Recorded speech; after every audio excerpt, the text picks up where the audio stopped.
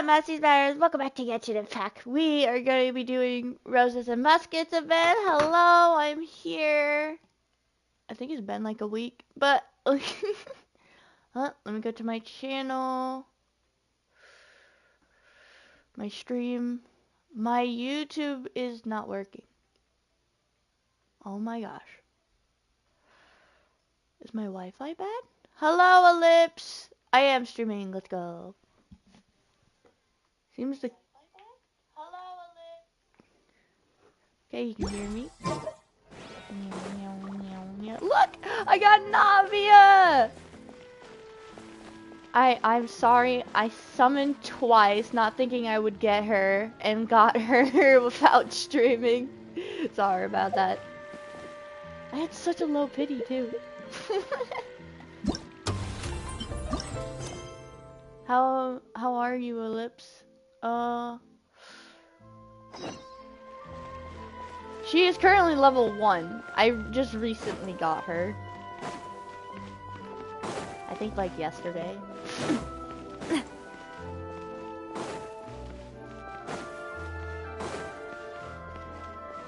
How are you? Yes, I can hear you. It's okay. Nice. You're good? That's good. I'm good too, honestly. I had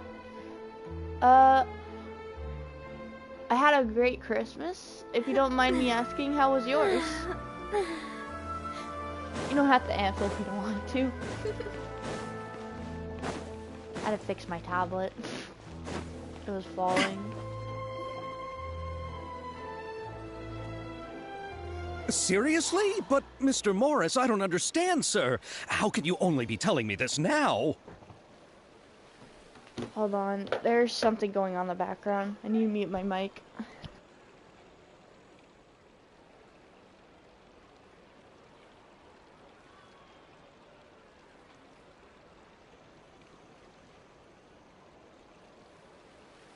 Okay, I took care of it. Sorry about that. I'm afraid that there's nothing really I can do. I'm really facing a crisis. My hands are tied. But what about my film? Well, I'm afraid you'll have to come up with something on your own. Take it from me. Sometimes you just have to let things go. Same goes for this film festival. Oh, it's the filming thing! I hope I can make something silly. I want to film something silly.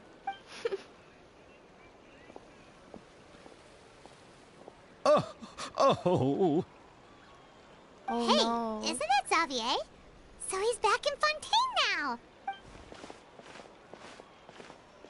Xavier! Oh, why, if it isn't the dear Traveler and Paimon.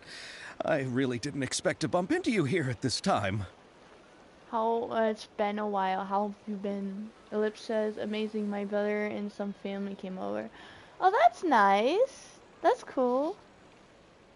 Well, I was doing just fine until I received some terrible news just now.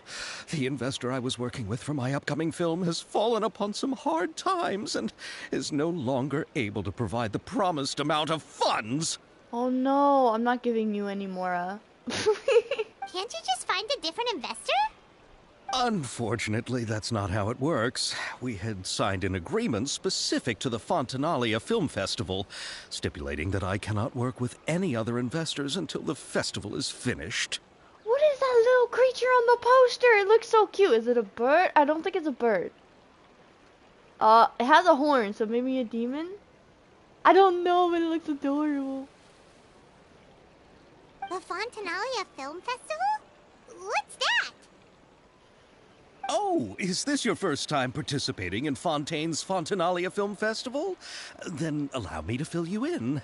The Fontanalia Festival was established to commemorate the legendary Loch Knights, who went on a quest to search for the Oceanids, and eventually welcomed the Hydro Arconageria. What? I'm screenshotting that. The holiday is deeply connected to the founding of Fontaine, as well as its unique laws and trials. It's one of the most important festivals for this nation. Ellipse says it's a hamster wearing a hat. Me. It does look hamster-like. And hamsters are a little chubby. Oh. But what's with that weird expression on your face? It's like you're trying really hard to remember something. I was just trying to recall the exact description from the books, in order to avoid any unnecessary arguments over semantics. I usually try to recite things straight from the source. Well, either way, Paimon thinks she gets it now. It's just like the Windbloom Festival in Mondstadt, and the Lantern Rite in Lille. Oh, I love the Lantern Rite. Oh, they always do an amazing job with the Lantern Rite. Yes, those are festivals of a similar variety.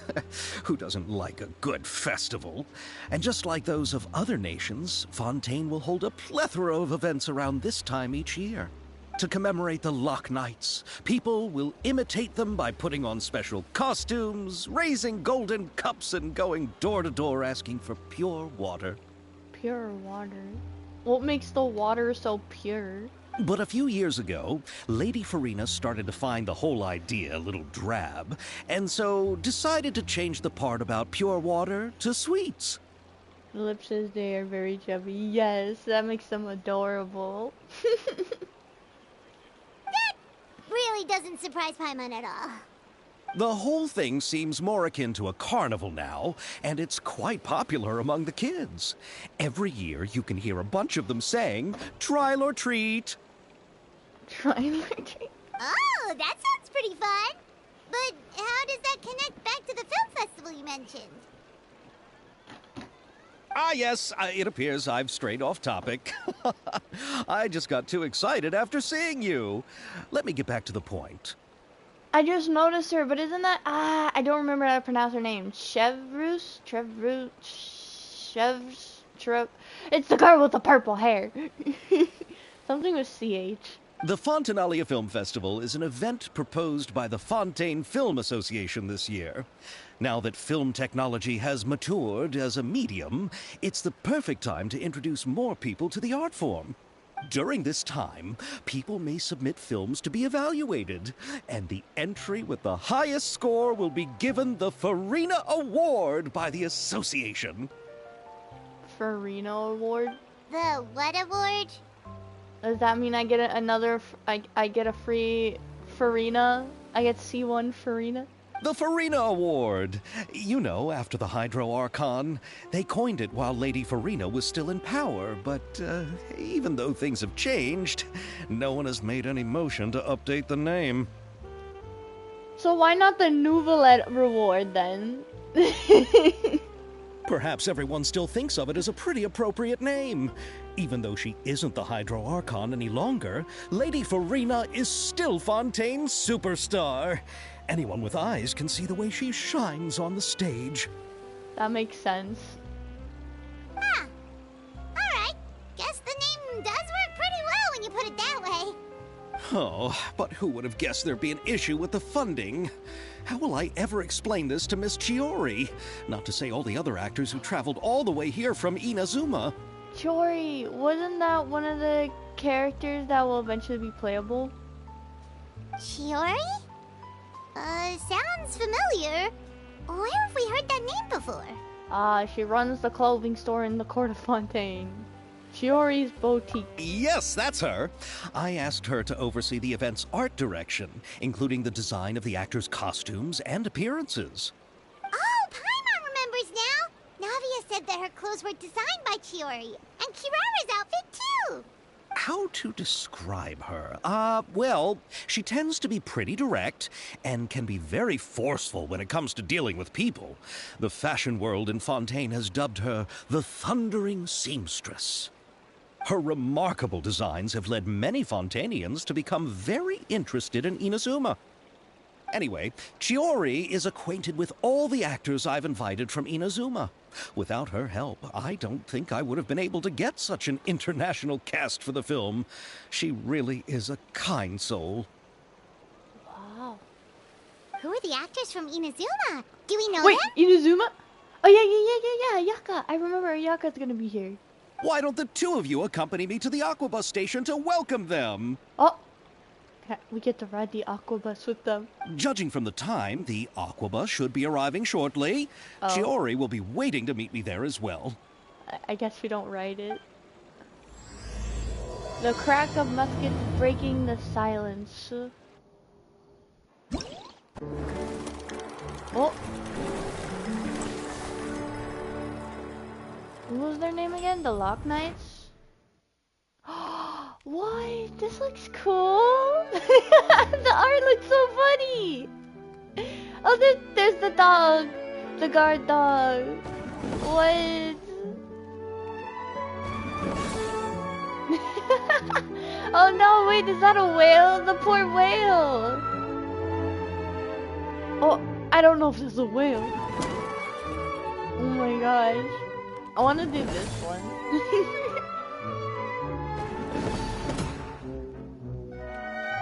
Okay, we'll do that later. Let's keep doing the main story quest. That was awesome. Wait, no, we're first gonna do the main story quest, and then we'll do the other stuff. Are there primos? I need to read these letters and then accept them. That's why I haven't accepted them yet, because I want to read the letters. What's that? Oh my gosh! Okay, joyous gift. We get a sword. How epic is that? Okay, it's increased attack, energy. Attack it increased by 12%. That's not all. The support from all Melusines you've helped in Marussia village fills you with strength. Based on the number of them you helped, your attack is increased by up to an additional 12%. So does that mean for every one Melusine, I get 12% attack up? Or does that only just count for just Marussia village altogether, and it's just 12? I don't know.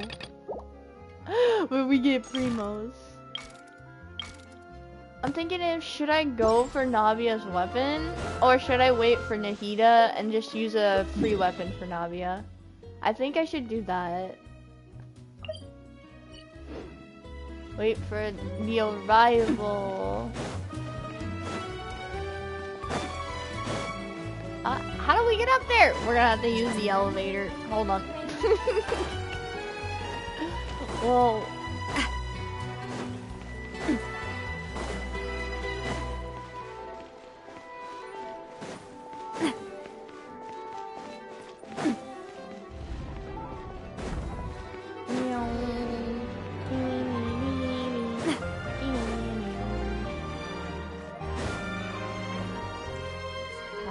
Which line did they say it was? Let's just go to a random line. Oh, we're going up. It might be this line. Talk to the staff member. What staff member? No, let's just... Boom! What? I'm not supposed to talk to you! Hold on! Where's the main story? Bam! Okay. There, now we got the appropriate one. That was very confusing. Very confusing.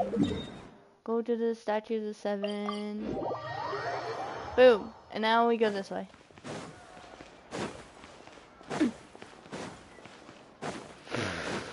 That took me a bit.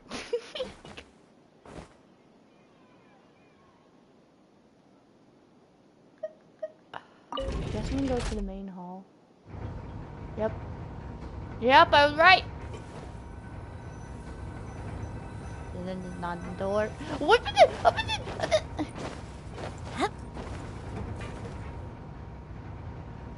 They're going too far down.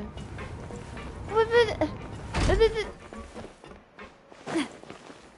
Was this not where we were supposed to go? I don't understand. Go to the Clementine line. Oh. I'm so sorry for the, wait. I'm not good with directions. Yes, we're finally here. Chiori! Yes!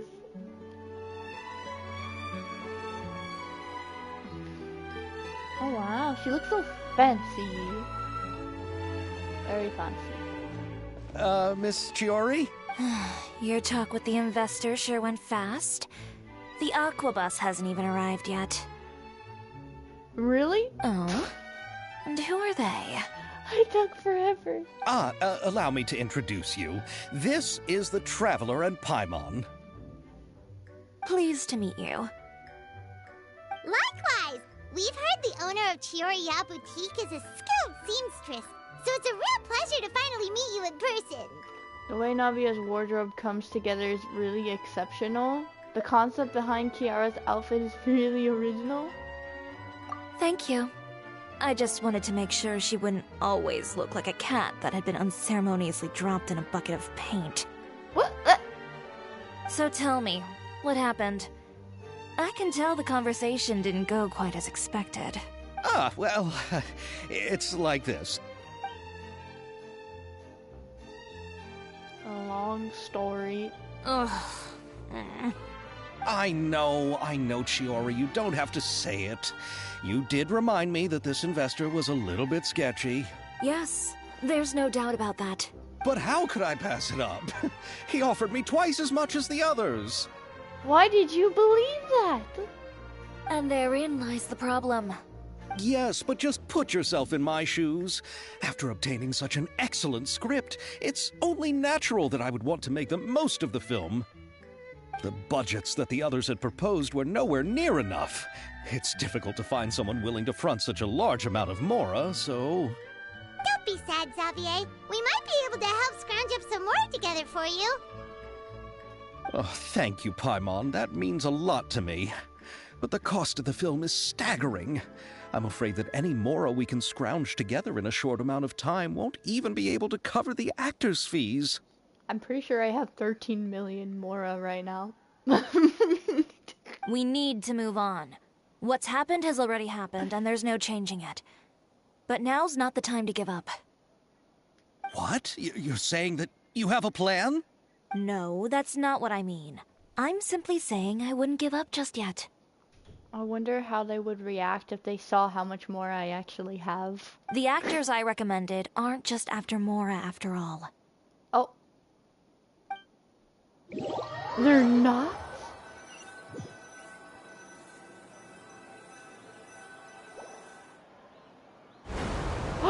Oh my gosh, it's a Yato! Whoa, whoa, whoa. Yayyyyyyyyyyyyyy! Eriaka! Oh my god! Really? Then where do you live? I'm a losing. We Malazines live in Marcy Village. The only way to enter is from underwater. Oh, it's pronounced Marcy? Oh, you must be pretty tired after work every day, right? I mean, you have to swim all that way just to go home. You're so thoughtful. But some Malazines choose to live in the Court of Fontaine because it's so much more convenient. This is our stop. Oh, we've arrived. But I haven't even finished chatting with Aval yet. I also enjoyed Aval's introductions to Fontaine along the way. Everything you described was so clear and detailed that we can't help but want to hear more. Thank you so much. I'm usually working here on this Aquabus, so I hope I'll have the chance to see you again. There are still many more places I'd like to introduce to you.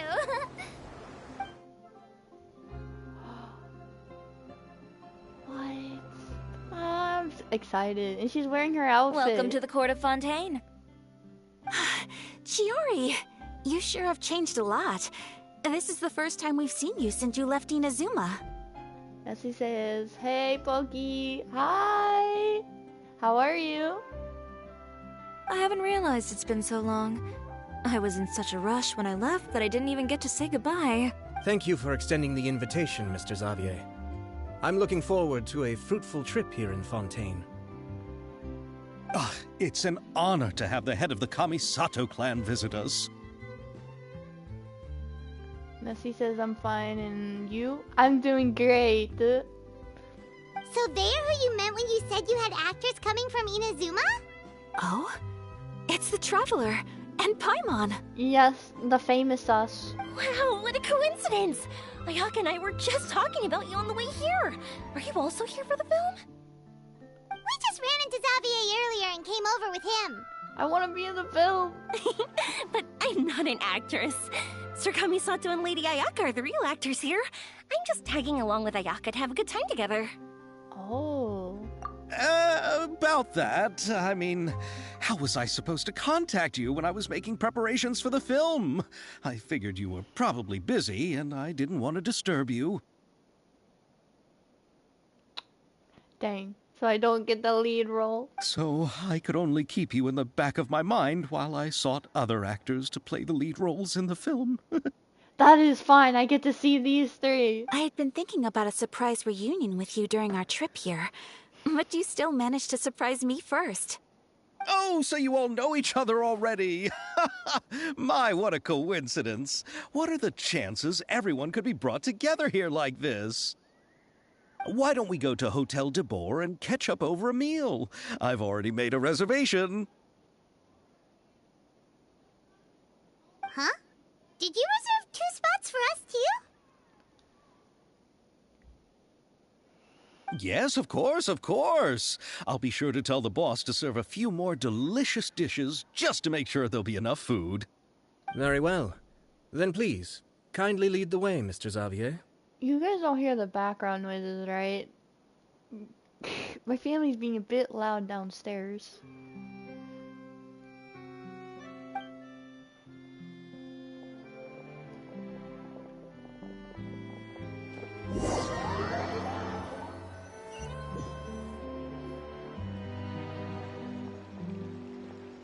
Wow, the buildings in Fontaine are so tall. Just look at how big they are. And there's the fountain that Aval mentioned earlier. It really is a magnificent sight. And look at that huge spinning sphere. Where does it get its power? Wait a sec. Could it be one of those clockwork mecha we've heard so much about?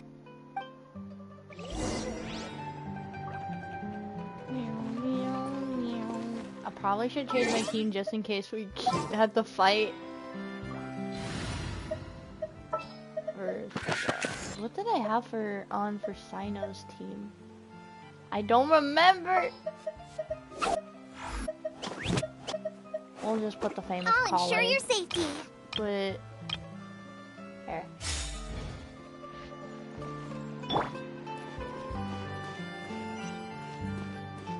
Up there.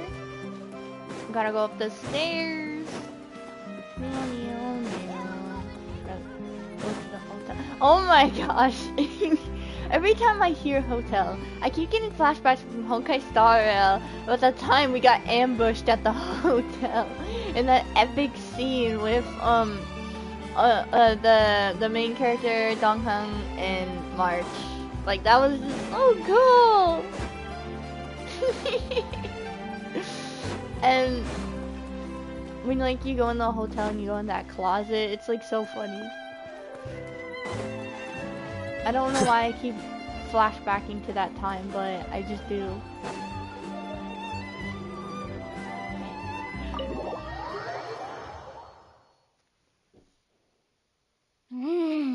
So this is what food from Fontaine is like. It sure is different from what we have in Inazuma. How should I describe it? It seems like you have to go through a lot more steps to make them. And the flavor has many layers too. Ah, yes. When I first went to Inazuma, I actually thought the food there tasted a little too bland. Really? It took some time for me to get used to it. Let's get back to the purpose of this trip for a moment, shall we? How have preparations for the film been coming along, Mr. Xavier? Well, I've already assembled most of the film crew. A lighting specialist, a prop manager, and a costume designer. I've also bought the copyrights from the novel's author. That's not. Oh, it's called The Two Musketeers, right? I read the script you sent me on the way here. The story is pretty good. Originally, I was planning to start filming as soon as Sir Kamisato and Lady Ayaka arrived in Fontaine, but I'm afraid I've run into a bit of a problem. Oh? What is it? It has to do with the film's investor, Mr. Morris. He suddenly informed me this morning that he's encountered some financial trouble and will be unable to release to me the amount of funding agreed upon. I want some of the food too. This is not fair. It's said that Fontaine's legal system is well developed. If he has violated the contract, then can't you simply take him to court over the matter? Well, I'm still more concerned about filming. Even if I were to take him to court, I'm afraid it would take months before the case could even be heard. Not true. Then, is there a way we could raise funds ourselves to solve the problem?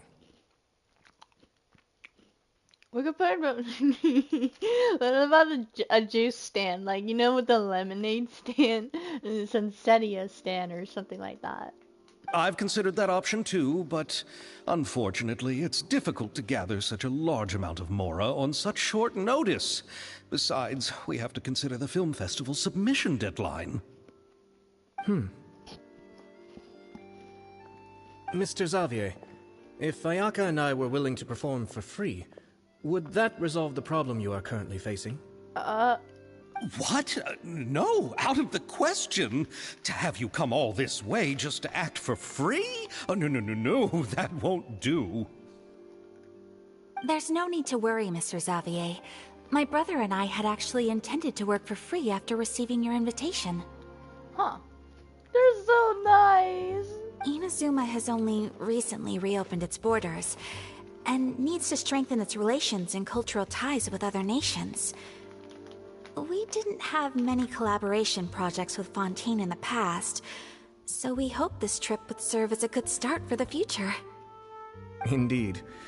You could say that's the real reason why the Yashiro Commission agreed to come to Fontaine.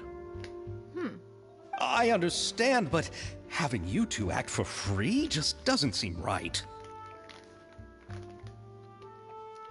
Yeah, I don't feel right about that either. I can pay them. I can totally pay them. Not at all. While we're officially here to conduct a cultural survey of sorts, we must express our sincerity if we want to establish formal cultural ties with your nation. This film will serve as proof of friendly cooperation and cultural exchange between Inazuma and Fontaine. It's my hope that the film can be finished and released as smoothly as possible. If you still don't feel comfortable with this arrangement, I would also be more than happy to be introduced to some other renowned individuals in Fontaine's literary and artistic circles.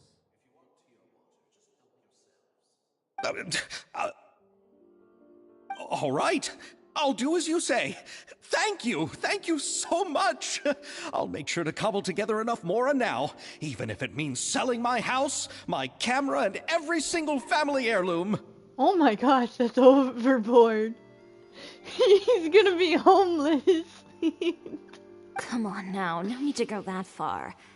I'll also help you out as a brand sponsor. We can help too. Just say that you got our contribution from some personal friends. Me too. Even though I didn't bring much more to spend on this trip, it's still better than nothing. You are too kind, all of you. I really don't know how to... This dude's crying. Ew. Alright, enough about that. Now that we have Xavier's savings, my support, and 2 leads who are willing to act for free, I think we will be able to make this happen. She said ew to his crying. Dang. So, instead of Mora, you'll help with filming and production. Oh, but how can we help with that? We don't know much about making a film. It's okay, I'm a star. I can do this. And Paimon, you're just too glorious. Alright, pull yourself together, Xavier. Tell us if there are still any open positions left among the crew. Please. I can be a tree if you want me to. All right. Let me think. We still need a camera operator, a clapper loader, and someone to manage logistics. clapper loader? Does that mean we have to clap our hands in the background? Oh, who's trying to join me? Marcus. Hey, wait a minute. There's a neighborhood cat in my neighborhood. It's an outside cat, and their name is Marcus. That cat follows us everywhere begging for food. Don't worry, that cat has a home and goes home all the time. And the cat's actually a bit chubby, so she needs a diet. But she gets fed, don't worry. I originally wanted to personally serve as director, but I've been too busy working as the producer. So the positions of director and director's assistant will also need to be filled. Paimon knows what the director and the logistics support person do, but what's a clapper loader? The clapper loader is responsible for using the clapper board to record and organize the information of each shot when the camera operator begins shooting. The work requires both patience and careful attention to detail. That is hard work right there. A clapper board? Oh, you mean the thing they hold that goes clap whenever they start filming? Yes, that's right. Are you interested in that job? I want to see Paimon do that. For sure! Paimon's always wanted to try that! Alright, then you'll be our clapper loader. I can find someone from the store to help with logistics. What do you think, Xavier? Oh, fine by me. As for our camera operator, I was thinking of letting the Traveler take the role. Oh, he's great when it comes to using a camera.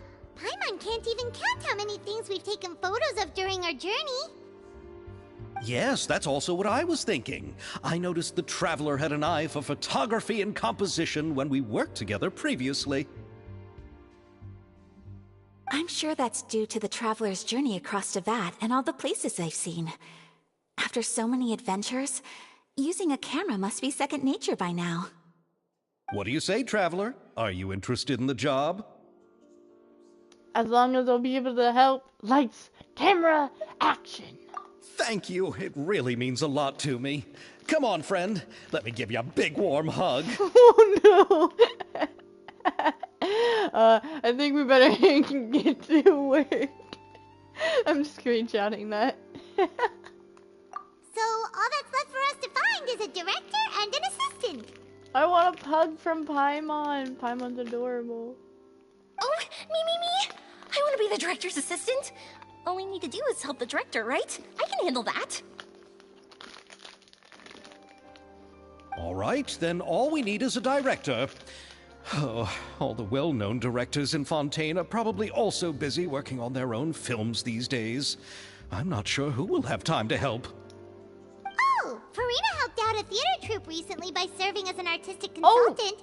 She could be a good director, right? Besides, it's not like she has anything else to do right now. Farina? Do you really think Lady Farina would be willing to help us with our humble project? Yes. Isn't that the name of Fontaine's Hydro Archon? My brother has already informed me about what happened here in Fontaine. Yep, that's her. She helped out a theater troupe not too long ago, and now she's taking up work as a director. Well, Oh, I saw that musical. Her performance was perfect, and the storyboards were also excellent. I agree. Oh my gosh, when she started singing. What? She sang so good. Oh my gosh. I loved it. I was shocked. That sound sent shivers down the shivers because how amazing it was. Don't let her former identity intimidate you. She's the best candidate we can think of right now. You'll never know until you give her a shot. Oh, trust me, you want her. fine. You're right, Shiori. I'll do anything for the sake of my film. Anything! Then I'll have to ask the Traveler and Paimon to show me the way to Lady Farina's residence. I just hope she'll agree to help. Do you need us to also come along? Yes. No, there's no need to trouble you with this. Besides, you've just arrived in Fontaine, and I'm sure there are many places you would like to visit. Aww. Just leave this task to me. It's part of my duties as the producer. Very well. Then we'll be waiting to hear the good news. I'll go with you. By the way, you might want to consider bringing a gift. And don't worry, we won't simply drop you off at Farina's place. We know Farina pretty well by now, so having some familiar faces there should help your chances. Besides, the whole thing was our idea in the first place. All right, then I'll start making preparations. As for the gift... A gift for someone who was once seen as the Hydra Oricon. I wonder what she would like. I recall that Lady Farina once fancied a clockwork ring, so perhaps I should get another exquisite clockwork contraption for her. Huh? Can't we just bring some desserts, like the Fontanalia mousse? But wouldn't that be a little too cheap? She does like desserts, though. Isn't the Fontanalia festival happening right now? I heard Evil tell us on the Aquabus that Farina introduced the tradition of going door to door and asking for sweets. To do something like that, she must have a real sweet tooth. I agree with Yoimiya. If the gift is too fancy, it might actually make her feel more uncomfortable. Alright then, let's go buy some Fontanalia mousse. But will that really be enough? We'll Yes. be asking her to do a lot of work, you know. You're right. We need to further sweeten the deal. Huh? Was that a You pun? want something even sweeter than Fontanalia mousse? Yes, we'll need a gift that's sweeter than any dessert in the world. But what could that be? Your words of praise. We're gonna praise her?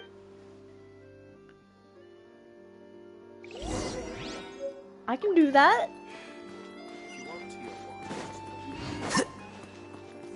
Wait. I almost left without talking to them. Ayato! You're so cool. Looking forward to the good news. That's it. That's all you say. That's it. That's it. Okay, who's taller actually? Who's taller? Yeah. Alhaitham's creeping up behind looks scary.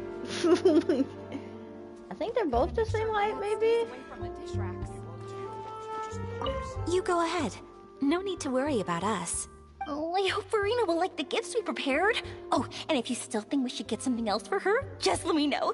I should be able to make some fireworks. Oh, that's awesome. I think she would love that.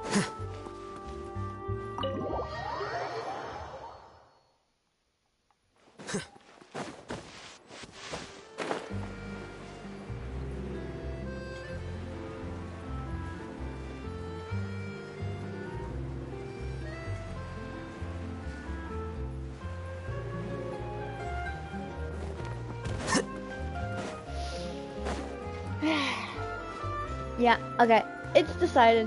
I'm going to use a free weapon for Navia. That's good for her. And then, I'm going to save up my primos for Nikita. And I want to try to get Nikita's weapon. We're here! This is where Farina lives. I've been, like, thinking about it. But, yeah, I think that's for the best, honestly. Okay, I'll go knock on the door. I want Navia's weapon, but, like, I don't know. Oh, Farina. Farina, please. Coming. Seriously, who's knocking before afternoon tea? A sleepy Farina. Who are you? Oh, dang. Lady Farina, please allow me to introduce myself. I am Xavier, a film director. Hello. Oh, is that the traveler in Paimon I see behind you? And who's this? You don't know Chiori? I'm Chiori. Ah, the one from Chioria Boutique. Hello. So, what are you all doing here? Do you need something?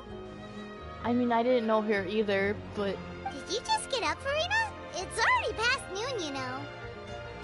Paimon. Try to be nice, remember? Huh? Oh, Paimon means the weather is so nice in the afternoon and the sun is so warm. Just like how you make us feel. Sleeping in late is a really smart idea.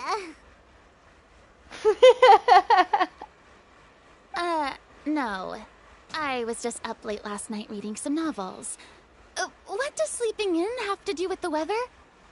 This is a small gift we've prepared for you, Lady Farina. We hope you like it. No need to be so formal. I'm just a regular person like everyone else now. Oh, is this Fontinalia mousse? It's one of my favorites. That's great! So, actually, there's something we need your help with. Given your renowned passion and understanding of drama, I would like to ask that you serve as the director of our film crew. Oh, but didn't you just say that you're a director?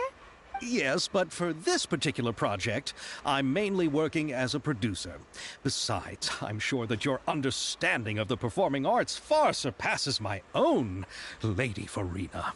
Are the Traveler and Paimon also part of the film crew? Yes, yes, join us! Yep, we sure are. Paimon's the clapper loader, and he's the camera operator. I can't get my mind out of Paimon just clapping her hands in the background. Camera operator? That can be a pretty technical job, and it directly affects the final quality of the film. Are you really up to it? Yes, I have experience. No, I'm not questioning your abilities. It's just that I've never really seen you use a camera before. Maybe you can come up with a test for the Traveler and see for yourself. If he can satisfy you with his camera skills, then you'd have nothing to worry about and can join the team. What do you say? You sure are getting better at rolling with the situation, Paimon. I do wish to see how skilled the Traveler really is with a camera. Alright, how about this? We'll work with what we have. I'll give you some scenarios and see if your work is up to my standards. Sure, no problem. Whatever you say, Director Farina. Very good. It's essential for the camera operator to understand the director's vision. I'll make my decision after seeing your work. Are you ready? I have high standards, you know. Yep, I'm ready. Okay, grab the camera and I'll give you a scenario. Whoa, Estelle is the boss of Beaumont Workshop and has always been proud of her forging machine, as it has not only precisely controls strength of temperature, but also takes no effort from the blacksmith. Let us film a promotional video for her workshop. Remember to emphasize the superiority of her forging machine. Okay. So Estelle and her forging machine. Got it. You will need to film several shots according to the director's requirements and compile them into a video. Camera positioning is key, and you should ascertain the camera position requirements before when I'm actually controlling the camera. Oh no.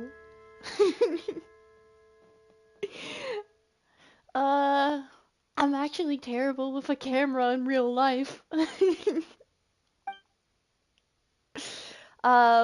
When filming, there will be narration requirements. Narration? Select the most suitable narration according to the story. Try to satisfy all of the director's filming requirements. After selecting the most suitable choices for all of the camera positions and narration, you may begin filming and see the results.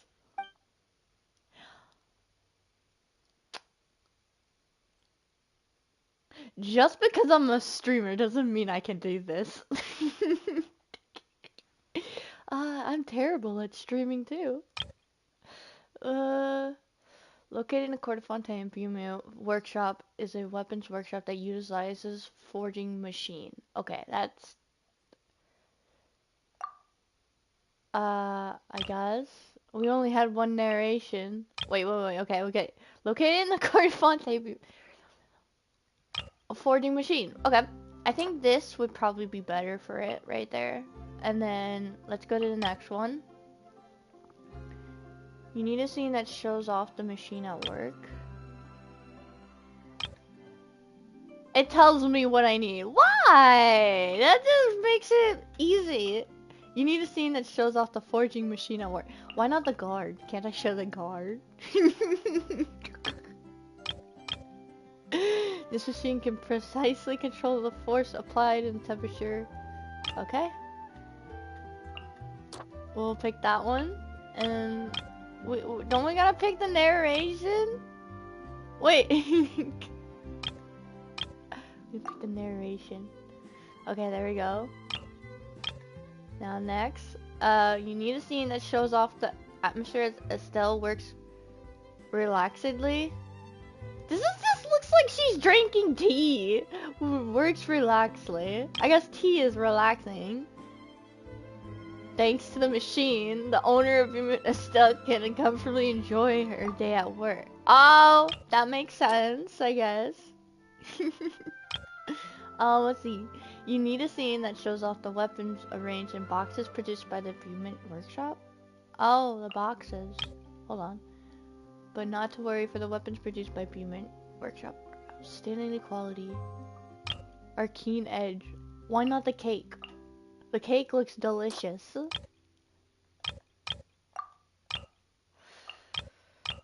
I'm so confused. You need a scene that shows off the Veiwers workshop.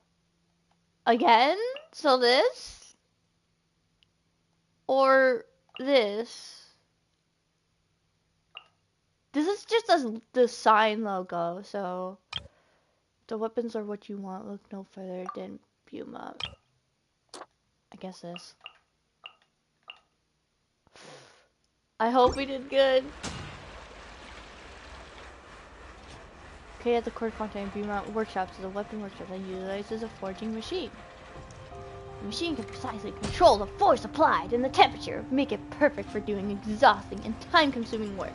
Thanks to this machine, the owner of Beaumont Workshop, Estelle, can comfortably enjoy her each day at work. But worry not, for the weapons produced by Beaumont Workshop are outstanding quality and exquisite craft. Dang it, if weapons are what you want, look no further than Beaumont.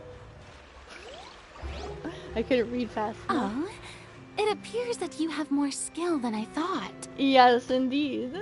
All the shots had a great composition, and I could really feel a connection to the characters and their lines. You can keep praising me. So, what's the verdict? Yeah! Does that mean you agree to be our director, Farina? Did you think I would agree just like that? After our performance of the Little Oceanid, I've begun to make a name for myself again, you know. Oh? In fact, I've already had several troops approach me for the Fontanalia Film Festival.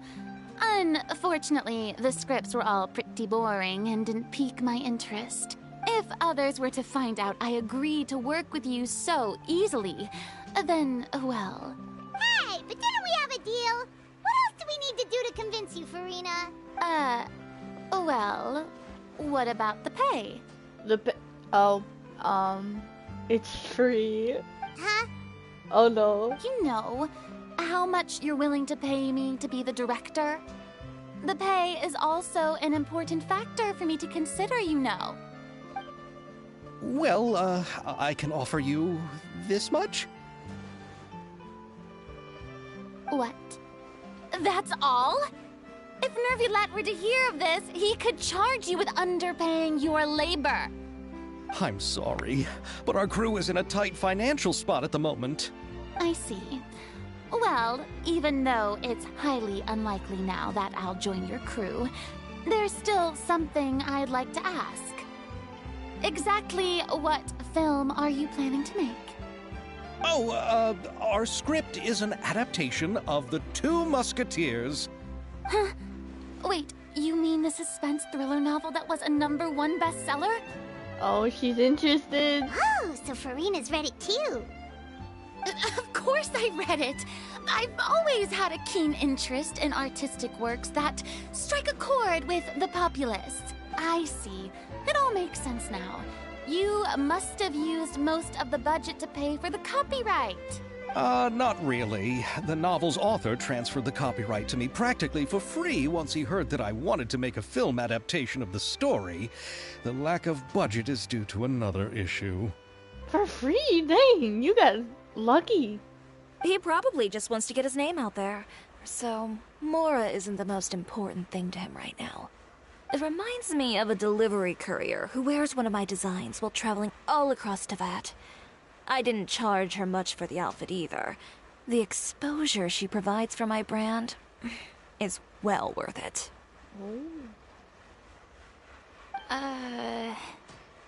So, are you a big fan of this story, Farina? Well, it's alright.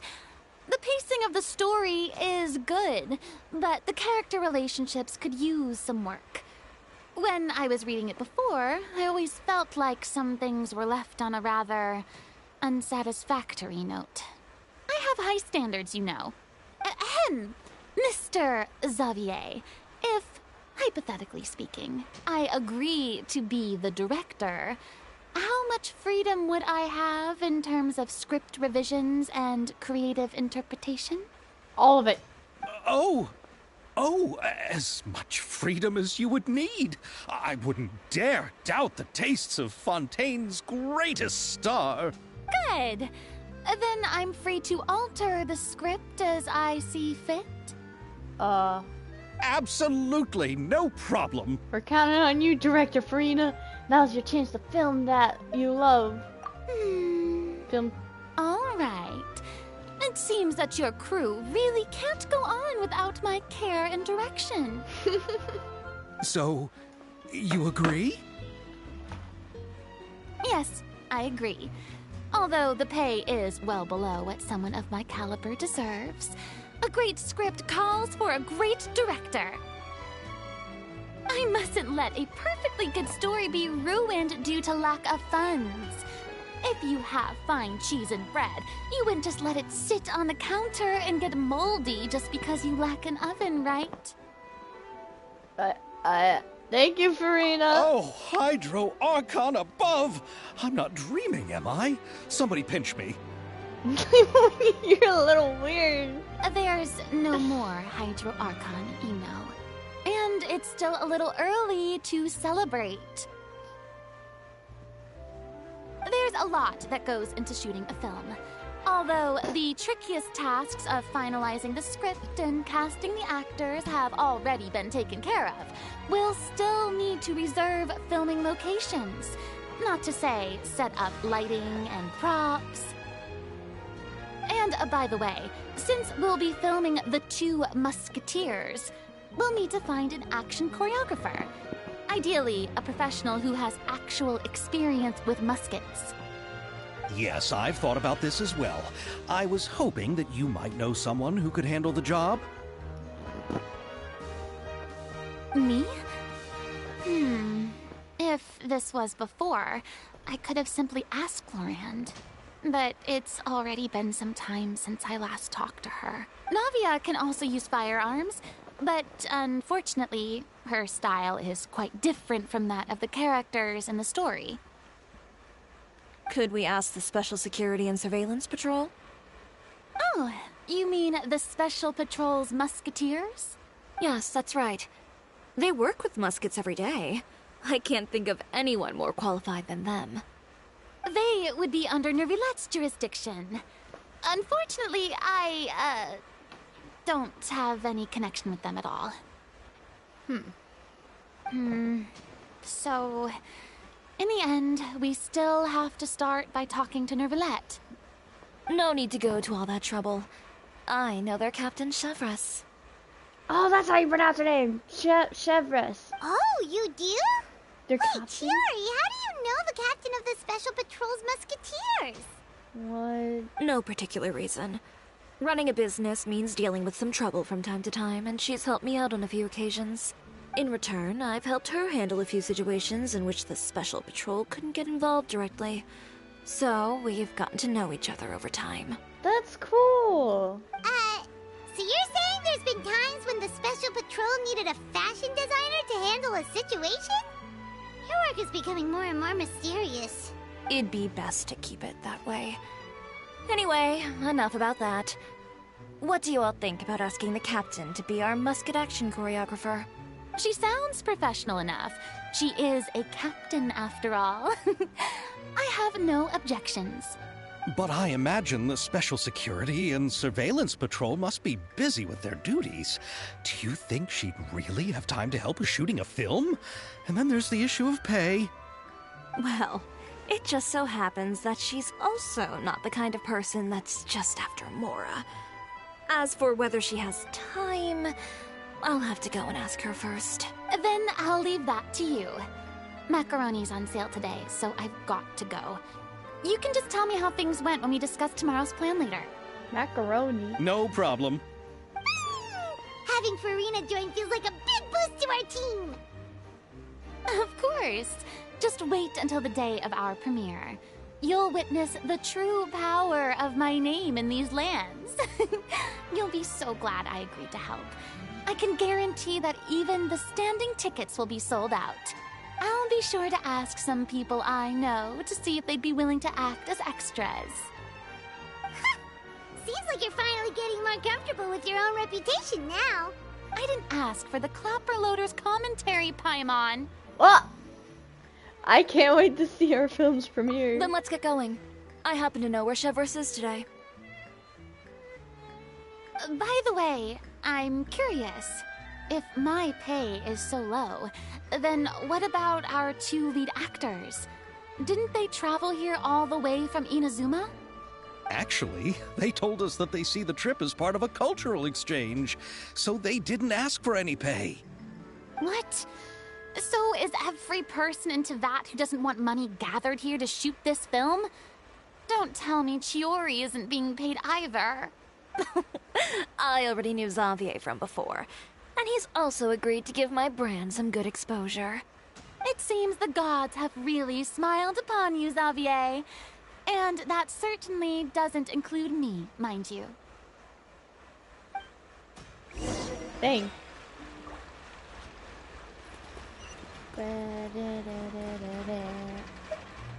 Two Musketeers! Dang, that's... Besides the macaroni, I should also pick up some tomato sauce.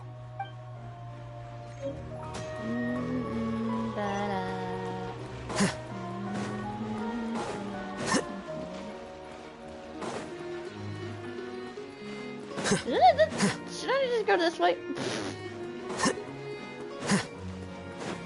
Or maybe not? No, I can go this way.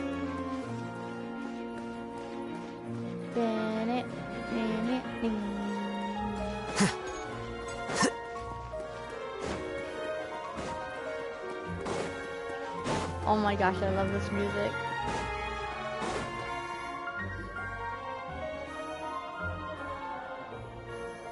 All right, this is the place. But where's the captain? There's hardly anyone around here. She's over there. The one with an eye patch reading in front of the newsstand. Oh, her! Paimon could tell there was something different about her. She seems kinda intimidating. Please wait here for a moment. I'll go fetch her. She's working now, so you might not want to get in her way. Working? But isn't she just standing there and reading a novel? Just trust me. Oh, alright, let's see what happens then. Chiori sure is a mysterious person. She claims just to be a fashion designer, but she knows all these powerful people. The court of Fontaine isn't particularly tolerant of visitors from overseas, so it isn't easy for a foreigner to promote their brand here. Even more so in the competitive world of fashion. Even a local like me just trying to make a film has to face all kinds of challenges. So I can only imagine what Chiori has been through to get where she is today. I'm sure that having more connections has definitely worked in her favor. Reading on the job? Detective novel. One main character? No. Multiple. Branching storylines. I see. How's the plot coming along? One of the main characters is about to make a choice that will affect the rest of his life. I'd wager he's going to make the wrong choice. Any way to speed things up? There's something I need your help with. You know that doesn't depend on me. It all comes down to what the character chooses. Which is exactly why I'm here to help.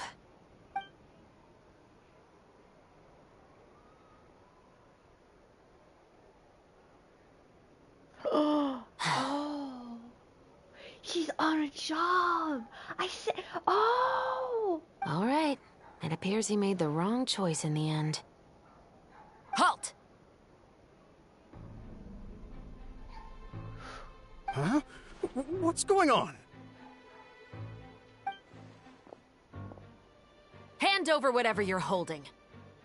Oh, it's just a book. I didn't buy anything else. Then I'm sure you wouldn't mind letting me have a look. Excuse me, officer. I don't mind you standing around here, not purchasing anything, but I'd prefer if you didn't disturb my customers. It's bad for business, you know? Don't give me that act. You won't be able to get off so easily either. I am Chevras, captain of Fontaine's Special Security and Surveillance Patrol. I will say this one last time. Hand over whatever you're holding at once. And before you do anything unwise, let me remind you that I'll have you on the ground before you can even think about making a run for it. All right. I'll give it to you. But please let me say something first. If there's any contraband in that book, then the shopkeeper here is the one who slipped it in. I don't have anything to do with this. Why, you trying to leave me on the hook, huh? You were the one who said you wanted it. Save it for the interrogation room. Take them away, Letelier. Ah, she was in the film picture we were doing. What's going on here? One second you're reading a book and the next you're escorting people away. And who are... Oh! Aren't you the traveler who's been all over the papers recently? Chiori, I'm assuming what you wanted to ask me about has to do with them, right? Maybe I can let you in on what's happening then. Now that Vacher has been brought to justice, no new shipments of synth will be made and distributed to sellers. The Fontaine guards have been busy collecting the remaining synth still circulating on the market. It's still circulating? The synth. It's part of the primordial sea. Oh, wow. Right? Am I right? I'm pretty sure I'm right if I remember correctly. Thanks to a tip from our reliable source here, this should be the very last batch. Oh, so you were pretending to read a book in order to catch the bad guys. That's smart. Oh, Paimon almost forgot to introduce ourselves. Paimon is Paimon, and this is the Traveler and Xavier. Hey, I'm Chevras. You probably already heard me introduce myself, so I won't bother repeating it. Why didn't you arrest them immediately? Yeah, why didn't you make a move as soon as you had the chance? Were you worried that my intel wasn't accurate? No, I wanted to see if the shopkeeper would turn himself in first. All he had to do was come up to me and say that he didn't know where the synth had come from. If he did that, then I wouldn't have had to press charges on him. He had the whole day to turn the synth over to Chevras. But instead, the moment I came up and blocked Chevras' line of sight, he took the opportunity to sell it off. Yep, he made the wrong choice, even though the right choice was right there in front of him. But you knew they wouldn't make the right choice. Yeah, I knew. I was just hoping I'd be wrong for once. Enough about that, though. What did you want to ask me about? She's so cool. Very intimidating. Oh, you see, it's like this.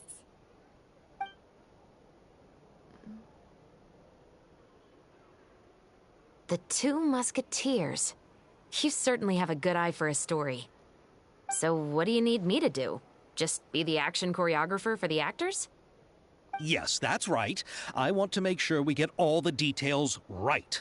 I want the actor's posture and understanding of firearms to be as realistic as possible. However, I'm afraid this work will require a bit of your time, since you'll have to be present whenever we're filming. Also, as for the pay... No need to say any more. I'll join. Huh? Just like that? Really? You're willing to help us with our humble film project? Sure, it's no big deal. As I said, we've wrapped up our investigation here, so I don't have any other tasks on my plate for the moment. Besides, I personally really like this novel. I even have the collector's edition at home. Stories where justice prevails over evil never get old for me. Then we've got a deal? Yes, I'll see you on set tomorrow. Oh my! I can hardly believe it! I should tell Lady Farina immediately. Oh, and I must tell the prop manager and lighting technician to get everything ready. We start filming tomorrow! Calm down, Xavier. The film is going to take more than just a day to finish. Still, I should also head back now and start preparing the actors' costumes and makeup. Alright, guess that's it for today then. Does that mean Ayato's gonna wear new clothes? Traveler, Paimon, please stay for a moment. I have something to tell you. Then I'll take Xavier back. Poor thing. He's so excited that he can't even walk straight anymore. I don't want to spend our first day fishing our producer out of the fountain. See you tomorrow. I think Xavier, I can't pronounce it, would probably be able to hold himself together. He'd better.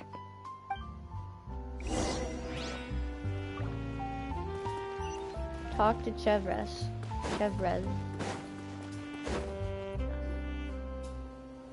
So what did you want to tell us, Chevres? Have you read The Two Musketeers?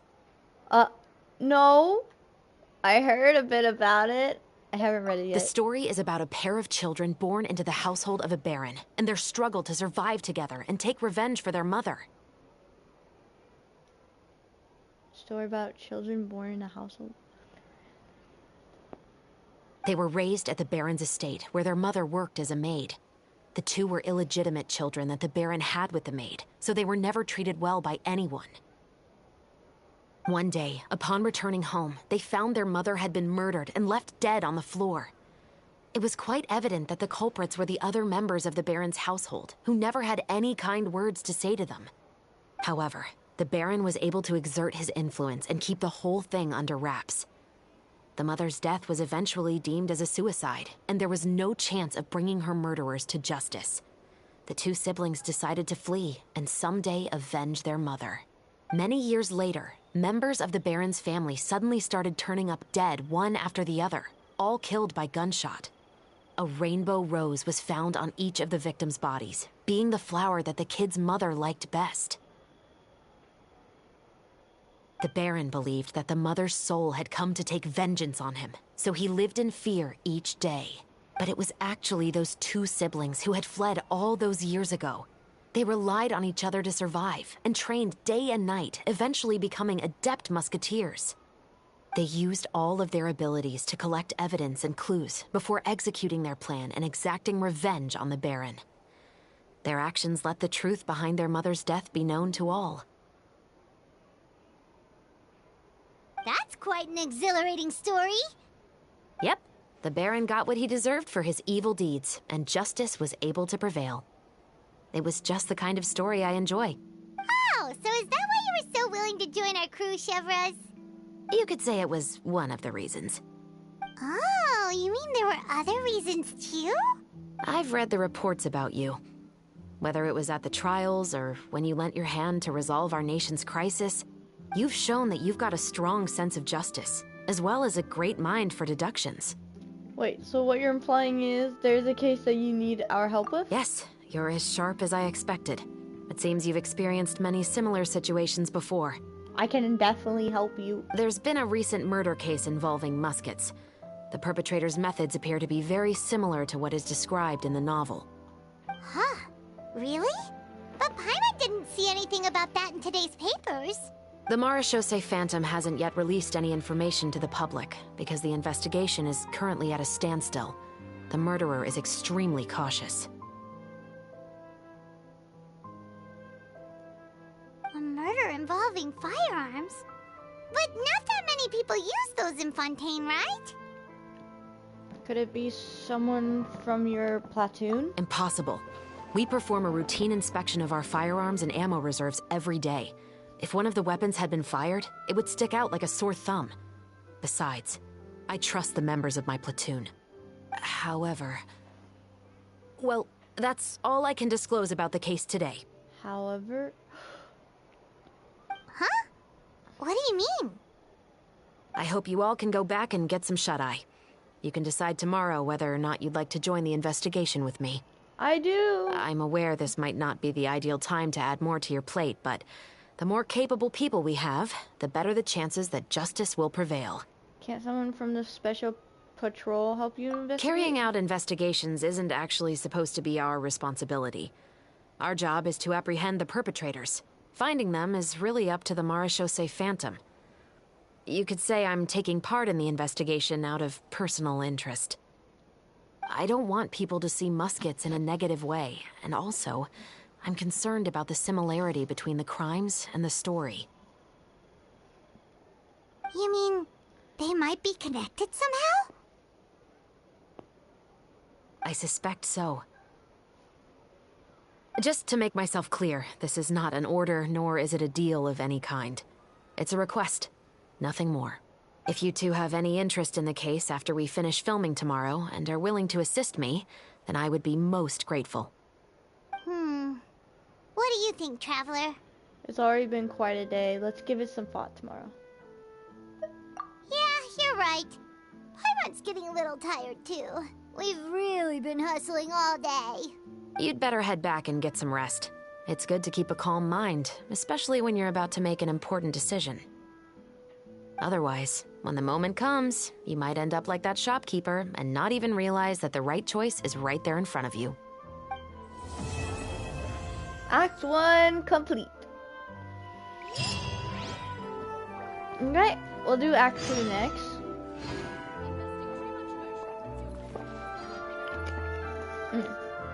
Sorry, I was drinking something.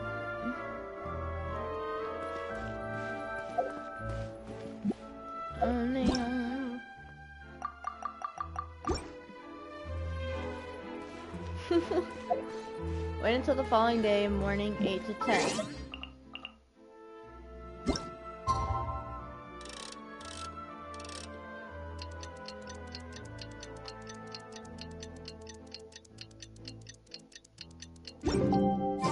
It's finally time to meet up with everyone.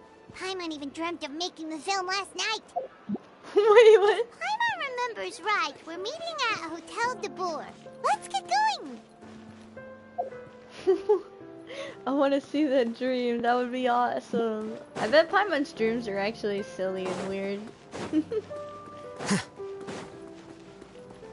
How many? I don't think I have a lot of primos, do I? I'm barely any primos. Okay. That's okay. Hopefully Nahida won't come out anytime soon. Where am I going? That was the wrong way.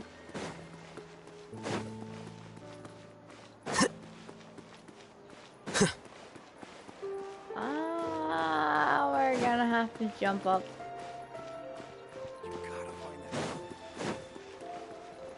I wish I can go into their house. I want to go in their house. Linny's house. And Lynn.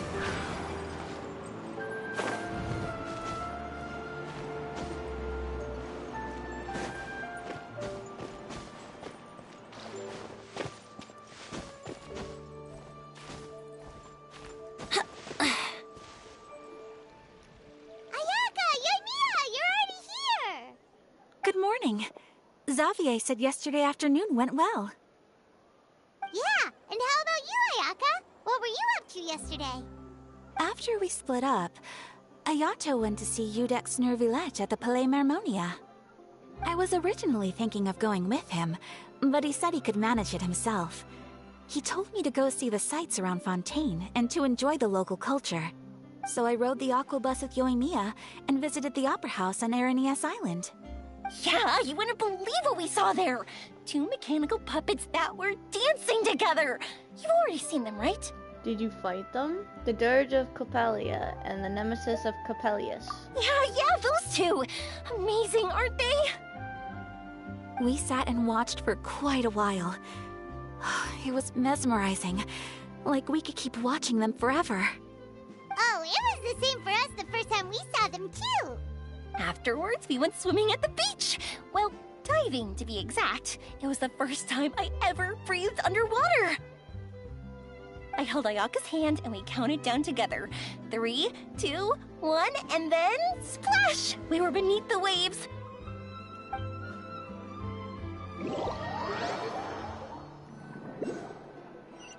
What? Are we going beneath the waves? At first, I didn't dare to open my mouth. But once I couldn't hold my breath any longer, I decided to take a big breath in. Turns out the water wasn't as salty as I imagined. It didn't really taste like anything at all. Before I knew it, I was breathing like normal down there. It was an amazing feeling. Ayaka said I was too nervous and needed to loosen my grip. She got used to everything way faster than I did. I knew that the Traveler could do it, so I had no doubt we could do it too. That helped me feel at ease as soon as we dove in. The underwater world in Fontaine truly is beautiful. I love seeing the Romaritime flowers blossoming underwater, like little candles lighting up the streets at night. Yeah, and there were so many creatures that we've never seen in Inazuma. Like those fish that shimmer like a sword blade. Whoosh! Oh, and those big fish that call when they see people. Ooh. Oh, you mean Hunter's Rays and Blubber Beasts. I just love the name Blubber Beast. Just wait till Pops and the others hear about this. They probably won't believe a word I say.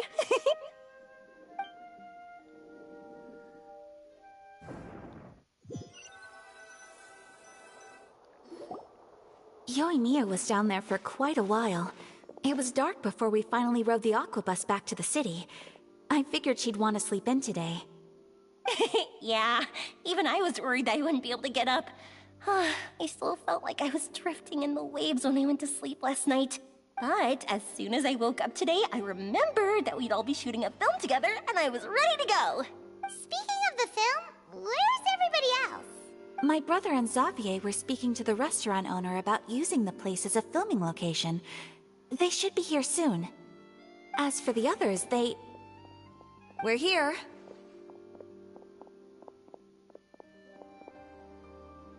Please excuse my tardiness. I just finished the Special Patrol's 6-mile morning jog. 6-mile morning jog, oh. Wait, 6 miles? That's a lot. I'm so tired. I heard you all chatting, so I decided to come down. I sure could use some of that endless energy everyone else has. Good morning, everyone. Morning. Can someone fetch me a cup of coffee? More milk, hold the sugar. Sure, I'd be happy to do that for you. No, you can't go anywhere. Please, have a seat over here so I can get started on your makeup. The last thing I want is coffee stains on my costumes. I can get the coffee. It's the perfect job for an assistant.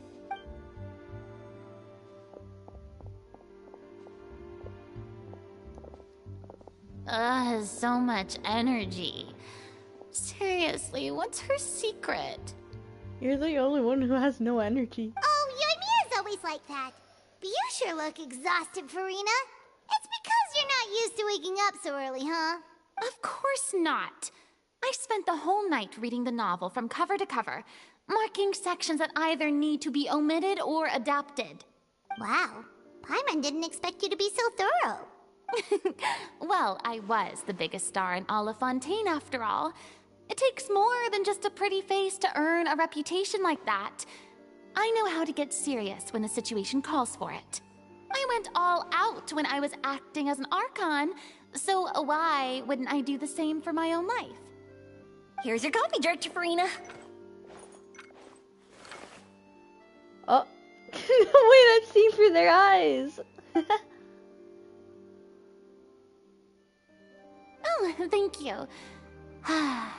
The sound of being called director and the aroma of coffee feels almost as refreshing as hearing the birds chirping in the morning.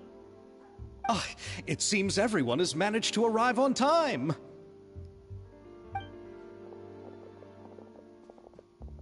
We've reached an agreement with the restaurant owner. We are free to use the second floor to shoot our film. Really? He is really looking forward to our film, and hopes that providing his restaurant as a filming location will attract more customers. Well then, Mr. Xavier, I'll leave the rest to you. Okay, thanks. First, I'd like to introduce our new members. This is our prop manager, Veronique. She'll be in charge of all the film's props and items. And this is Bonneau, our lighting technician. He'll be in charge of lighting and illumination to set up each scene's atmosphere. Their names are weird. Wow. Sure feels like we have some real professionals joining the crew now. First of all, please allow me to first express my sincerest gratitude to everyone in the crew. I accidentally interrupted Paimon. When my investor informed me yesterday that he wouldn't be able to provide the funds, I really thought that this was the nail in the coffin for this film. I had no idea that I'd find so many people willing to help me on such short notice. Thank you. Thank you all from the bottom of my heart. No need to be so cordial, Mr. Xavier. We're all honored to be a part of this. Your works made a profound impression on me when I saw them back in Inazuma. I am sure that someday, this film will be remembered as a prime example of cultural exchange between Fontaine and Inazuma. Yes, the story is the reason I agreed to join. I can't bear to even imagine what this film would look like without the very best director. Anyway, I would like to make a promise to everyone that as the producer of this film, I'll do whatever I can to ensure that everything goes as smoothly as possible. This is not just my film. It also embodies the thoughts and feelings of every person here, as well as the endless effort we are about to pour into it. So, without further ado, the Two Musketeers will officially begin filming now! You may take it from here, Director Farina. All right, listen up, everyone. The first scene takes place when the two young musketeers are living at the Baron's home, still unaware of all that is about to happen to them. We'll need props and lighting to set the scene. Our lead actors can go get their makeup done, and extras, please take this time to go over your positions. Whoa. Seems Farina's really kicking things into gear as the director. Is everyone clear? I don't want anyone traipsing around the set like umbrella finches. Wait, what are umbrella finches? All right, cameras will start rolling as soon as the set is ready. Let's make a film that'll make some serious waves in Fontaine. Scar says, OMG, I'm so late. It's okay, Scar. There's still a lot more to stream of this event. I'm gonna try to stream the whole event. Not the kind of waves that drown people. I mean, the good kind of waves. Oh, poor Farina. Seems like she's still a bit traumatized by that. Anyway, let's go see if there's anything we can do to help. Act 2.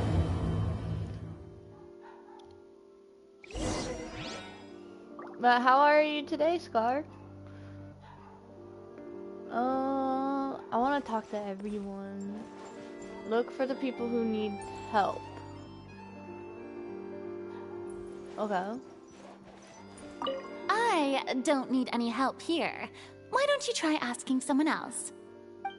Look, how did you know? I want to talk to the people that don't need help first. All or not? Ayaka has mentioned you to me before. She said that you two were great friends when you were kids. Ayaka and Chiori? No talking. I'm thinking about how to do your eyeshadow. Ah, yes. To help me really look the part.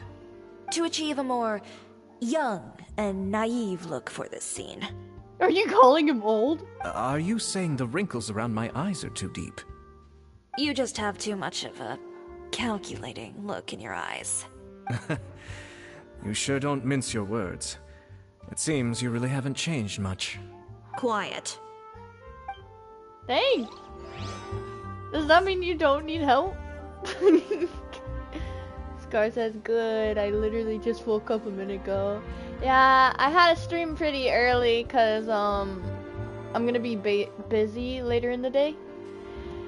So I couldn't stream at regular time again. Let's see. What are you guys doing? Ah, so this is what a musket looks like. Not exactly. Not exactly.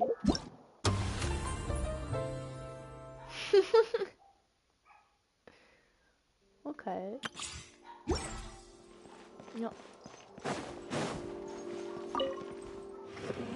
How about here? A little more to the left. A little more to the left, a little more to the right. You got it. Hey, Yayyyyyyyy, do you need a hand? So we're filming in here? No, I'm fine. You know, doing the lighting is kind of like designing a fireworks show. It's interesting to imagine what kind of atmosphere the lights will create. I heard that the Traveler will be operating the camera and Paimon will be the clapper loader, right? Those roles are just perfect for the two of you. I can't wait to see Paimon hold the board thing. Really? The clapper Is board. that because it'll be easy for Paimon to hold the clapperboard while flying? Well, sure, there's that, but that's not exactly what I meant. I just think that after all your journeys together, you two must have developed a super close bond and just naturally know how to work with each other. If I'm not mistaken, the director will want the cameras rolling as soon as the clapperboard goes clack. She said we had a strong bond. We do. Ugh, I'm jealous of the Traveler. I want to travel with Paimon all around Teyvat. I'm jealous. Actually, we start rolling before that. The clapperboard just gets edited out in post-production. Scar says, OMG, Ayaka in her new outfit. Yes, I agree! Her outfit is amazing! Oh, I see! It's amazing to see the magic behind filmmaking. Yoimiya, we need lights over there, too. Oh, on it! I've got to get back to work. Chat with you later. Oh, it's exciting to see so many people working together to bring the film to life. Seems like Yamiya's really getting into it. But she was right. We do have a super close bond, don't we? Of course. Paimon's really happy to hear that.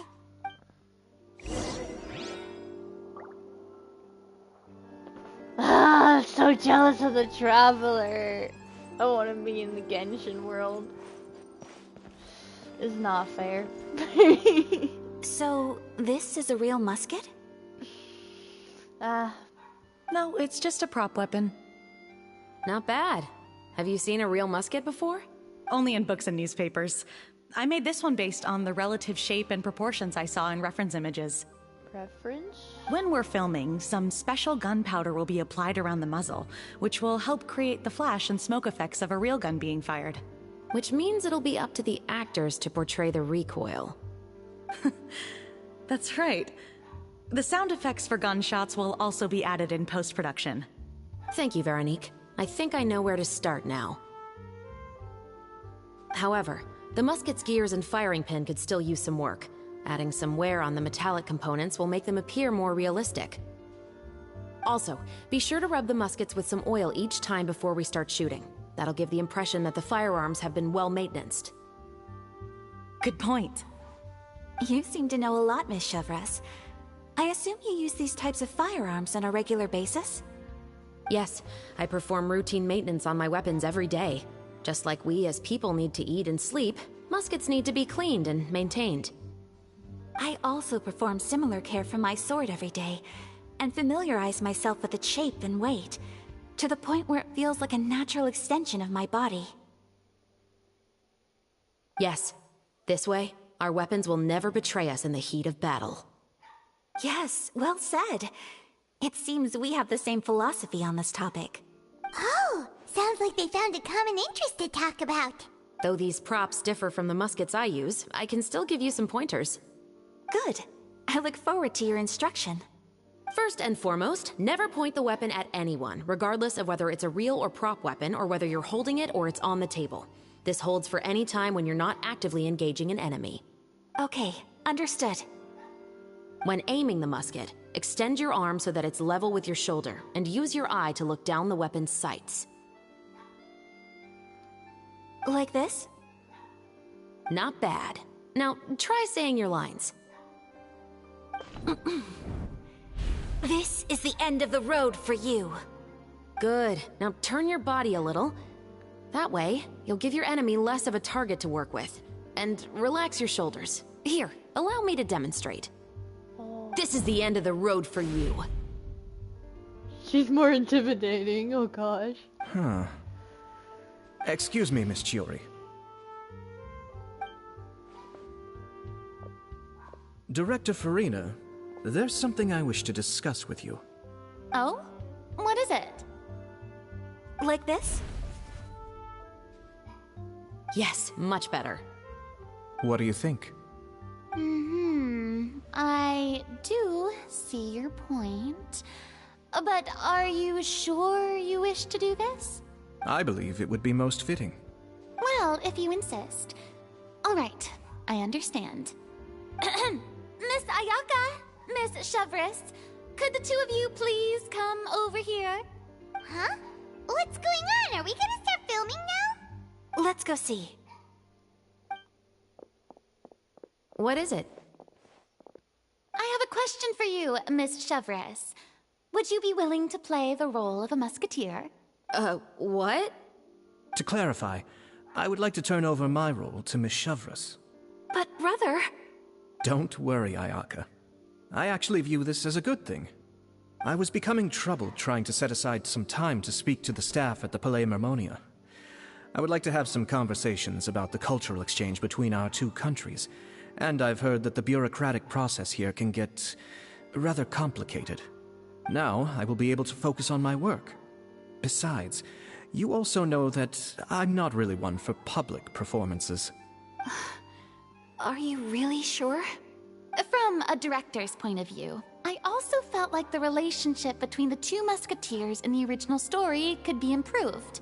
The older brother in the story plays the lead role with his overbearing character, but this causes his character to overshadow that of his sister, and the theme of the two supporting and relying on each other isn't conveyed very well. But if we were to change the siblings to two sisters of a similar age, then that aspect of the story might come through more clearly. Also, I've seen you instructing Ayaka. That cold and dignified personality is exactly what we need for the older musketeer. Of course, even with all these insights, the decision should still be made by Miss Chevres. Chevres mentioned that she really likes the story, right? Paimon bets that she'll take the role. But she will still have to prioritize her work. But we still don't know if she's a big fan of acting. All right, I'll take the role. Good. It's decided then. I'll get started on making edits to the script. We'll also need to make some immediate adjustments to the lighting, props, and costumes. What is that? Is that the lighting? I have a feeling that our adaptation will be even better than the original story. You're doing a great favor for me, Miss Chevres. You have my gratitude. Don't mention it. I like this character, so if anything, I should be the one thanking you. Well, since my brother is the one who brought up the idea, I suppose there's no need to worry. Let's go, Miss Chevres. I look forward to working with you. Please, just call me Chevres. Scar says, did you know that the new girl is Gio? The new girl. Chiori? Her? She's Gio? I haven't seen any leaked gameplays of her yet. Is there any Seems like you're really going out of your way to solve the problem I was having with your makeup. Surely you jest, Chiori. I assure you that I was mostly motivated by a desire to spend more time on formal business. Oh, come on. You really think I'd buy that? According to what I've heard from Ayaka, her brother is someone who can juggle 10 different matters at the same time. I'm sure you have other reasons for backing out. Oh, she has Geo. I see a Geo vision. Graces, look at her body, she has a Geo vision. Well, now I see it. I wasn't even trying to look for it. I didn't think of that. Perhaps. Ayaka always said she wanted to go out and see more of the world, just like the Traveler. But I feel that she needs not only to see other nations, but also to make some different kinds of friends. I think it would be harder for her to make new connections with me constantly by her side. I would like to give her some space. Alright, go on. Spoil her some more. Ayato! It's too bad you're stepping down from the role. Paimon really wanted to see you act as a musketeer. I wanted to see him act too. This is the punishment you deserve. This is justice. No need to poke fun at me. I'd wager that you also felt that I wasn't the best candidate for the role. It's a little hard for Paimon to imagine you saying those lines. So, are you going to go back to work now? Yes. I've made an appointment to meet some people from the Palais Mermonia. Now, I will have some more time to prepare. No, don't leave. Traveler, get the camera ready. Paimon, get the clapperboard. Actors, to your positions. We're about to start shooting the first scene. Go on now. And please take good care of Ayaka. Yep, don't worry. You can count on us. Good luck with your work. Thank you. I look forward to seeing the film when it's finished.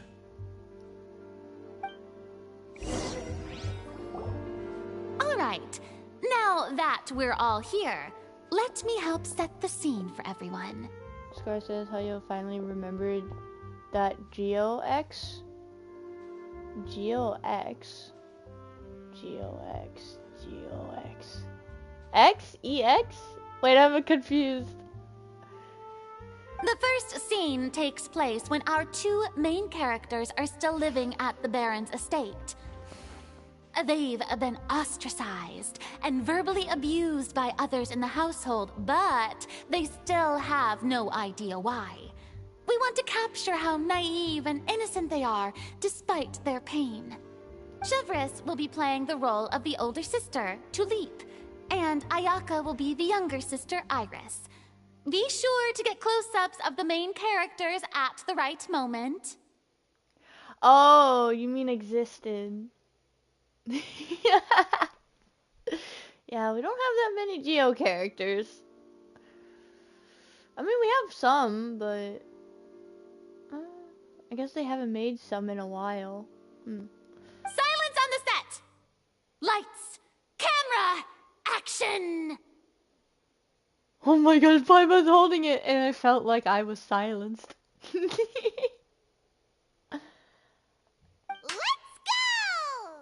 go! Tulip, Mother's been out for quite a while now. Perhaps she went to pick some flowers on the way home. You know how she loves flowers. Iris, Tulip, I'm home. Zoom in for a close shot with Mother. Zoom out for a wide shot. Mother, you were out for so long, we were beginning to worry about you. Oh, I'm sorry, but I'm back now, safe and sound. Here, I brought your favorite treat, apple turnovers. Oh, that Mother, sounds tasty. What are those bruises on your hand? She fell. Zoom in for a close-up on the Mother. Zoom in for a close-up on Tulip. I don't know. Okay, Chevres is Tulip and Ayaka's Iris, so... Huh? What bruises? Oh, I must have bumped into something while I was working yesterday. But I didn't notice them this morning. Dang, their acting is so good! Bravo! Bravo! Scar says, it's been a year since we've had different Geo character. Yeah, it has. Then perhaps they're from when I accidentally tripped when I was out just now. Yeah, she fell. By the way, did you have fun playing at home? What's the matter, Iris? Focus on Iris. Focus on Iris. We've realized that no one really wants to play with us. They even took Iris's doll and spat at us. Spat? Does that mean spit? That's terrible. And they even called us names. They said we were... Shh. It's all right. Don't worry. Girls, listen to me. Pan over all three. Zoom in for a close-up on each character.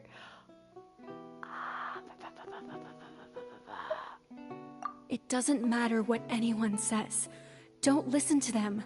No one can define you with such words. You both have wonderful lives ahead of you. Just like your names. You will both blossom like beautiful flowers. Maybe your time to blossom hasn't quite come yet. But one day, you two will bloom more beautifully than anything else. Don't let the soil you're in now ruin your future beauty. Understand? My dear daughters. And cut! Did I do great? Please tell me I did Not good. bad. The actor's emotions were all on point. Let's keep that take. What about me? Praise me. Also, if our clapper loader could avoid shouting at the start of the scene next time. Oh. Got it. Great. I was a little worried that my nerves would get the better of me. What about you, Shavras? I felt fine. The lines weren't too difficult at all. Seems like Farina must have adapted the role nicely. You two were great. I couldn't tell it was your first time acting in a film. You should have more confidence. Thank you for your encouragement. Positions, everyone! We'll move on to the next scene after we try a few more camera angles. Everything proceeds at the great... Farina adjusted the details to her satisfaction. This scene is when our two characters return home, only to discover their mother has been murdered. Ready? Lights! Camera! Action! We're getting to the murder scene. Mother, we're back. Mother? There's food on the table. What's wrong, Tulip? Don't Iris, look. stay away! Huh? Why? What's...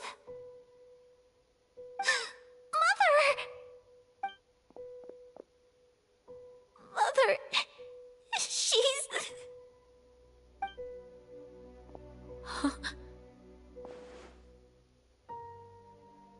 There's poison in this cup. Wait, how do they know that? I could have sworn I've seen this kind of cup before. Those aristocrats. They didn't even try to cover up their actions.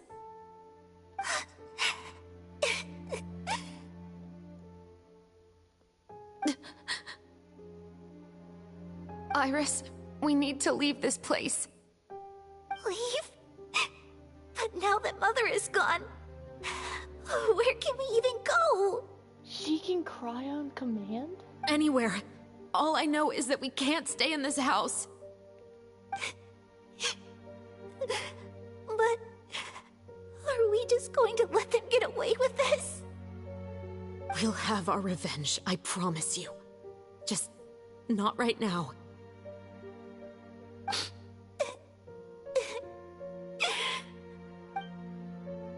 Come on, let's go. No, wait. We can't just leave Mother here like this. At least let me leave this rose with her. Well, that's a pretty rose. That's why we went out in the first place. To buy her this flower. All right. Goodbye, Mother. We'll avenge you. Someday.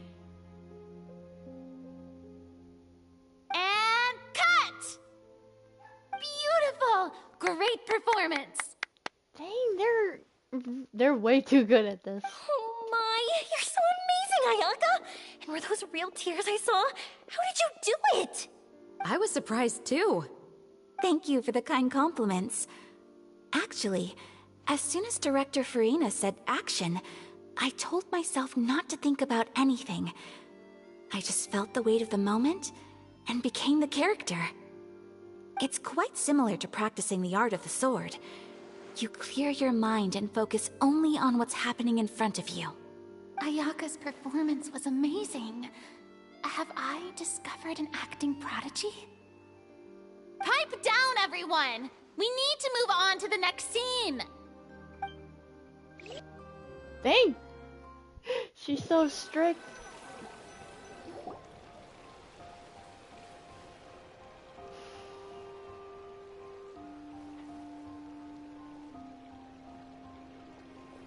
Huh? Are we done already?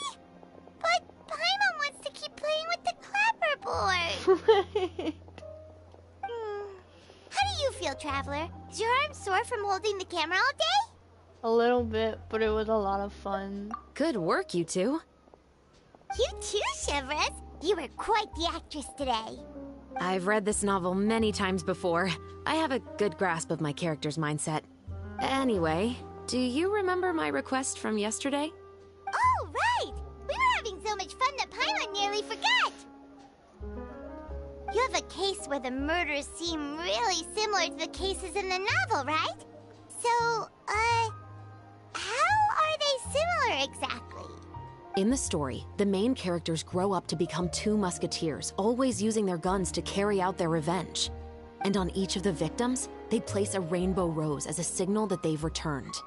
So you mean there were rainbow roses in your case too? Yes, that's correct. We found rainbow roses just like in the novel. Seems like you're connecting the dots now. Oh, that does sound pretty concerning. I love how Genshin does this, like with some events, some big events, like we're doing this main thing, but then there's like in the shadows some mysteries going on and we have to solve a case. That's like epic. Especially after seeing the script today. Oh, now Paimon can't stop wondering what kind of ulterior motive the murderer might have. What do you think, Traveler? You're smart. Paimon wants to hear your thoughts. If we're only there to assist, then I think we can join the case. Good. On behalf of Fontaine's Special Security and Surveillance Patrol, thank you for your dedication to justice. That was so formal. There's no time to lose. We should start investigating right away. Follow me. Huh? Right now? But we just got done filming all day. Paimon's so tired. They always strike at nighttime, Paimon, trust me. The most valuable intel always comes after nightfall. They are like small, remote islands in the middle of the sea. If you don't stay vigilant, you will pass right by them in the fog. That's how one of my favorite books always puts it, at least. So, where are we going right now? Let's start by checking out some workshops that sell mechanical components. If the culprit is making their own weapons, it's very likely that they'll visit those sort of places. I feel like Severus is really interested in stories and stuff like this. I feel like if there's video games existed in Genshin, she might be a huge game player. Like a huge gamer. I don't know. I have that vibe right now. Wasn't there another character coming out? I think it was a Pyro character. It said like gaming on it or Lion something. I can't remember the name. It had like. Wouldn't gliding be faster? Do you know what I'm talking about? Where am I going? Over here. We go all around. Scar says, also, I love how most of the time they put the characters in the event on the banners. Same! I love that too. We don't have Chevres yet though. Ah, sad.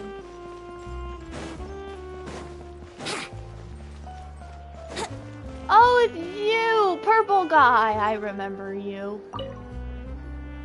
Welcome to LeChaux's Clockwork Workshop. How can I help you? Hello. I'd like to know if anyone has purchased some special components lately. Special components? Sorry, could you be more specific? Scar says, I love gaming. So that is his name. Yeah, he was so cool. I saw some like gameplay of him. He had this little creature and it was so cute. Scar says, oh my gosh, it's the man behind the slaughter. Wait, he's the one who did it? Ah, no, don't spoil. I mean the kind of components that aren't typically used for clockwork toys, but for firearms. Huh? For firearms? No, we don't sell those sort of things here. Don't misunderstand. I'm not here to cause any trouble. We are merely investigating a case, and we're hoping that you could cooperate. Well, to be completely honest, I'm not even sure what kind of components that would entail. Has anyone ever purchased components here as an individual rather than on behalf of an organization? We have a lot of customers who buy toys, but those who buy components are all regular customers who buy in bulk on behalf of their organization. Is that so? I understand. Thank you for your cooperation. You're welcome. It's the least I can do.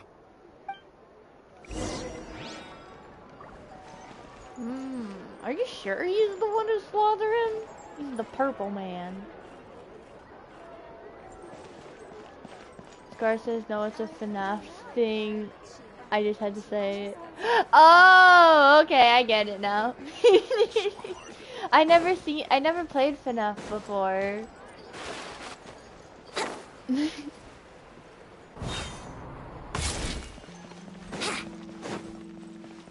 I like know nothing about it.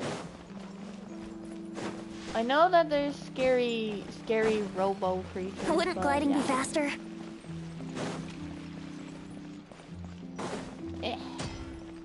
Scar says you should.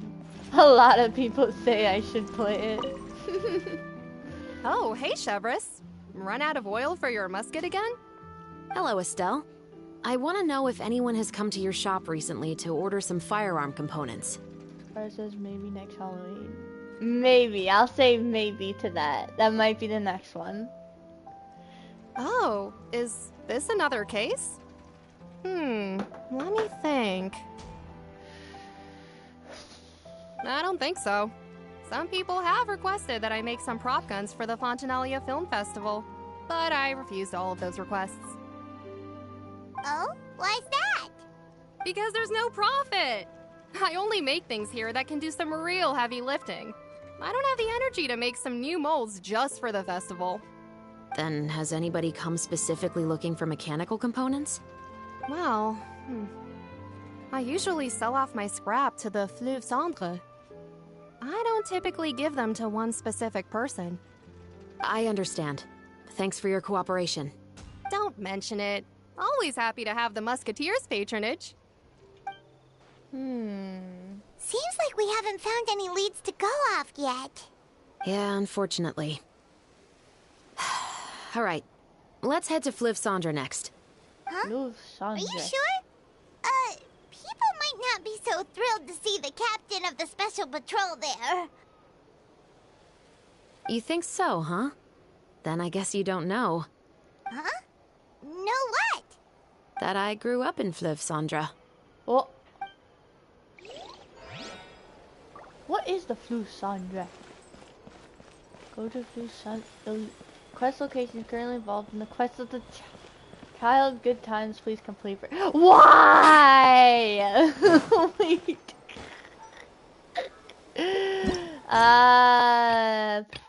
No. This is so dumb. Okay.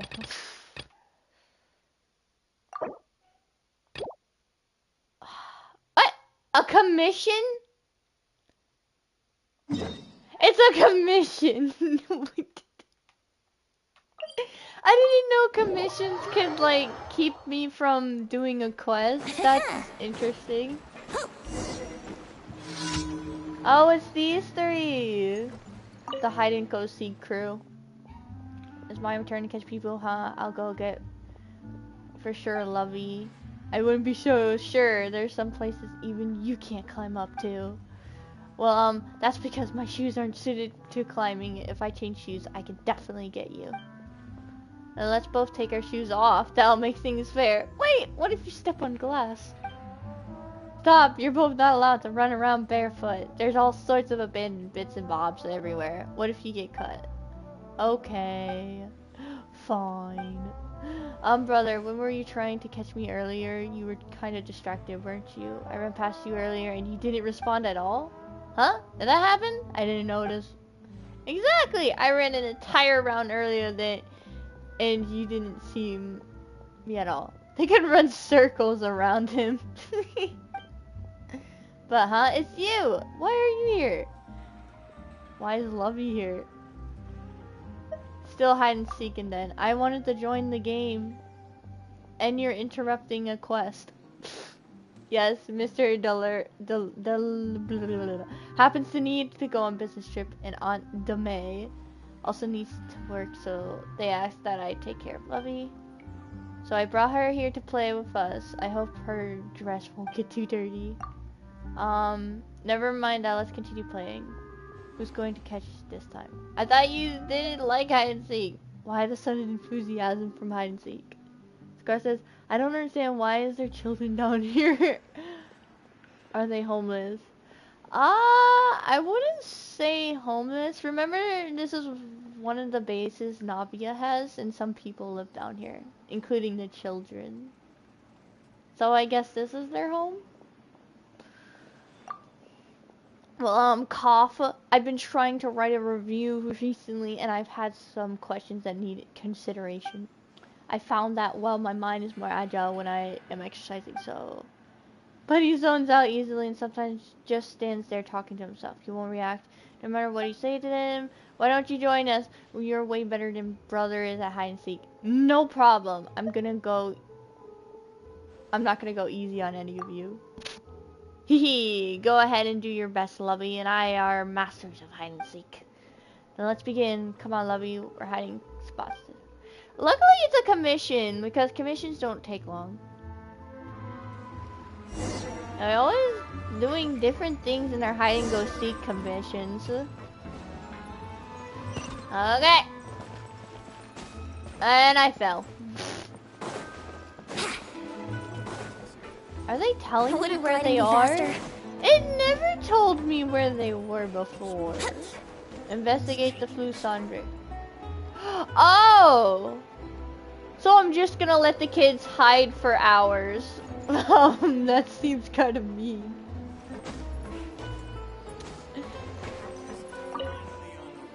I guess we're back on the event. Tetro. Please, just get on with your request. I want to know if you've heard anybody talking about muskets lately.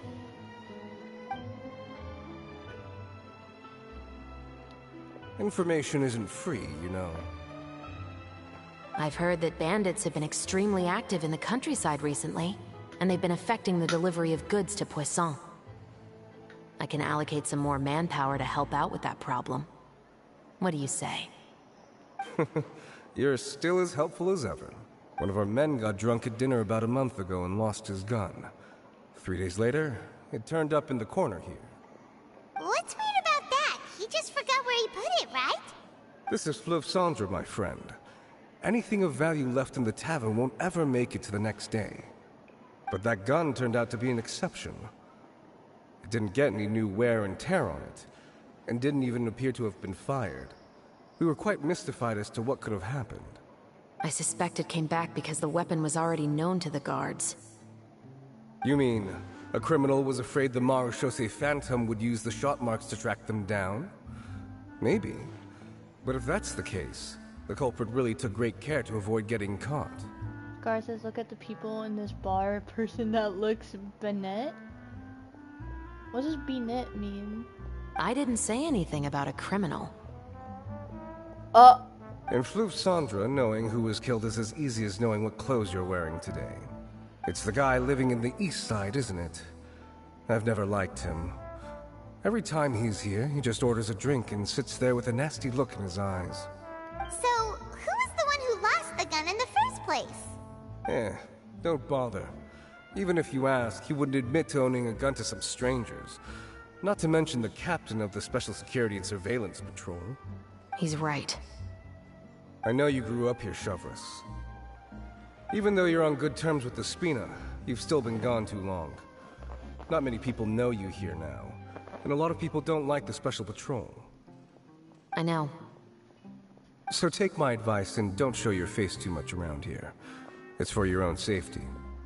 I'll come and go as I please, and I'm afraid I'll be appearing more often due to my work. All right.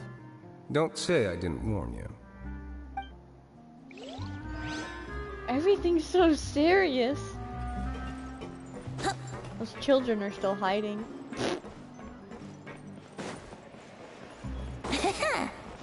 Oh, I thought that was Lovey. It was someone named McQuick. Oh yeah, you said look at the person that looks Bennett. I guess I'm finally on the right path. I don't see anyone named Bennett.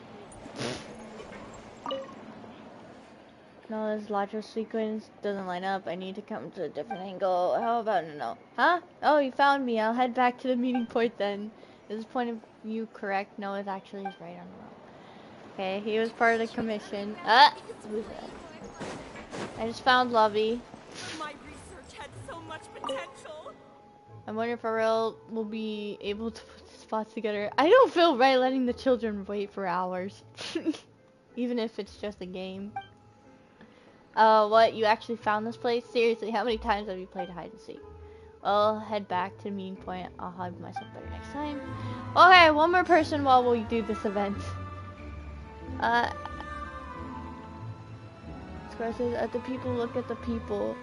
That looks like Benny. Oh, Benny, like Bennett? Oh! I read that wrong. Let me see here. Bennett. Are you talking about him?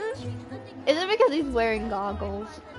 He has a mustache though. Wouldn't gliding be faster? I don't even know where the other kid is. We might see him as we do the event. Why are they out of the sewer?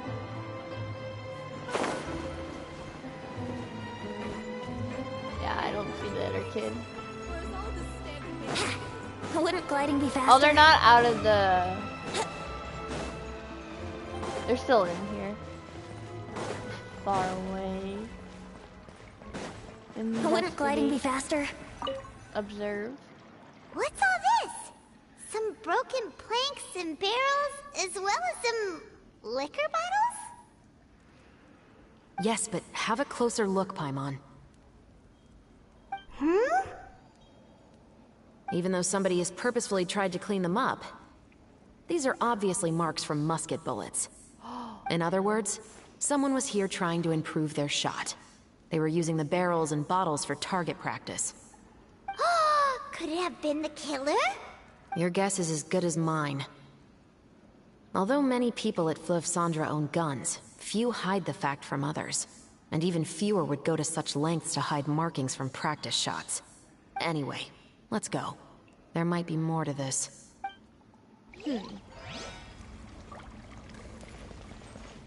Well... I still can't find that Wouldn't kid. gliding be faster? There's only one more left.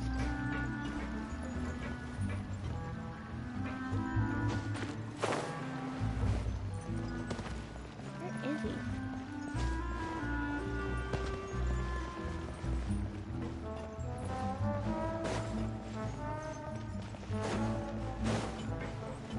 Where does he normally hide?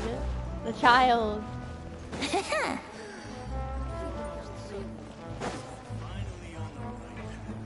Oh, I found him! So you found me anyway, huh? Guess you really are better at this. I'll head back to the meeting point. I hope my brother is better. Why do you hope so? Well, he did say himself didn't he? His brain works better than the hide and seek. But he has too many thoughts and he needs to squat on the ground. Try to recall and memorize them for a long time. Lovey told me that those ideals of his are very precious things and we shouldn't disturb him. That's why when we're playing hide and seek with him, if we're about to catch him, we purposely take our time until he finishes collecting his thoughts. It's just that if it's my brother's turn to catch people, we'll have to wait for him for a long while. No, the argument isn't insufficiently rigorous here. This is a very smart child. Oh well, it looks like RL is in his own world again. Anyway, thanks for playing with us again. Will he be okay? As long as he doesn't start drinking coffee like water as my dad did, he should be fine. A kid should not be drinking coffee! Leave that one to me. I won't let my brother drink too much coffee. If it really comes down to it, I'll hide all this coffee from him. I was planning to hide my dad's coffee here, but I guess that's a bust. Sure is tough being a reviewer. Okay, we finished it. Kids are not hiding anymore. Wouldn't gliding be faster? The event.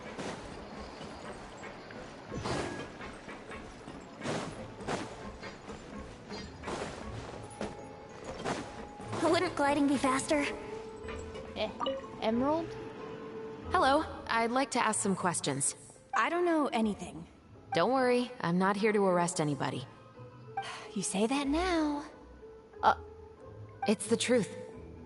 Here, take this as my guarantee. Wait, did Paimon just see what she thinks she saw? Is the captain of the Special Patrol bribing a citizen? Shh. Keep your lips sealed and no one will ever know. Besides, it's called buying info. Seems you're different from the other guards. What do you want to know? Have you heard anything related to Muskets and Fleuve Cendre lately? Anything at all? Muskets, huh? All I know is that about 2 weeks ago, we started hearing some loud noises at night. So loud that it's been waking me up. Were they gunshots? Possibly. It's hard to tell around here. Someone's house collapsing, a pipe exploding somewhere, it's all the same. But the noises I'm talking about definitely happened after I fell asleep. That is way too dangerous down here. Do you know where the noises were coming from? I don't remember clearly. Oh, she wants more money.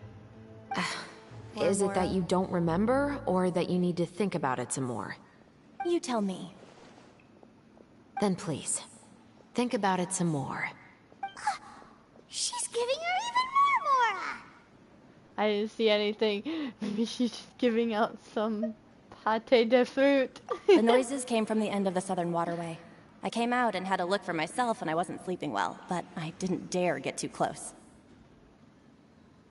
That's all I know. All right, I'll take your word for it. Thanks for the pâté de fruit.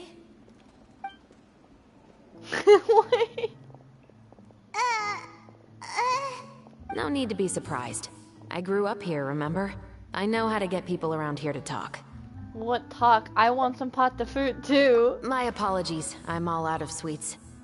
Dang it. Though I do have some other tempting snacks in my custody. Fries, fried chicken, and even onion rings. Paimon has stars in her eyes. But taking care of junk food is my responsibility. You're better off sticking to your normal, nutritious diet. Now then, let's keep going. Dang! I remember. Seems like that's all we'll be able to uncover for today. Paimon feels like we managed to learn a lot more here than up on the surface. Yes. Assuming that everything we found is indeed connected to our suspect, then their timeline was probably something like this. A month ago, our suspect found a gun and took it home to disassemble it. Once he'd figured out its mechanics, he brought it back. In the following weeks, he used some parts to create his own makeshift musket, and took it to the Fleuve Cendre for target practice. Then, a few days ago, he found his target and carried out the murder. Once the deed was done, he left a rainbow rose on the body, just like the scene in the novel. That all makes sense to Paimon, but we're still no closer to figuring out the killer's identity. About the guy who died. The deceased was a resident of Fleuve Cendre. It's said that he was a poor, solitary man. But if we're following the novel, shouldn't the guy have been a nobleman? Yeah. That's also something I'm trying to figure out. If we are indeed following the novel, and there's a story behind the murder, then this murder should be an act of vengeance. But according to our investigation, the deceased didn't have any enemies. He was no saint, but no one's heard of a rival who hated him enough to shoot him dead. Much less care to leave a rose on his body. What message is the killer trying to convey? And to whom exactly? Could that be the novelist? We've thoroughly investigated that possibility. He claims to have spent the whole day at the Opera House on the day of the murder, and the staff there have confirmed his account. Okay, so he has an alibi. Not only that, he lacks a credible motive as well. He has a family of his own, and both of his parents are still alive. I've looked into his records. He was adopted at the age of 6, and all the proper procedures were followed. There are also records of him at an orphanage before then. In the story, the mother of the 2 musketeers was murdered after the children turned 10. Of course, he could have changed the children's ages, but I don't want to assume anything without evidence.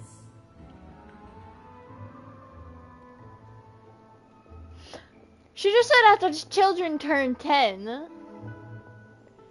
Chevreth and what was her name before that? Lilip or something like that? Said there was poison in the coffee. How did a 10-year-old know there was poison just from looking at it? It still bothers me. More importantly, I've also had a chat with him in person. He didn't seem like the kind of person who would pull the trigger to kill a man. Then, what should we do now? We have all this new information, but it doesn't help us move forward. Investigations take time. I didn't expect us to catch the culprit in just a single day. How about this? Let's spend the next few days filming with the crew. We can continue the investigation once we're done with the film. I'm sure that given time, new leads will present themselves. Wait, but weren't you saying Intel is like small, remote islands in the middle of the sea just a moment ago? Wouldn't you just miss them if you were to stop looking? Ah, but the book had more than one reference to the islands, Paimon. Oh? What else did it say then? As long as you spend enough time sailing through the fog, you'll eventually come across an island. Act 2 complete. Next is Act 3. Scar says, I love her. She's Gus like me.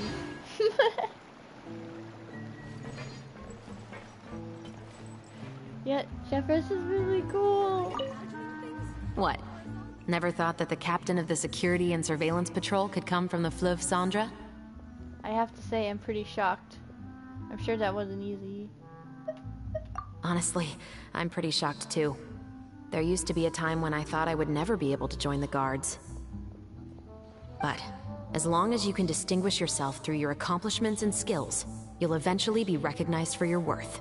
If you look at it another way, my life at Fleuve Cendres has actually taught me a lot of valuable skills. Skills like how to barter with criminals or how to think in their shoes. Of course, I'd appreciate it if you could keep this a secret between us. What? Never thought that the captain of the You mean rising through the ranks? It was a struggle, for sure. But as long as you can distinguish yourself through your accomplishments and skills, you'll eventually be recognized for your worth. If you look at it another way, my life at Fleuve Cendres has actually taught me a lot of valuable skills. Skills like how to barter with criminals or how to think in their shoes. Of course, I'd appreciate it if you could keep this a secret between us. Wait until the following morning, 1810. So that's the next film day. 8:10.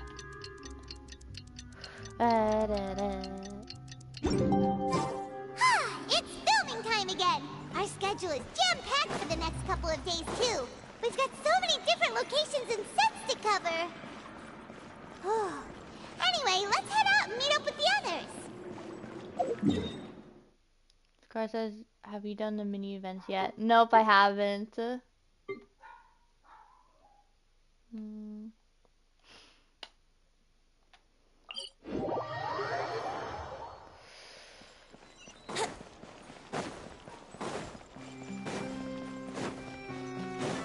Go to the gathering spot.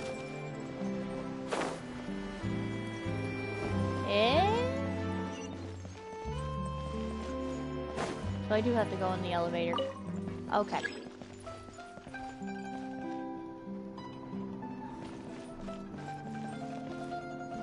don't think I do. It's down there. How do I get down there without going in the elevator? Oh well.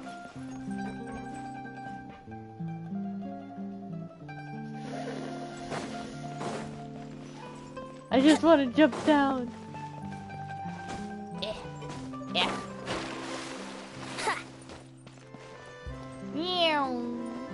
There we go. Where's the gathering spot? It's right there. I knew I didn't have to go in the elevator.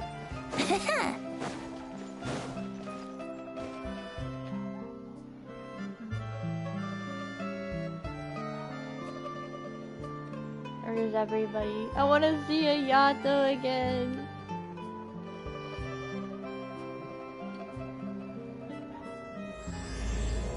Act 3.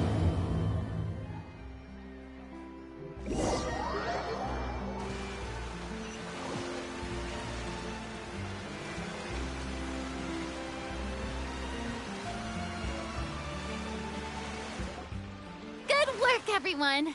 We're looking to wrap with our two main ladies today. I can already smell our success. What do you mean, looking to wrap? It means completing the film of all of their scenes. It means finalizing everything we've recorded for them so far. Oh, aren't you the expert now? Very. Oh, there's rainbow This roses. upcoming scene is the two Musketeers' final confrontation with the Baron. There will be quite a bit of action, but no choreography beyond what we've already rehearsed. Anyway, get ready. Lights, camera, action! The view is beautiful tonight. It reminds me of that fateful night 10 years ago. And now that I've said it, I can even make out the faint fragrance of herbal tea in the air. Enough, villain! It's time that you pay for the death of our mother! My dear Iris, have you forgotten your manners? How can you speak like this to your own father? I'd sooner swallow all of my teeth than call you father. What did I expect? Seems the daughters have turned out to be just as obstinate as their foolish mother. In this world, Mora and status is everything. She thought she could blackmail me using her children and force me to grant her recognition and concessions? Ah, how naive can a woman be? Mother never asked a single thing of you. All she wished was for us to live a peaceful life, just like the others. It was you who personally brewed the poison of prejudice and sent Mother to her death. Compared to that deadly poison, the 2 bullets that will soon pierce through your heart will be like sweet mercy. And that's exactly why I said you're just as naive as her. Did you really think 2 muskets would be enough to defeat me? So let's see. What is stronger? Mora and power, or the 2 muskets in your hands? Get them! Get them! Tulip! There are too many of them! It'll be okay. We'll cover each other, Iris. Whoa, I don't... Your mother will be watching over us, too. I don't know how to use them. Take flight! Yeah! Yeah!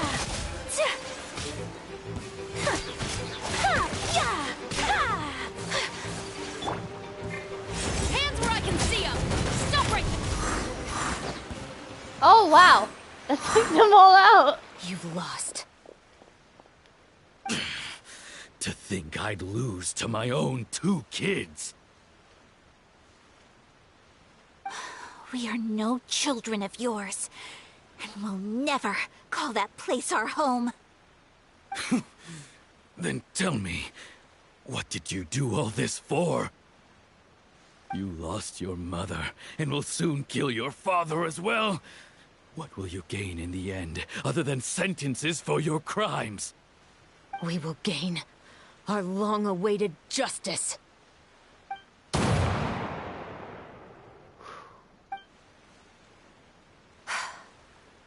it's over. Finally, it's over.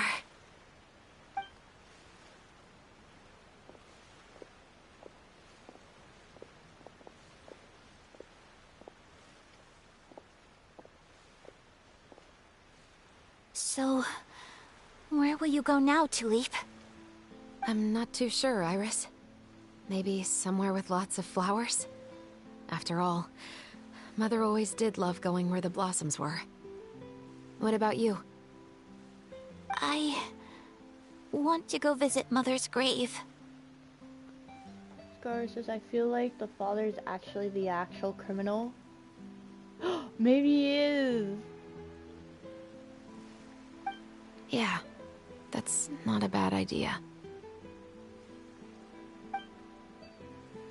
Huh? Tulip, look! What is it? It's Mother's favorite. The rainbow rose. Look, it's blooming again.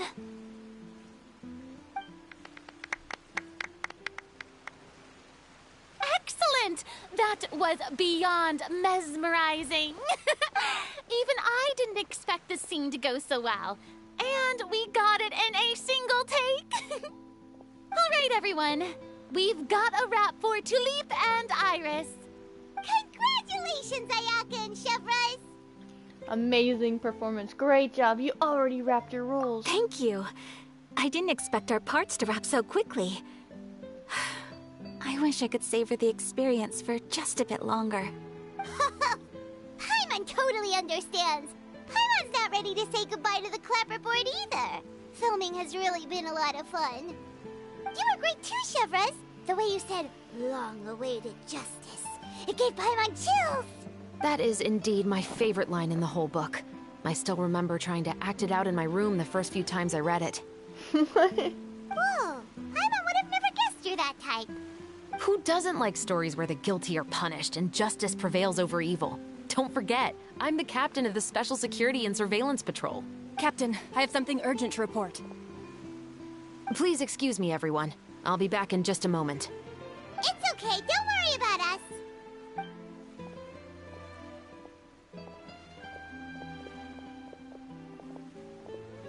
Oh?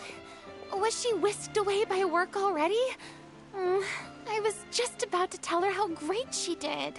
It seemed like some urgent official business. Then perhaps we should thank the stars that we were able to wrap both of your parts so quickly today.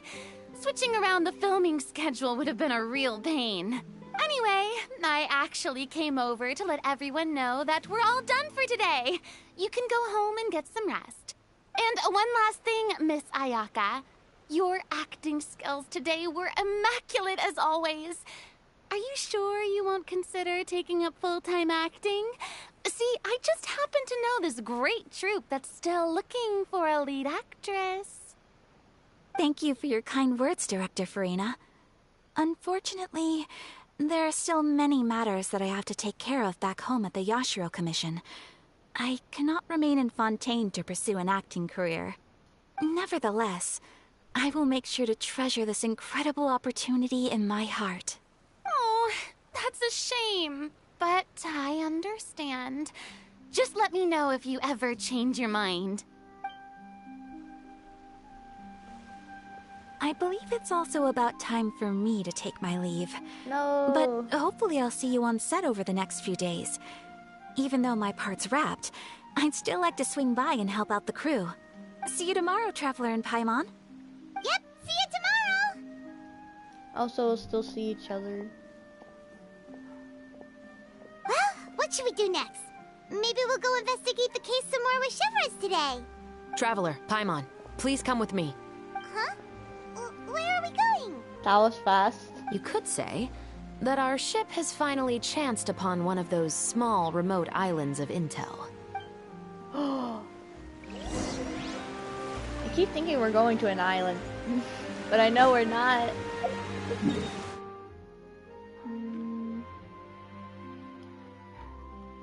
That is very close to a waypoint.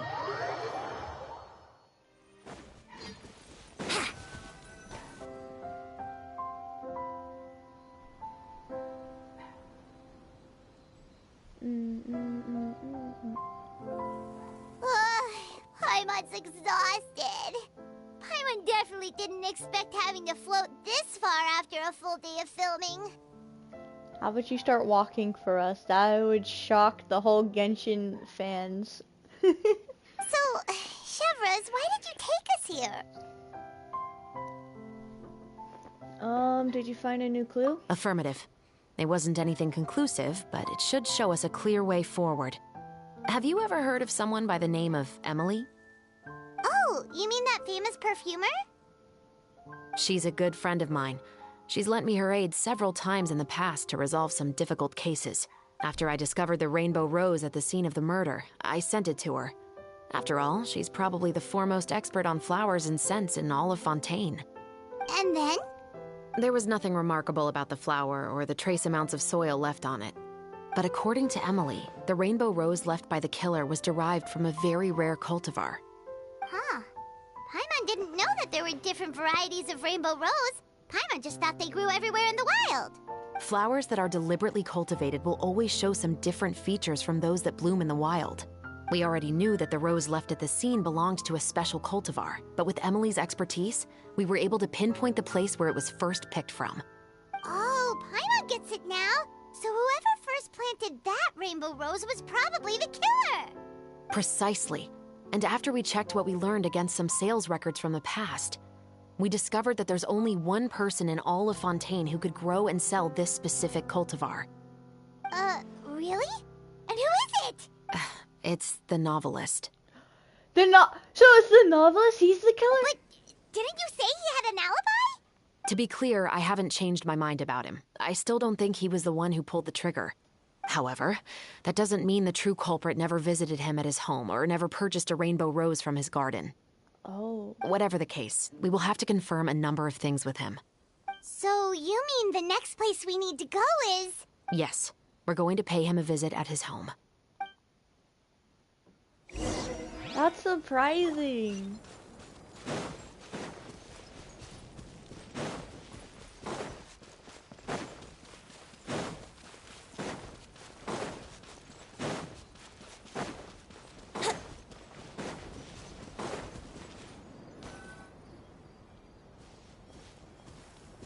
That should be his house. There are so many Gardamex stationed around the place. That's pretty unusual, right? According to what he told me last time we spoke, he hired them so he won't be harassed or disturbed. Huh. So there are a lot of flowers in his garden, but Paimon doesn't think we'll be able to pick one without alerting the Gardamex. Right. Which is exactly why I think there has to be a special connection between him and the killer. So, should we knock? Just wait here for now. I'd like to take care of a number of those Gardamex first. But they're so far away. How are you planning to do that? Don't forget, Paimon. I'm actually the real-life captain of the Musketeers. Oh. That is awesome! So we're gonna shoot them all down. No, press the aim button to start aiming. Aim at an enemy and press the shoot button to fire bullets at the target you're aiming at. That is so cool! What? Okay. If we miss... Oh. Oh! Bam! Bam! If we get a headshot, would that be a one-shot? Oh, guess not. Dead. One more.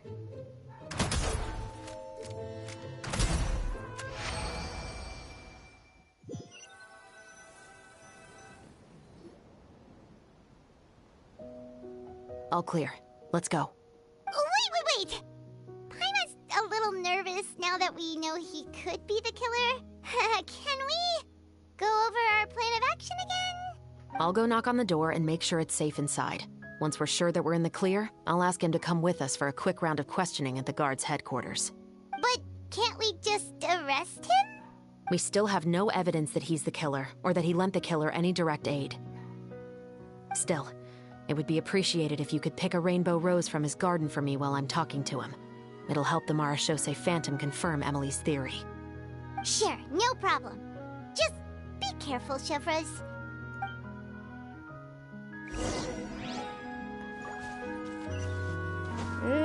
Are you sure we're not gonna get in trouble for like the property damages or something? Scar says, I think Genshin has turned into Fortnite. Oh no. I don't want that to happen. Please, no, no, no, no, no.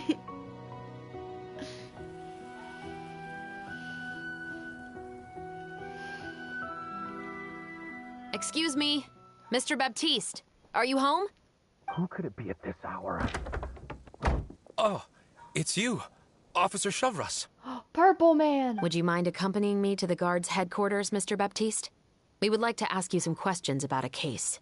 Oh, is it still regarding the murder case from before? I cannot confirm or deny that at this time. So it is then. Listen, I need you to come with me, Mr. Baptiste. Miss Chevres, I'll save you the trouble. Oh, and you two over there? There's no need for you to pick my flowers either. It's not time for them to bloom yet. He already knew. Oh! Okay. We were just admiring the flowers. We weren't picking them. No.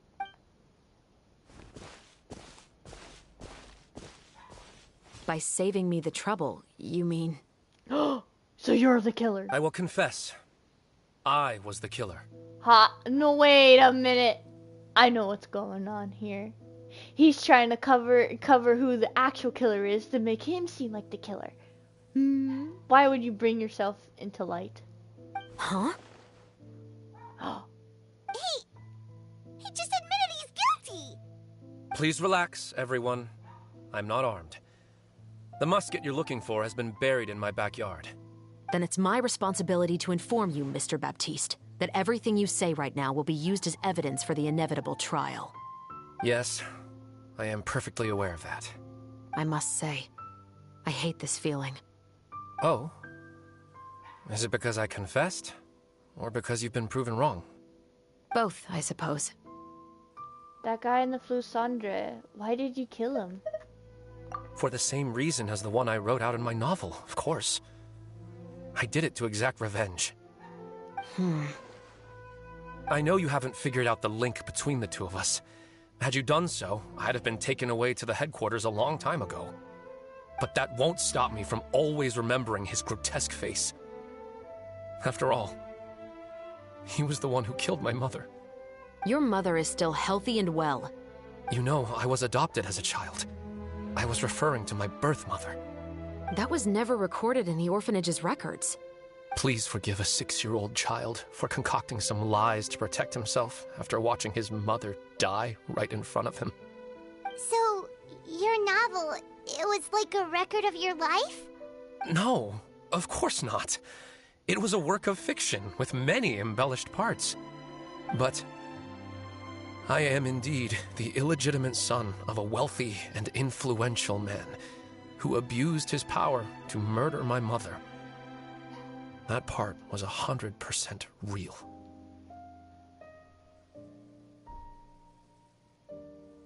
But the man you killed didn't have a Mora to his name. He was a hired assassin. An irredeemable beast who sank his fangs into a defenseless woman just for a few bags of Mora. But if that's really the truth, you wouldn't be telling us any of this now. You still haven't managed to take revenge against your father, the true mastermind behind it all.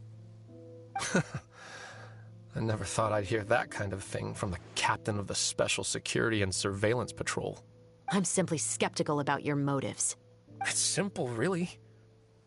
I've grown tired of everything and don't want to shoulder this burden anymore. You may have considered me too soft to pull the trigger. Well, as it turns out, you are exactly right. I've become overwhelmed by the aftermath of the murder. So you're going to call a stop to your revenge, just like that? The true mastermind is too rich and too powerful for me. I've accepted that I will never be able to avenge my mother alone. And so what? The characters in your book never gave up. Now, Officer Chevres, I'm the one who has killed a man, aren't I? Are you trying to convince me to commit another crime? What's your father's name? How do you plan to prove the veracity of all of your claims? Well, I'd like to speak with you privately. So I can't hear the conversation? That's rude. Sure. Why don't we speak privately at the guard's headquarters? No, it has to be here. I must ensure that we won't be overheard. Fine. Let's talk here. When I said won't be overheard, I meant by anyone. I'm trusted. You can trust me. I would like to speak with you and you alone. It's so mean. We can go somewhere else for now. Thanks. I appreciate it. Please stay safe, Chevres.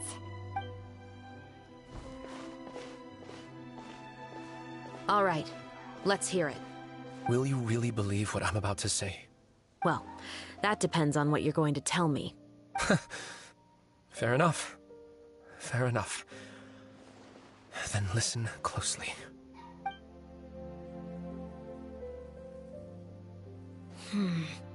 So that's how it's all connected. So, it seems you believe me after all.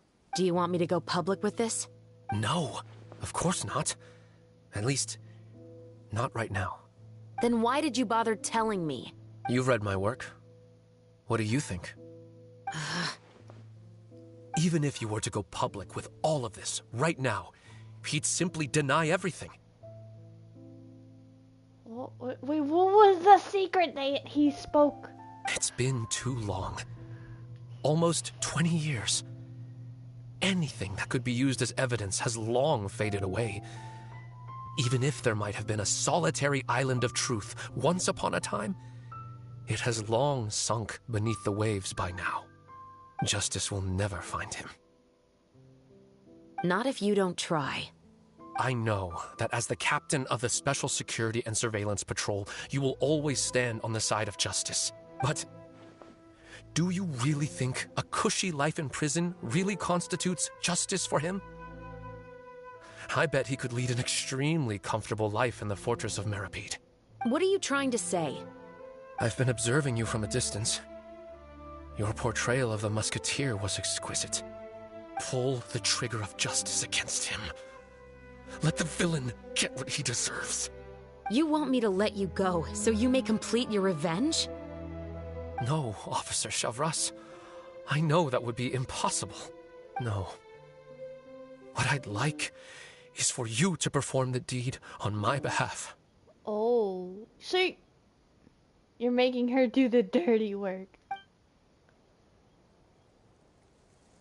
Oh, Chevres sure is taking her time. What could they be talking about anyway? Oh, Paimon's worried. What if he decided to attack her? I have full confidence in Chevres' fighting skills. If anything, he's the one I'd be worried about. Oh, you do have a point. Still, do you have any idea who the rich person might be? And why the novelist doesn't want us to hear what he's saying to Chevres? Sorry to keep you waiting, you two. Hey, how did your talk go? Did you figure out who the rich person he mentioned was? What should we do next? I've already sent someone to escort Baptiste back to the headquarters for questioning. He wasn't lying about the musket. It was indeed buried in his backyard. But what about the name? Did he tell you the name of the rich guy? Yes, he did. But for now, I have to return to the Special Patrol. There are still a few loose ends I need to tie up. So you won't tell me either. What's going on? It feels like she's keeping something from us. I'll probably be quite busy over the next few days, so apologies if you don't see me on set. All right, Paimon understands if you can't tell us everything you know. We'll just keep an eye on the Steambird then. Actually, there's still something else I need your help with.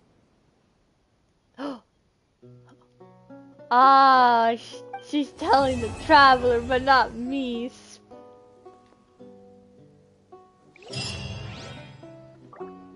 This is why I'm jealous.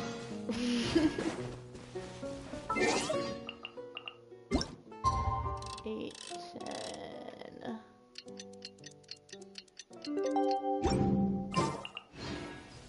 Ah! I still have to wait. Dang.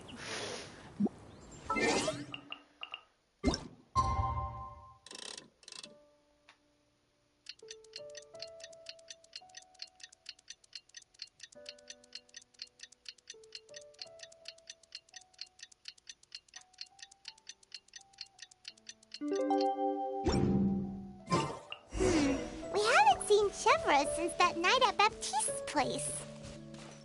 Well, guess there's no point in worrying about it now. Let's go join up with the others.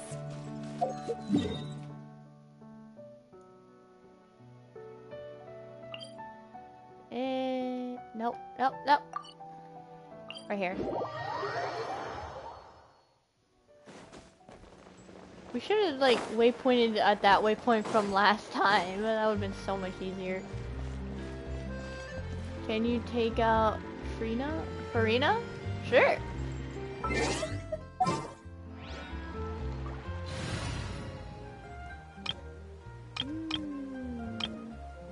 Oh. Witness my magnificence! You mean her, right? Which one do you want? Oasia or Numia? I like Oasia more.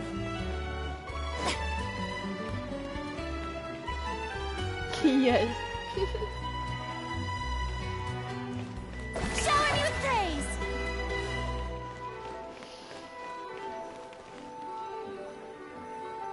The one with two? I don't... Like... This?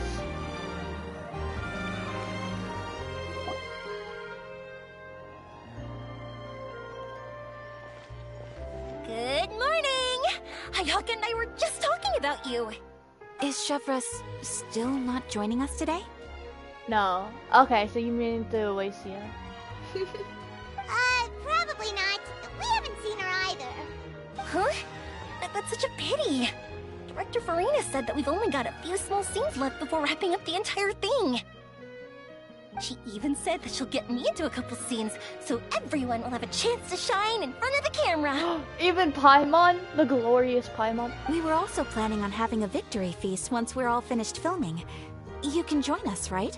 Of course. If only Chevros was here. I still haven't taken a photo with her. I'm afraid that can't be helped. Those special patrol folks are like phantoms when they've got a case on their hands. But to be honest, I'm even more concerned by what I read in the Steambird earlier this morning. It said that the killer in the murder case was none other than the author of the Two Musketeers. Oh yeah, I heard about that too. He came forward and confessed his crimes, but gave no explanation as to why he pulled the trigger. We didn't know about this case at all when we joined the film. Is it going to affect the reception of our work? From a pure publicity standpoint, this will draw a lot more attention to our film. I have to say, though, that no director can be perfectly comfortable with garnering attention through means other than artistic skill. To be fair, I feel like that ship sailed the moment you allowed yourself to be named as the director on our posters. It's not my fault that I'm super popular. What was that saying again? My popularity has, sunk to an all-time low? Spread to the four corners of Tibet. What? Act 4. Where the roses bloom.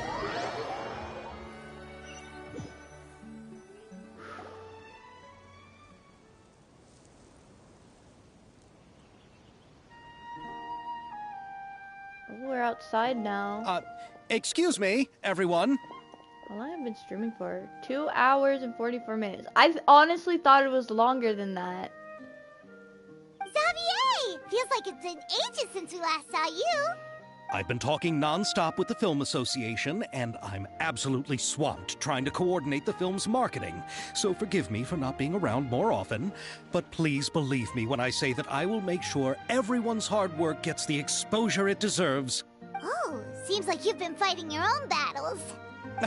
Yes, that's one way to put it. Oh, and before we begin the final round of filming, please allow me to finally introduce you to the original investor of our film, Mr. Morris. Original? A pleasure to meet you all. Yes, glad to make your acquaintance, Mr. Morris. We've heard about the issues you've encountered with your financial situation, and genuinely hope that things have taken a turn for the better. Oh, well, the situation has indeed improved somewhat. Don't worry, Mr. Morris. Accidents and last-minute challenges happen all the time. There's no need to blame yourself over it. The good news is that we're almost done filming now. And I would even say that this is the best story I've ever seen. Is that so? I see, that's great news. Is he gonna bring us bad news? All right, now that we've gotten all the pleasantries out of the way, let's get the show on the road. We'll mostly be filming typical people and scenery from the streets today to improve the sense of environmental ambiance in some parts of the film. Oh, and there'll be a cameo for Mr. Kamisato and Miss Yoimiya as well. They'll be used to show outsider perspectives on the fates of the two musketeers. That's right. Ayato should be here any minute. Excellent! Then let's start with the scenery shots. Camera and clapper loader, you're up. Yep, we'll be ready. Remember, all we need are some wide zoom shots of the streets. If you happen to find some particularly lovely patches of flowers and grass, feel free to grab some close-ups of those as well. That might be... okay, remember all we need are some wide zoom shots of the streets. If you happen particularly lovely patches of flowers and grass, feel free to grab a close-ups of those. Okay. Wide zoom shots, ready? Close flowers. Lights! Camera! Action! Hold on. Look at this signboard. I didn't realize that there's little paimons on the sideboard. I just realized that. Okay, now move the camera slowly. Try to focus on that flower. Take a closer-up shot of the flower. What's wrong? Just adjust the focal length a bit. Take a close-up of the shot of the flower. Something the matter? The camera seems to be broken. It's not responding like usual. Huh? But wasn't it working fine for all the days before? There's a bird. Veronique, can we try a different camera? No problem. How about this one? All right, let's give it another try. Lights! Camera! Action! Is that a mechanical malfunction? I think there's something wrong with that flower. Don't tell me. This one is broken too? Veronique, do we have any other spare ones we can use? I'm afraid we only brought these two today. What? Then go find a workshop to get them repaired right away. Oh, and you too, Bono. Go find our spare camera in the warehouse and bring it back to the set. On it. Wait, she didn't have to be so Greetings, mean about everyone. it. My apologies for the delay. Is something the matter, Ayaka? It seems like there are some issues with the filming equipment today. We're stuck for the moment. I see. Well, let's not just stand here twiddling our thumbs. Actors, to the makeup booth. We'll start on the next scene as soon as we get a working camera.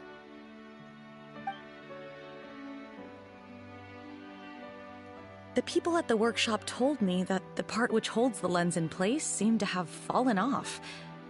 That's super strange. It was perfectly fine just yesterday. Well, no time to dwell on that now. Let's get back to filming. Ahem! Quiet on set! Places, everyone! Lights! Camera! Action! Don't film the flower. By the way, have you heard about that recent murder case? Yes, I have. It seems that they've caused quite the commotion in the city. I heard that the chief of the guards is so mad about not catching the culprit that he's about to explode. Oh? I find that quite hard to imagine, considering how he already looks most days. Director, we have a problem. Oh, we're in the middle of a take! Couldn't you wait until we wrapped up this scene? No, Director, our film, all the finalized film that we've been keeping in the case has disappeared. Huh?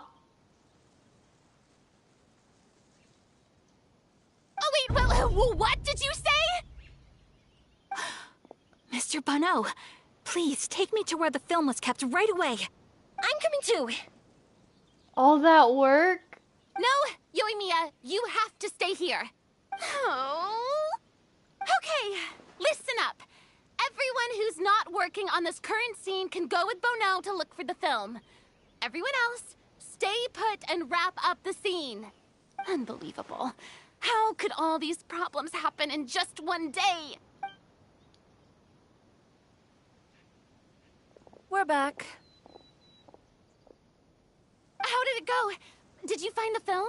We found it in the sewers. What? Huh? In the sewers? Is the film still okay? We discovered it just in time, so we should still be able to salvage it. The others are checking now to see if we lost any specific scenes. Oh, you scared me for a moment there. I nearly thought we had lost everything. I really don't want to experience that feeling of despair again. Okay, but who could have stolen the film and dumped it there? Could it be some competitors working on other films? But if they wanted to harass us, why wait until the last day? It was him! He did it! Mustache Man! Okay, we don't have time to really look into it right now. Let's strike while the iron is still hot and wrap this thing up once and for all. Yeah, let's finish it. Even though the unexpected situation problems struck.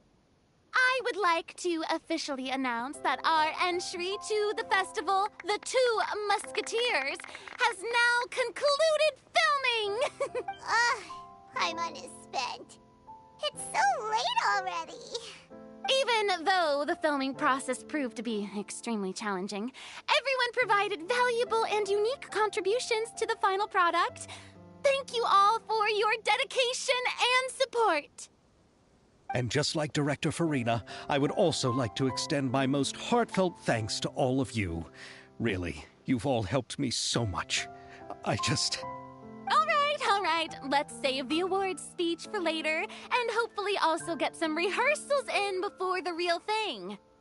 Anyway, now it's time to party! Let's all make our way to the beach and have a celebration feast so loud and fun that even the blubber beast will want in. Party! Paimon wants to party!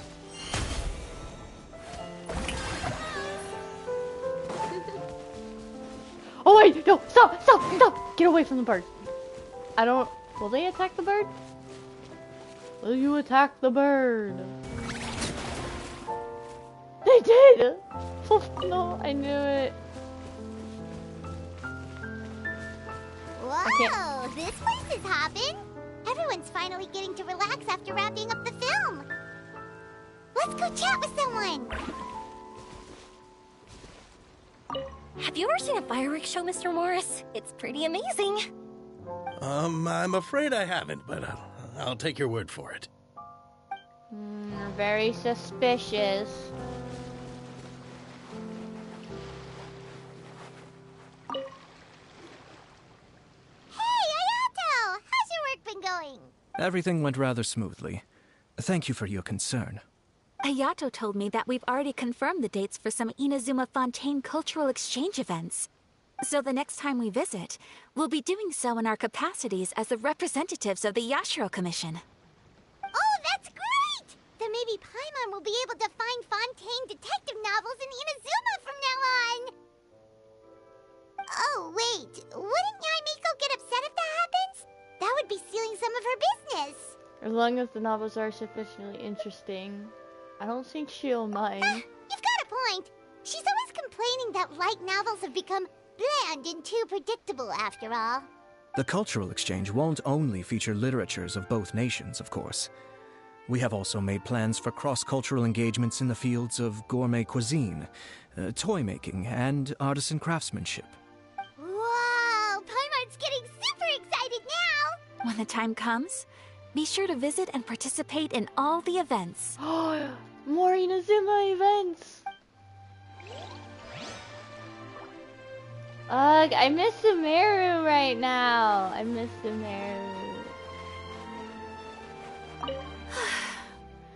I wish we could have spent some more time here. Don't worry. It won't be long before we're back again. Oh, this is turning out to be quite the party. There's tea right here. I don't see any blubber bees. I was thinking, if this film turns out to be a success, could I ask the two of you to stay and be a part of my crew? Of course, I'll definitely increase the pay for next time. I'd be more than happy to, Mr. Xavier. Thank you for the offer, Mr. Xavier.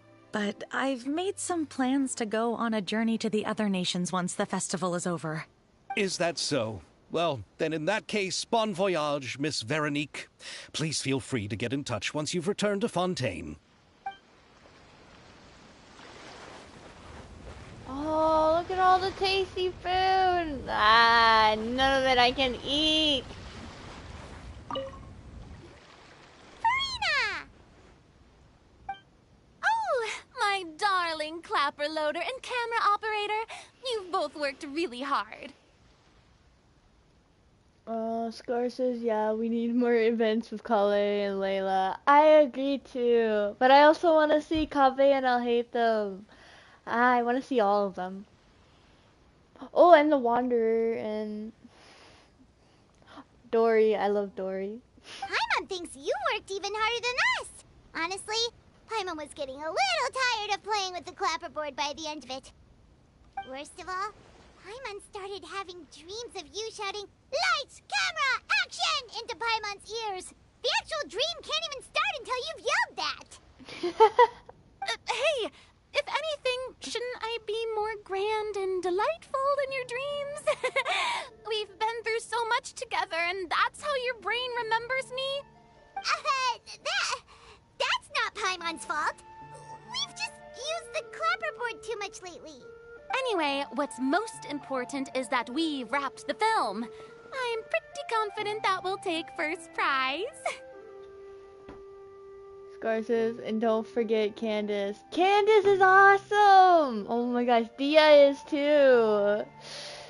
So many good characters, and I miss Nahida. I love whenever she talks about knowledge and dreams. You mean the Farina Award? I'm gonna win that. Hey, no need to mention the official name. Wait, now that you mention it, if we did win the prize, would Farina just get a statue of herself? Come on, I don't need that kind of attention. Xavier can accept the reward on our behalf. But just imagine! Farina accepting the Farina Award and holding a Farina statue. I'm going back to my dessert now. You all can keep discussing that on your own.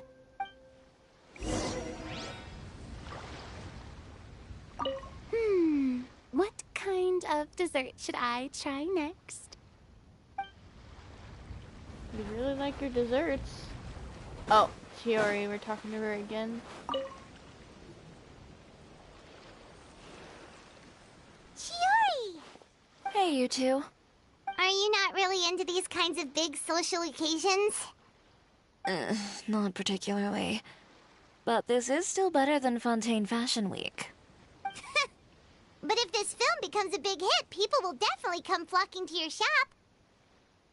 Yes, that's highly likely. As long as the film can premiere as planned.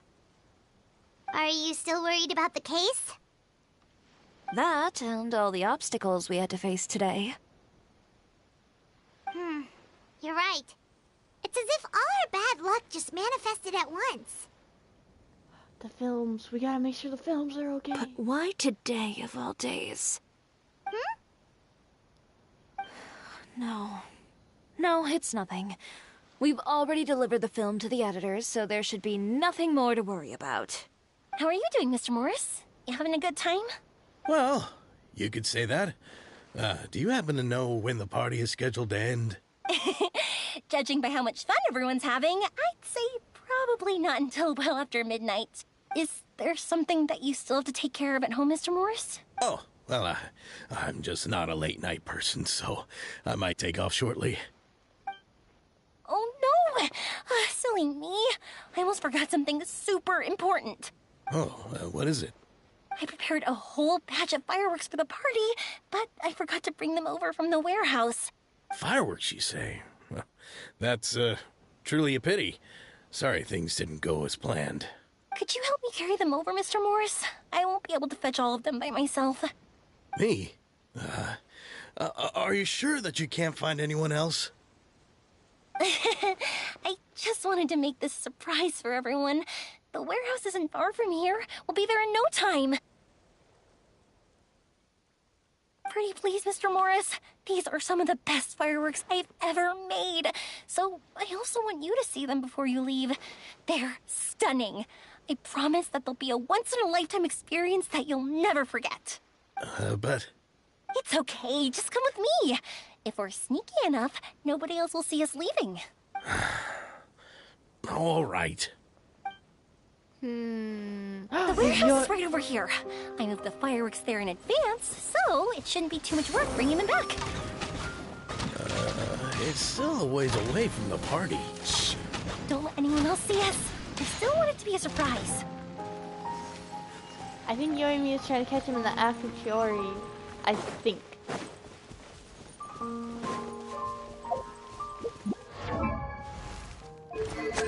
Hold on. I own a Yoimi of my own, so... Ah, noblesse. I see. Almost burst image.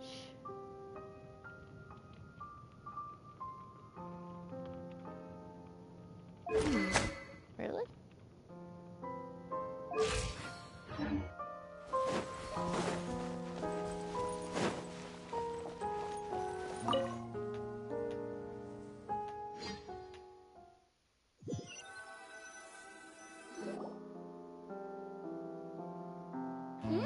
It's dark in here. Wait here, Mr. Morris. I think the light switch should be somewhere over here. Why did I have to get roped into this? What was that?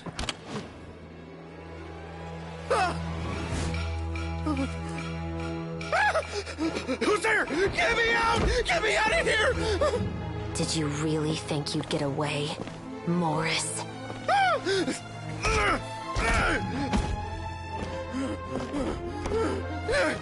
You've got the wrong guy. It wasn't me. I'm not the killer. You know, Eliza died a far more heroic death than this. She fought your assassin to the end, to save the children she had hidden beneath the floorboards.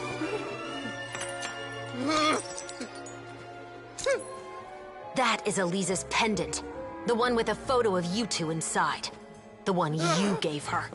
Ring any bells? It's a fake! It has to be! There's no way! No way your assassin didn't destroy it, you mean?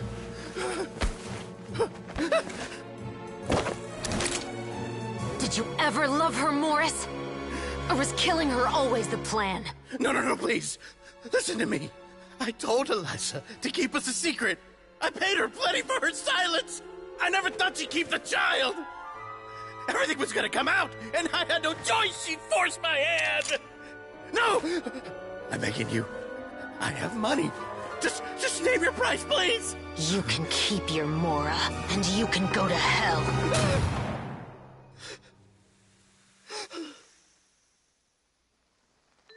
I'm Captain Shovraz of the Special Patrol. Morris, you're under arrest for Eliza's murder. Huh? Hmm? Oh.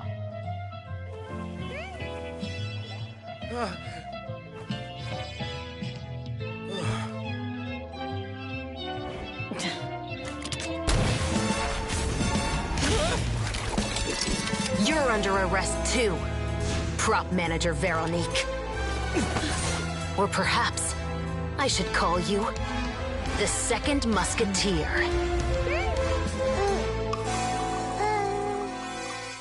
What? That was awesome! What's going on? This wasn't in the script. So they planned this? They all planned this? They knew but like, oh my gosh, Chevres is so cool. And when Paimon popped out with the camera, that was so adorable. Oh my gosh, that was just too awesome.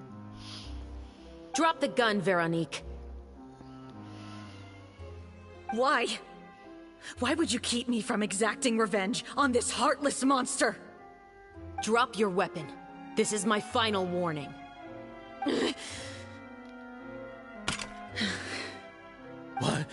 What is going on? Do I have to spell it out for you, Morris? Everything that took place just now was staged to get you to confess the truth. But this last part is all improv, of course.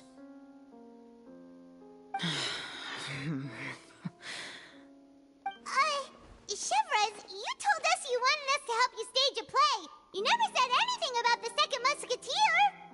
It's because even I had no way to confirm my theory until now. Thank you for your performance, Yoimiya. Could I trouble you to go and bring in the other Special Patrol members? They should be on standby just outside. Oh, and please tell the other cast members not to worry about us. We'll be rejoining them shortly. On it.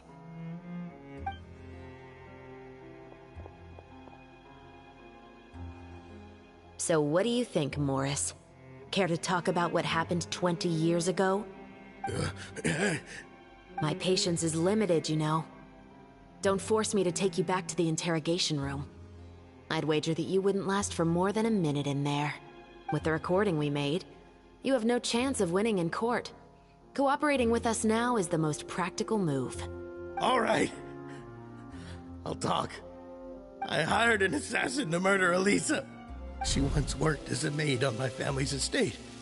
She was very beautiful, and after some time I fell for her. We kept our relationship a secret and carried out an affair for some time, but it wasn't long before she became pregnant. And if my parents ever found out, they would have stripped me of my inheritance and status, driven me out of my home. I also didn't expect Elisa to insist on bringing the pregnancy to term. She even asked me to leave my family and travel far, far away with her. She believed that you were truly in love with her. I didn't have a choice. I gave her a large sum of mora, told her to leave the family and to get rid of the baby. But then years later, she sent me a letter. There were photos of 2 children, and she even asked if I could find some time to visit them. Huh? 2 children? Paimon thought Baptiste was the only... you mean... Oh. Even if she had the children against your will, you could have just ignored the letter entirely. Why kill her? Was she the second one? I had just gotten engaged to be married to an heiress from another wealthy family. So if anyone were to find out about Elisa, my life would be completely ruined. I didn't have a choice. No. You always had a choice. You just made the wrong choice. Again. Do you know how it feels to watch your mother be killed right in front of you? My brother and I were hardly even school age yet. We were hidden beneath the floorboards, grasping each other's hands like a lifeline. We were so terrified that we didn't even know we could ever take a breath. All we could do was to watch Mother try to fight back, and then collapse to the floor. Even after the assassin left, we were still too terrified to leave our hiding spot. We thought that he might come back. It was only until the next evening when we finally climbed out and gathered around our mother. But she had already become cold and stiff to the touch. You made up your mind right then and there to bring this case to light. Not only that, we resolved to get our revenge. And that's why you became the Musketeers. No, that's why I became a Musketeer. The man from before was also killed by me. My brother had nothing to do with it. I figured as much. You did? I once told these two that he didn't look like a killer to me. His confession from that night also rubbed me the wrong way. I think what really tipped me off was, how could I not feel a sense of regret in him? Huh? He confessed faster than any criminal I've ever met, but he didn't say a single word about you. He insisted that he was the sole perpetrator in the case.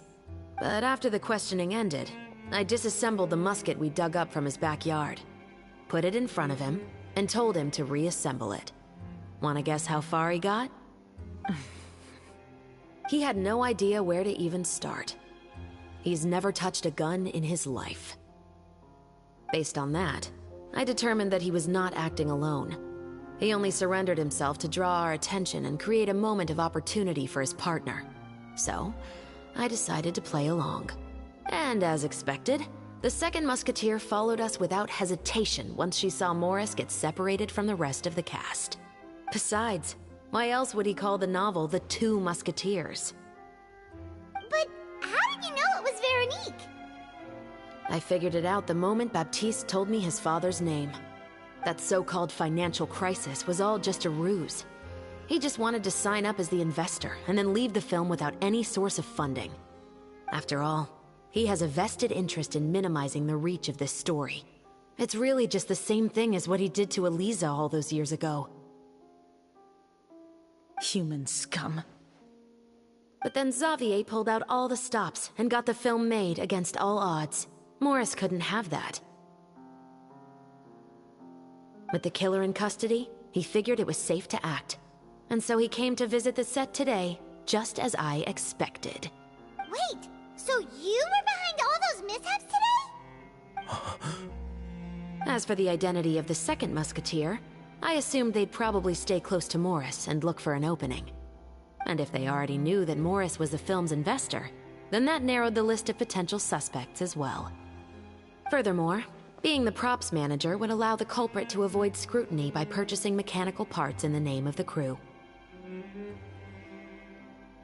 With that hypothesis in mind, I went back to check Baptiste's orphanage adoption records.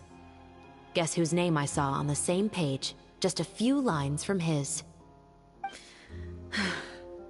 My brother. He trusted you. As in, he trusted me to perform the deed on his behalf? He trusted you to stand on the side of justice. I am. I thought you could do it as well. Oh, the look on your face when you told him to go to hell. I really thought you'd put a bullet in his brain. You know what he has done. Are you telling me that you'd rather see him spend the rest of his life living like a king in the fortress of Meripede? I will never be able to forget the feeling of my mother's cold, lifeless hands. And you would call this ending fair? Is this what you call justice? I won't lie, Veronique. I did hesitate when your brother first told me about the truth. I wondered. I agonized over whether I should really put a bullet in his head. So why don't you? Because that should never be how justice is carried out in this world. Perhaps, to you, justice is simply reciprocated. An eye for an eye, and a life for a life. But everyone has their own understanding of justice. If everyone were to pursue their own definition of it, there would be no more order in this world. Today, you'll kill Morris, and tomorrow, his children may come for you. The world cannot render judgments based on a desire for revenge. That will only lead to a cycle of revenge, as well as the destruction of order and civilized society. Fontaine is founded on a set of laws and a standardized code of justice. That is why we are the nation of justice. But with all that said, I will promise you this. Morris will not lead a cushy life in the fortress of Meripede. Chevreuse, the rest of the Special Patrol is here. Thank you so much, Yayyyyyyyy. Letelier, Terena, please take them away. So much is happening. I still can't agree with your reasoning. I know. Justice has not been delivered. At least, not today. Chevreuse. Let's go. We should give an explanation to the crew. Are you okay? I think you made the right call. Thank you for your concern. I'm fine. I'm just thinking, About the things in life that have driven people to take justice into their own hands.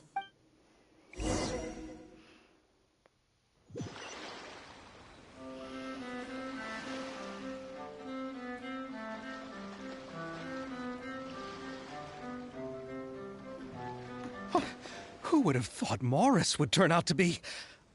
I'm at a loss of words. How could he have done something like this? I'm just glad that you're all safe and sound. Who knew that such a labyrinth of cases would be behind this story? Well, what should we do now? We have a finished film, of course, but should we still go ahead with the premiere? What do you mean? Shouldn't you be even more motivated to spread the word now that you've learned the truth? Shiori is right. I'd also like more people to see this story for themselves. But the real ending of the story seems to have deviated somewhat from the one in the script. Is that still acceptable to you, Miss Chevres? The call is yours. We still have time to reshoot an ending if that's what you'd like. No, it's fine as is. I like what we have for the catharsis. Romanticism is what gives works of art their appeal. Fiction is able to explore means of restitution that could never work in real life. Just like the real world, the world of stories also has its own set of rules and justice. These different possibilities are what initially drew me to reading in the first place. Sounds good to me. I support your decision. What about Veronique? Will she be okay? She will soon face her judgment alongside her brother and Morris. If I had to guess, they'll probably all be sent to the fortress of Meripede. I'll make sure to give Risley a heads up about it. Scar says that cutscene, wow, that was amazing. Wow, I agree. Oh my gosh, that Chevres is like so intimidating. That sends shivers down me. Like, she's so cool. Oh, you mean that kind of heads up? Exactly. Ahem. All right, then the matter's settled. Now that everything's been taken care of, there's no reason for us to keep looking all gloomy and grumpy. Let's get back to the feast and enjoy each other's company. We'll be starting the post-production process tomorrow. You should join us, Chevres. You missed the first few hours of the party, didn't you? All right. Count me in. Then I'll wait for you over there. There's still some good news that I'd like to share with Chevres. Traveler, Paimon, could you wait for me by the sea after the party ends? I'd like to go on a brief walk with the two of you. Absolutely. Thank you very much.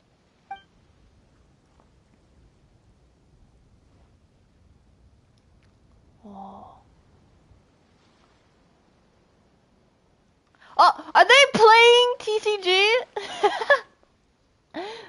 That's cool. The game got like so popular. Sorry for the wait. Oh, we weren't waiting long at all. Is there something else you wanted to tell us? No, I don't have anything new to share. I just felt that since you were my investigation partners, I should have another conversation with the two of you. Traveler, how would you have responded to Baptiste's request if you were in my shoes? I would have done the same as you. I would have helped him get his revenge. I don't know. When I was young, my father often took me here to swim. We'd come rain or shine, even when it was freezing cold. He told me that swimming was the best activity to train one's strength of will. You could never give up before reaching the shore, especially when the water was cold. Oh? Why's that? Because the moment you give up would be the moment you die. At that point, I still hadn't received my vision. One winter, the chilly wind felt almost like knives on my skin, and the seawater was so frigid that it numbed my toes the moment I stepped in.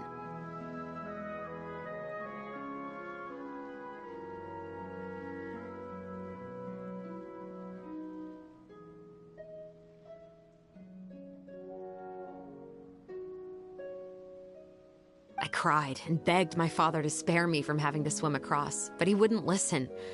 He used to be a member of the Special Patrol as well. You could say it was his way of educating his children. That sounds awful. When he saw that I wouldn't stop crying, he just picked me up and tossed me into the icy water. The bone-chilling cold took away my senses. I couldn't feel anything but fear and rage. I waited for my father to save me, but one look and I knew he'd already started swimming for the opposite shore. I realized that if I were to give up, I really would die right then and there. I used all of my strength to try and catch up to my father. Those few minutes felt longer than my whole life up until that point. I did, however, make it to the other side. I've never felt afraid about anything in my life after that, nor have I ever cried again. That way of teaching would have never worked on Paimon. Yeah, I don't think that was the right method for anyone. It's just that, working now as I am in the pursuit of justice, I still sometimes feel like I've been tossed into that winter sea all over again. The anger and the helplessness. Chevres. But the worse I feel, the more I know to never give up. The alternative would be to forever lose myself among the waves. Anyway, how about a race? Neither of us will drown, but we can still see who swims faster. I'm game. You guys go ahead. Paimon will grab the clapperboard to mark the start of the race.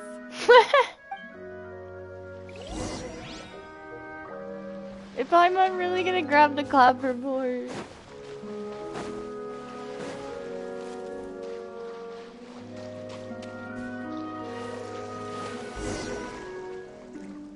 Have a swimming contest with Chevres.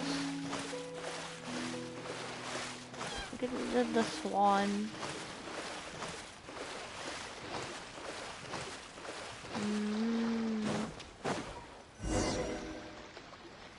Whoa, that felt good. That didn't feel like anything.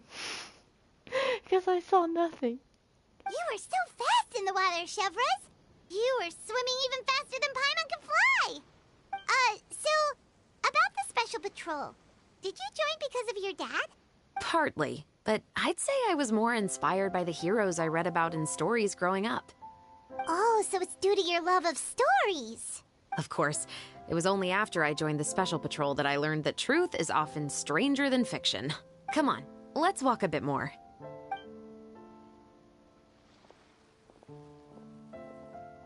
To be honest, I do sometimes question whether the decisions I make are the right ones. But I know that no matter what, I must keep swimming. Because the only thing I've got my eyes on is the shore in the distance.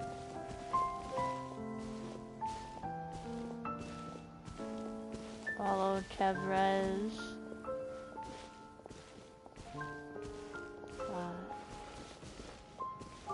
Are we gonna go all the way up to the house? Thank you for coming on this walk with me. I feel a lot better after getting all that off my chest. You're welcome. Huh. We're nearly back at Baptiste's house. Huh. You're right. I didn't realize we were so close. He really did plant a lot of flowers. It's just like how he described it in the story. Huh? Wait. Paimon, Traveler, look! The rainbow roses in the garden. They're in full bloom now. Act 4 complete? Or is that 5? I don't know my how do you say it? Roman numerals? Even though it's a bit late, I must thank you for investigating this case with me. Not on behalf of the Special Patrol this time. It's a personal expression of gratitude from yours truly. About your family? Oh, you want to hear more about my father? To be honest, I didn't spend that much time with him. He was always busy with the Special Patrol, so he would often return home really late at night. Some nights, he didn't come home at all. Once, he didn't come home for a long time, maybe a whole week or so. Your father is terrible. When I went out to buy food, I learned that he had become a criminal, and by extension, that made me a criminal's daughter. But we can talk about that another day. About the case. I actually have a lot of sympathy for Veronique and Baptiste. I can understand the hatred they feel for their father. But that doesn't mean I'll allow them to walk the path of evil, even if it might lead to another sense of justice. About the film? Films are different from the real world. They're a form of art and represent the wishes in people's hearts. I adore the two Musketeers, and I'm very happy to have had the opportunity to act the role as one. I can't wait to catch the film when it premieres in the Opera House. I'm looking forward to seeing the audience's reaction to the climactic ending. Please take care. Thank you for looking out for me. I'll see you at the award ceremony. I'd be very surprised if we don't win. Scar says she's going to get herself copyrighted by Pixar if she says just keep swimming again.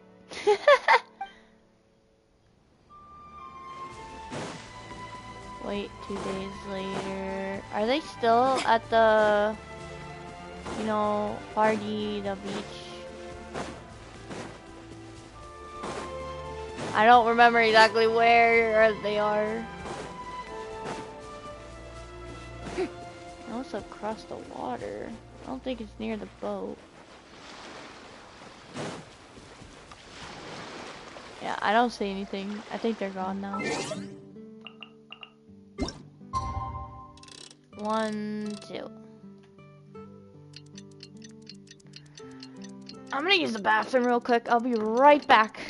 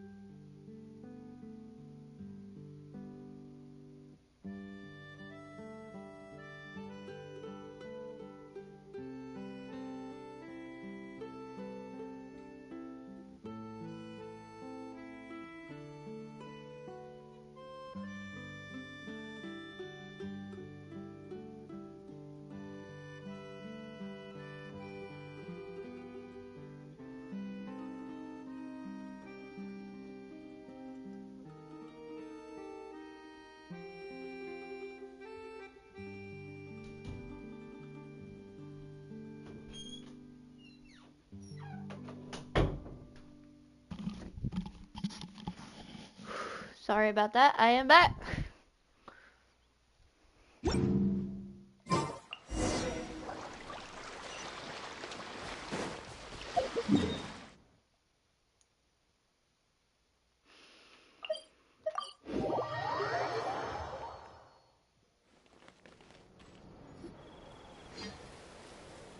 Some more time passes after that. The film has successfully premiered and the Musket murder case also successfully comes to an end. Yay! It's been a while! Hey there, you two! Sorry I've been scarce. I've been buried in marketing and preparing the film for release ever since we wrapped post-production. The award ceremony is today, right? Paimon wonders if we'll win the Farina Award. I'd give it a 90% chance. Farina! Oh, Paimon didn't know you were already here. You're earlier than everyone else. I'm sure the others will also be here in no time. Xavier, if we end up getting called on stage, shouldn't you come up with a name for our crew? What? But we don't even know if we're going to win. I wouldn't want to jinx our chances by celebrating early. Just open your eyes! Surely you've seen the audience's reactions to our film. We've had nothing but critical acclaim. You've also had conversations with the Opera House's operating staff, right? Didn't they want to increase the number of showings? With the more you've made from the box office, you can now open your very own film company. But that's all credit to my amazing crew. You've all helped to make this a reality, so I can't be the only one asked to come up with a name. Well, give it some thought. I'm sure the crew will respect your choice.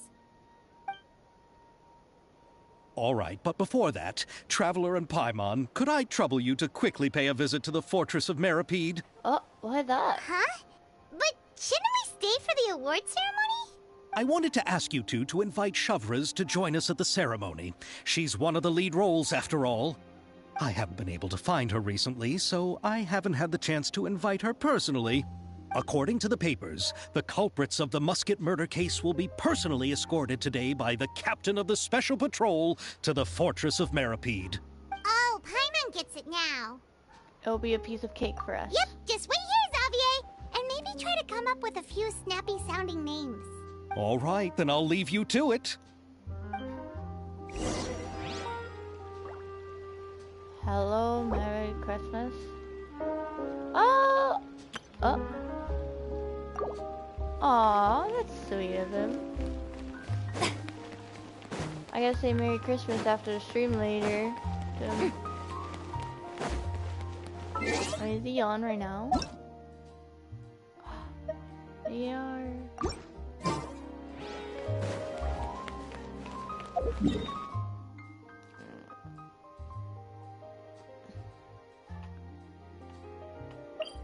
It would be rude of me to record our conversation, so I'll wait to message them later.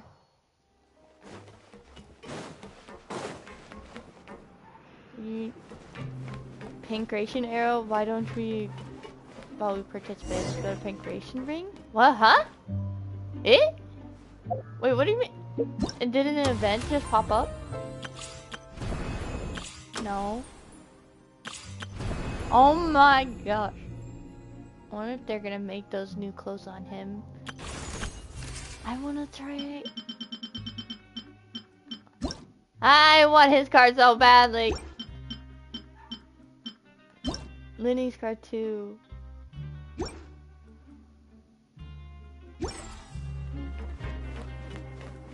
Maybe just a new quest.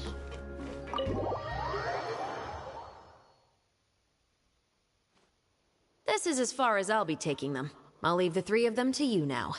It's Raisley! Oh my gosh, it's Raisley. Got another errand to run? Dang it, he's just too cool. Scar says happy almost year. Happy almost year to you too. Something like that. I'm expected at a party.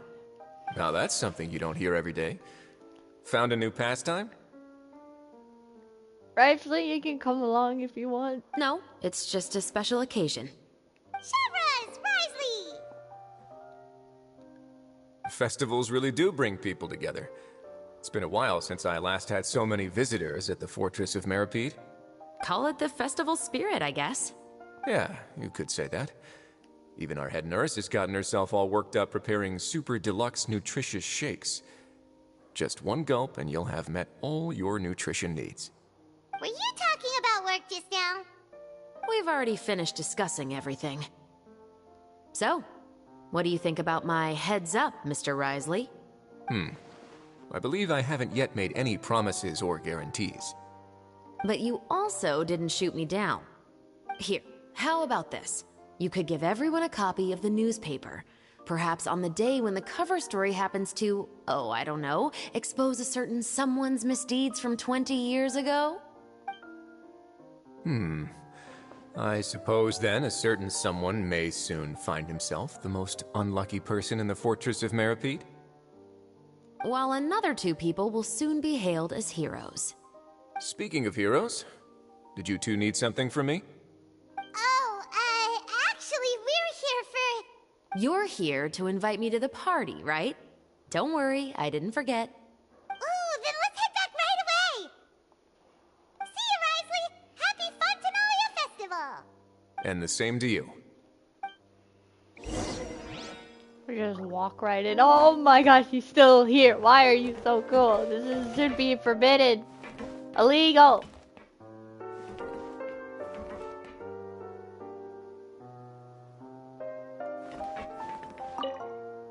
Please, go and enjoy the festival. How dare you not come along? He's gonna be gone when we leave. Sad. You know, we could just teleport. Yeah, teleport.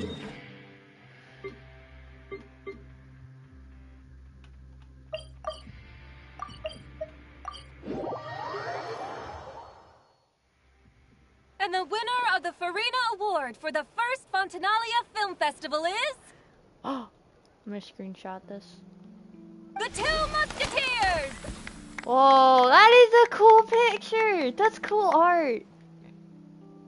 That is a very nice art. We won! We really Congratulations, Mr. Xavier. We won? I can't believe it! I really can't thank all of you enough! See? My takes on Fontaine's entertainment industry have never been wrong. Now, please welcome to the stage the producer of The Two Musketeers, Mr. Xavier!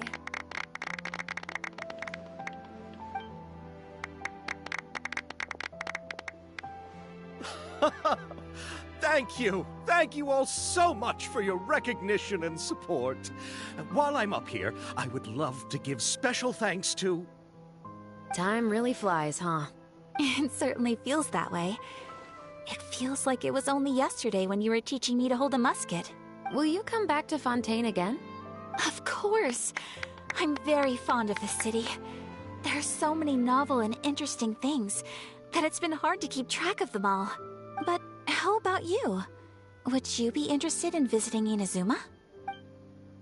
I can't say the thought has crossed my mind before, but I'd be willing to consider it now. I will be eagerly awaiting your visit. It would be wonderful if you could visit my home and enjoy a taste of our tea and desserts. Yeah, let's keep in touch. Did you accomplish all you came here for? Yes. And you should visit Inazuma again sometime. How has Ogura and her business been?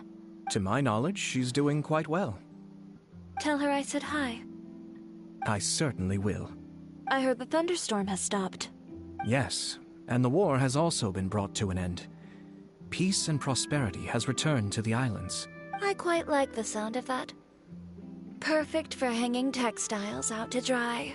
I'd like to offer my thanks again to the entire cast and crew.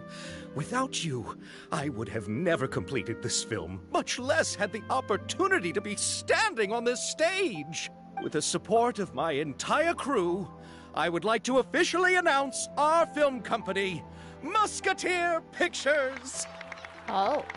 Woohoo! That has a really nice ring to it. Then in that case, let's please welcome all the members of Musketeer Pictures onto the stage for a commemorative photo. Oh, Paimon didn't know we'd also be taking pictures. Director Farina, I believe you are the most deserving person to raise this trophy. Scar says they should make a hangout quest of her going to Inazuma. That would be awesome! That would be epic. You remind me of Kaya's hangout event when he went to both Sumeru and Liyue and even weared his outfit from back then with the event with Klee. That was awesome. Huh? No. There's no need. It's so embarrassing. She's gonna raise the trophy? It's an honor the director deserves. Farina holding the Farina Award of Farina herself. Yes, I agree. Paimon's fantasies came true. I can't think of anyone better for the honor. Just accept that you're not getting out of this. Ready, everyone? 3, 2, 1. Musketeer Pictures! He spoke. Nice! I'm screenshotting that. That is awesome!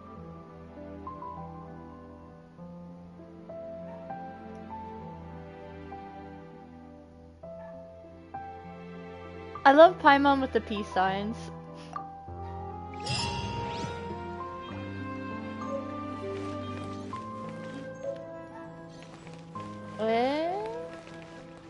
They're interviewing her. Lady Farina, please allow me to take just one more photo of you.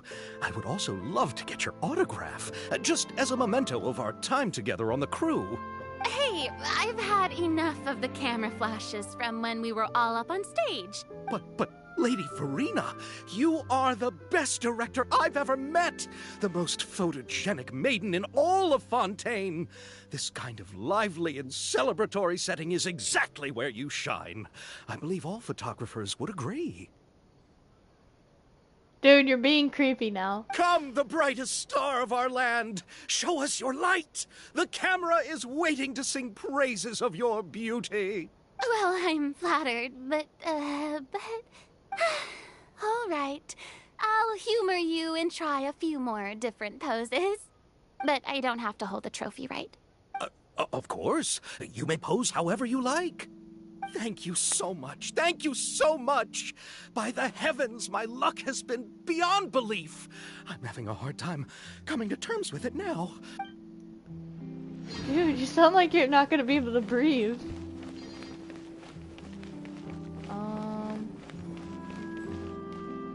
Miss Yoimiya, we haven't had the chance to talk, but please accept my thanks for everything you've done over the past few days. Oh, but I feel like I didn't do anything out of the ordinary. I'm very grateful for your assistance during that special performance in the warehouse. It was always going to be somewhat risky, to engage and draw away Morris all on your own. You're only a civilian and have never been trained to act in such a dangerous situation. Don't say it like that. As the director's assistant, it was my duty to help out the crew however I could. It was an honor to help you solve the case. I have to admit, though, my heart was thumping super hard the entire time I was laying on the ground. I was scared that everyone would notice. You did great. Oh, and before I forget, if you ever visit Inazuma, please come and pay a visit to Naganohara Fireworks. I'll make some fireworks for you. I even know what shape I'd make. I'm guessing a musket. Telling you now would ruin the surprise.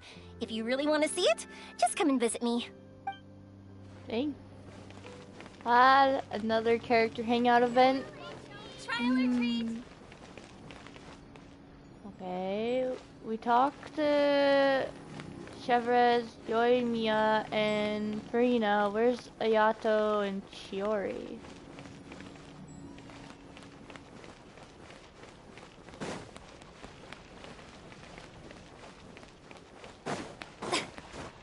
They're gone!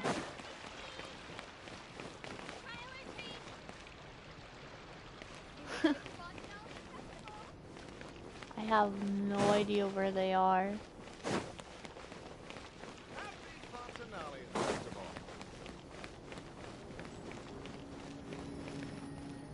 They're not here!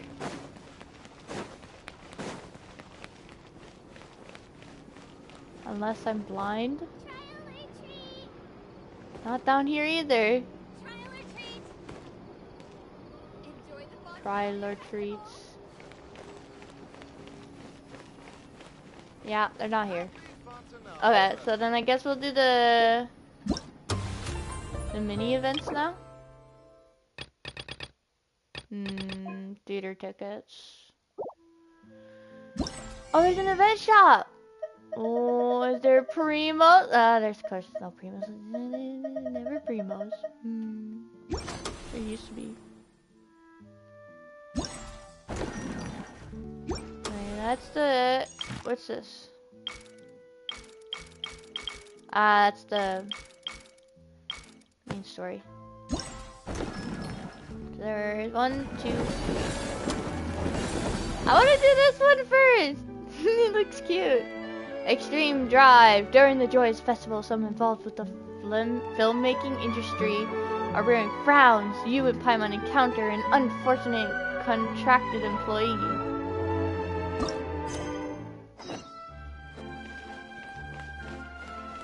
Oh? Are you okay, lady? Centennial Film Festival. Great job! You really outdid yourself this time. As things stand, finishing the project before the deadline is nothing but pipe dream. Sob, wailing. I'm not just in for a scolding. The boss is literally going to kill me. Why is that young lady over there crying? Do you think she needs a doctor? I wonder if there are any professionals, therapists in Fontaine. Sobbing. When did you get here? Thanks for your concern, but right now what I need is a doctor that can resurrect my dying career. Paimon's pretty sure that isn't something a doctor can fix. It's only a job. Worst case scenario, you can always get another one. Work is pretty important. Maybe we should help? With how high she's made the stakes seem, we can't stand by and do nothing. Just talking about it like this won't solve anything though. Why don't you tell us more about your problem? That might be a bit hard considering it's a technical issue. Now, just how can I explain it? Well, first things first. My name's Helene, and I'm an engineer working for the Fontennial Film Festival equipment supplier. I'm mainly responsible for developing audio-visual equipment. To achieve a certain effect when filming, our clients requested also us to develop a kind of stabilization platform that can carry film cameras while moving at high speed. Scar says, Earthworm Sally spreads diseases from Florida to Cali. I'm Earthworm, so I don't care. Earthworm Sally? Wait, is this another one of your stories, Scar? These stabilization platforms also need to be able to carry puppets that look like actors. Our model animals playing the part of groups in the background. That way they'd be able to keep the cameras fixed on actors while moving at high speeds, or save them from having to splash out the cash to hire hordes of extras. Scar says yes. Oh, when you say Earthworm, I thought of Orpworm, the Pokemon, the newer Pokemons than like Pokemon Scarlet and Violet. Scar says BRB. Okay. On top of that, they insisted that each platform had to be less than a third of the cost a camera, and that its lifespan had to be at least 30 years. How is anyone that picky? Even for a master craftsman, producing something cheap but durable that works well is nigh on impossible. But I managed it. After all, the customer is always right. We had even fussier clients before, and I've nearly run myself into the ground trying to satisfy them. Then what's got you in such a huff? The problem is I don't have anyone to test it. I created the product, but unless I can get it tested, the project can't be considered complete. All the testers who have a basic grasp of mechanics or are physically fit enough have already been employed by the Fontennial Film Festival for more important work. If the client receives a product that hasn't undergone proper testing and it turns out there's something wrong with it, I'll have to cough up 10 times the original payment amount in compensation. All I can do is hang around trying to sell our products while I look for some outside assistance. Even if it means I end up losing money on this contract in the end, so be it. After all, it was my boss that signed the agreement with the client. But I'll be the one on the hook if we have to compensate them 10 times the value of the contract. We've come this far, might as well tell us what testing involves. That's right, as long as it's nothing too complex, perhaps we can handle some of the simpler stuff. It might not sound difficult, but it's harder than you think. To confirm how the stabilization platforms perform when running at extremely high speeds, I set them to avoid anyone who gets too close mode. The tester has to run after stabilization performs within a specified attack up area and chase as many platforms as possible into the target area as quickly as possible. For someone with poor stamina like me, chasing a stabilization platform more than a few steps is enough to make them collapse from exhaustion. What's so hard about that? It's just a bit of running around. Now that you've described it, I'm positive this will be a piece of cake. It's just a few machines, just you wait. We'll be hot on their tails in no time. We might even end up overtaking them if you're lucky. Test limits and that sort of thing is a walk in the park. For real? What, generally? You're actually serious? Then I'll pay you, please. Talking's hard because my jaw hurts right now. The commission, we won't say no to that, but under the circumstances, if we accept too much of your money, our conscience wouldn't forgive us. Just pay us however much you'd usually pay your testers. Miracle workers, that's what you are. Not just doctors, but miracle workers, here to resurrect my dying career. The testing site is in an empty domain near the city. Well, I'll leave it to you two then. You have my undying gratitude. After this many years in the business, finally a bit of luck. The boss won't be killing me tomorrow as well, after all. After you finish this job, maybe you should consider switching bosses. Yeah, it sounds like an abusive boss. Whoa, hold on! Oh, I was looking at the top number, 500, 1000, 2000. I was thinking that's how many cream rolls I'm getting.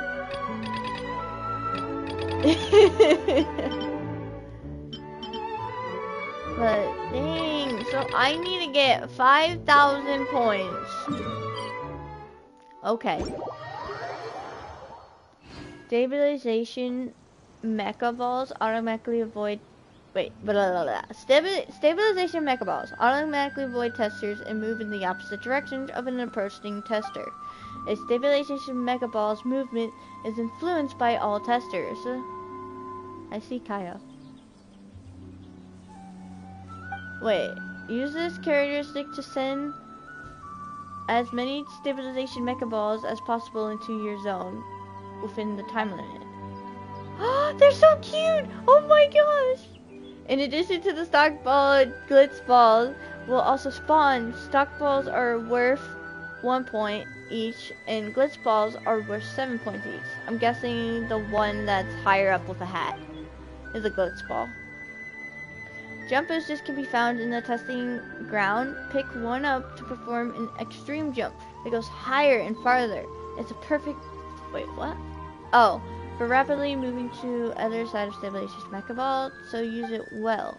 The test will be carried out in 5 locations at random. Okay, so this is extreme drive. That's mean it's co-op, right? It is! Let's go! Okay, okay. Stabilization mecha balls. Yeah. Yeah. Match. Accept! I accept! Hello!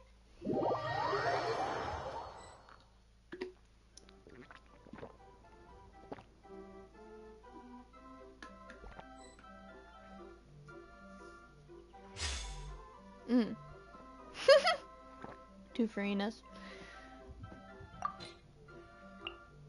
There, I'll go with Lenny. Oh, we got 3 Archons. Hold up. I'm gonna make another Archon.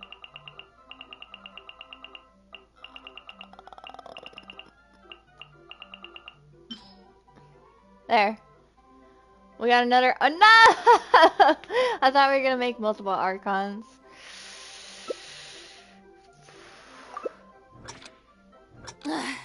Boring. Isn't there anything else? I kind of feel bad. I didn't know I had to press prepare to be ready. I thought there was a time limit until we're ready. Hello, everybody. Oh, gotcha. Huh? Hey. How am I supposed to get you? I don't understand. What am I doing? Hey. Chris Ball has appeared. I don't... Wouldn't gliding be what? faster?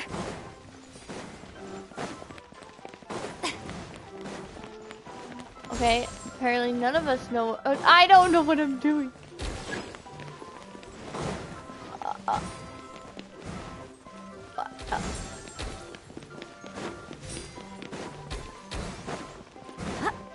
It's like...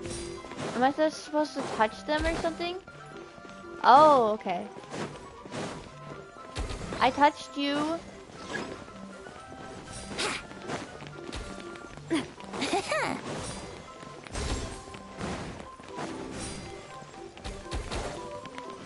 Oh wait, we're supposed to get them in the...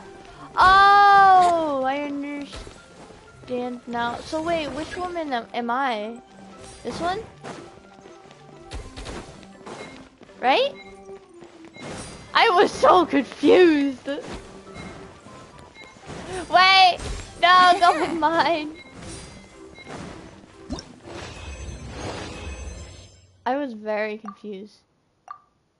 Participating from start to finish.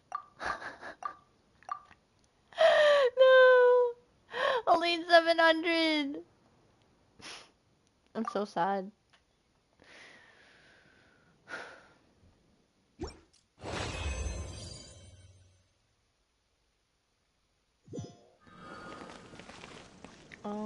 Does that mean... Do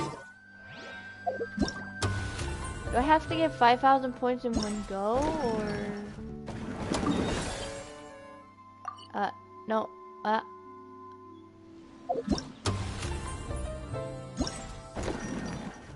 Oh, here. Oh, no, I don't. You're back! Hi, Scar. This minigame is a lot of fun. I just figured out after being confused on how to play it.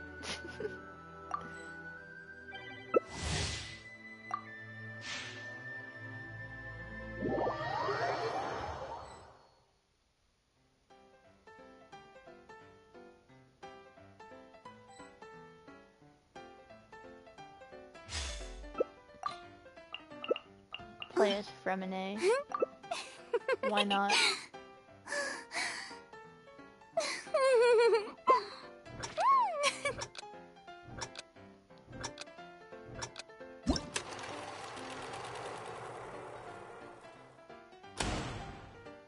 The yellow zone? So I'm yellow. Oh. This place looks amazing. I wish we could explore it. Wait, come back to my thing! Go to my thing. Go, go, go. Oh, so we jump and then go in. Wait! You get over to my thing. Yes, everybody, guide him to mine.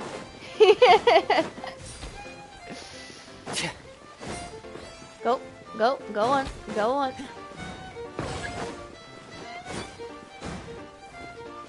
Go! No! No! How dare you! No! No! All of you, to me! I mean, I guess I should be helping them too. Go in that person's thing.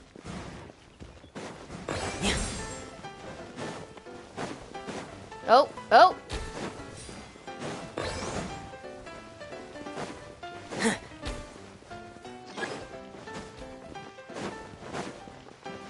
Yes, yes!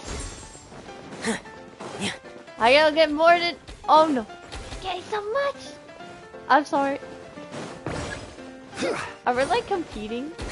We're competing.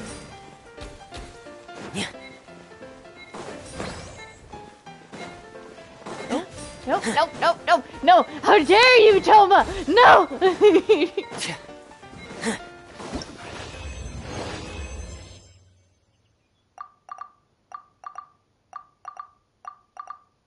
Participants start from finish. What do you mean? I got scores too. 1,000. Nice. So we got 1,750.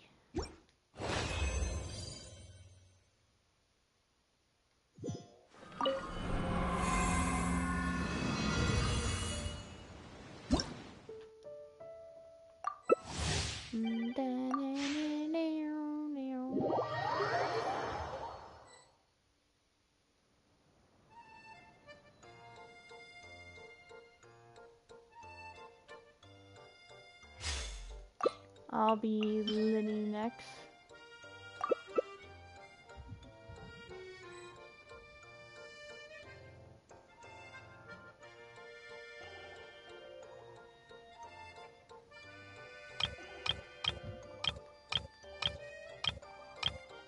Oh, that's interesting. This one looks like it would be annoying.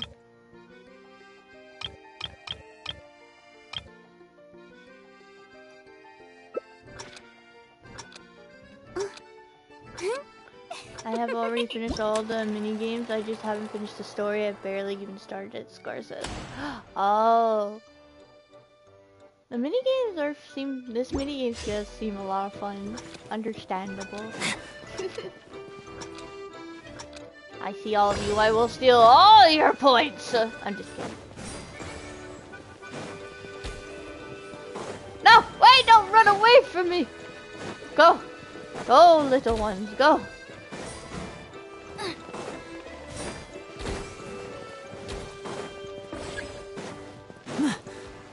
Wait. Hey. Go on. No, you take your little self over here. Oh, shoot. No! Oh, we all get one. Go. I want to be the winner this time!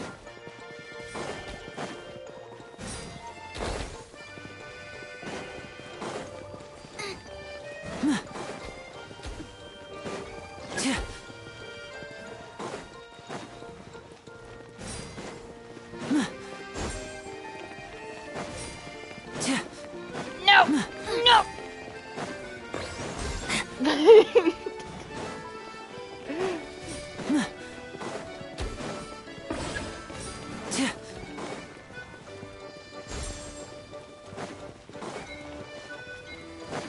Go! I will get 100 points! I see you! Get in there! Go! 76, 77! No! I was aiming for 100, but look at me now. I'm not the participant. I'm the winner.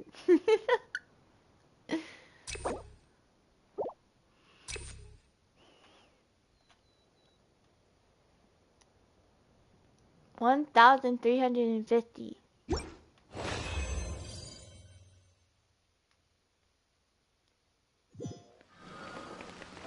Let's go. I don't think we have enough yet. We probably have about 3,000 points now, I think. And then we'll go to the next mini game.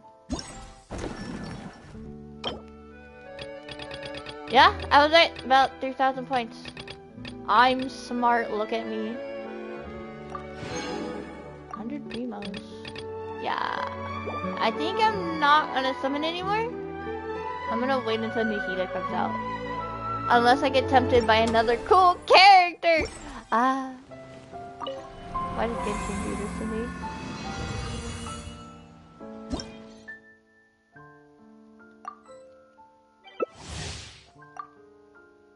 Ooh, Hutao main. Ow, my head hurts.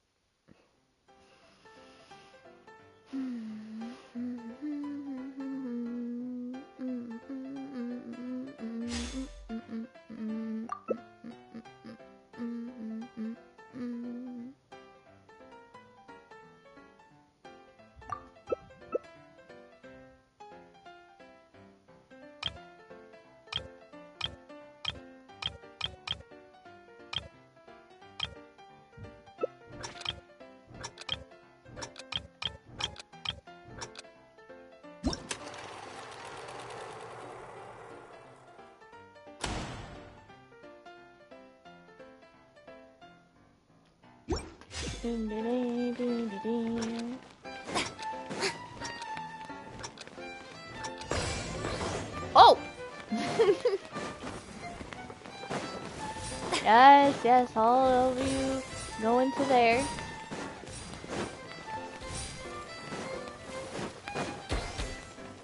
Go ahead.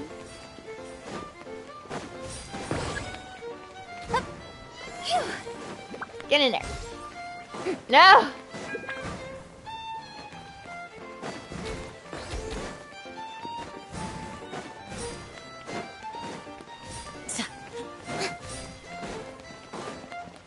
Go!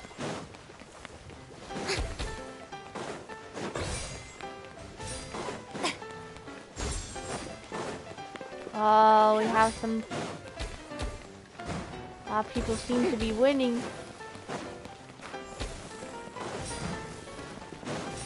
No!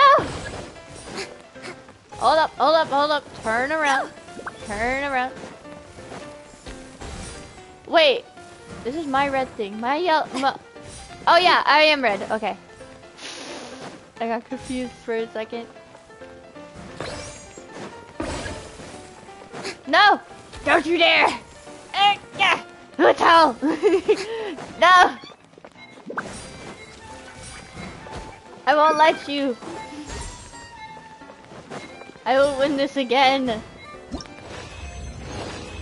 Let's go! I'm just too great. We got 1,300. Ah.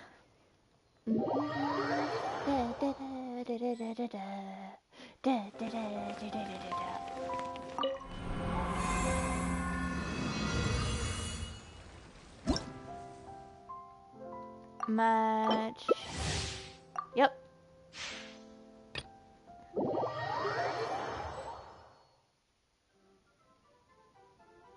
If I can win this again, I think we might end up being at 5,000 again.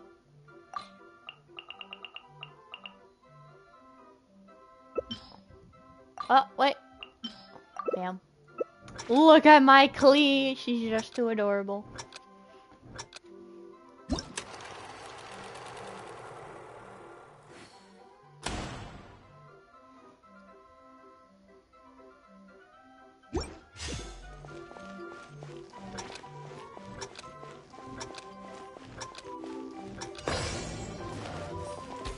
No! That one got away!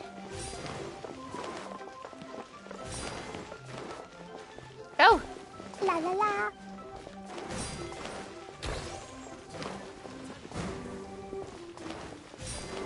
Da da da.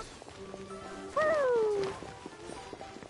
I don't feel right stealing that from her. Ugh. I'm not getting very many points right now. Yes. Yes! Yes! Yes! Oh. Oh, come on. Get in there. No! Candace! No time to lose. Oh, it's a child main. Child is so cool. Woo! Woo! Go, go, go. No, Kazuha! I already see the lead winner. Dang it! Da da da. La la la.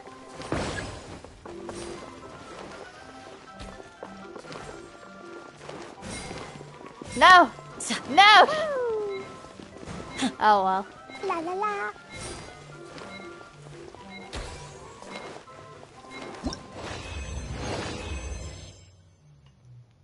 Dang.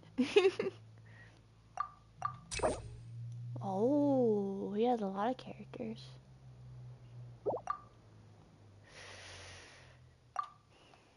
Dodoko? Dodoko, where are you? Only 900.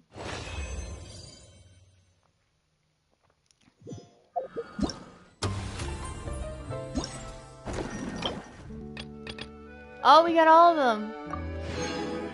Oh, why are we leaving at this little creature? Nice. It's a stabilization mech. A pretty please.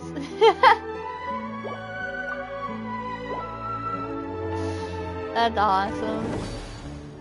What do we do next? I want to do this one, the one with the dog.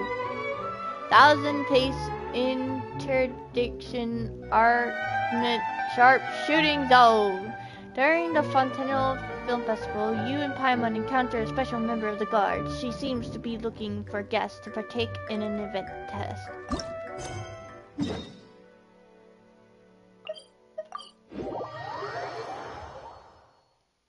Ah!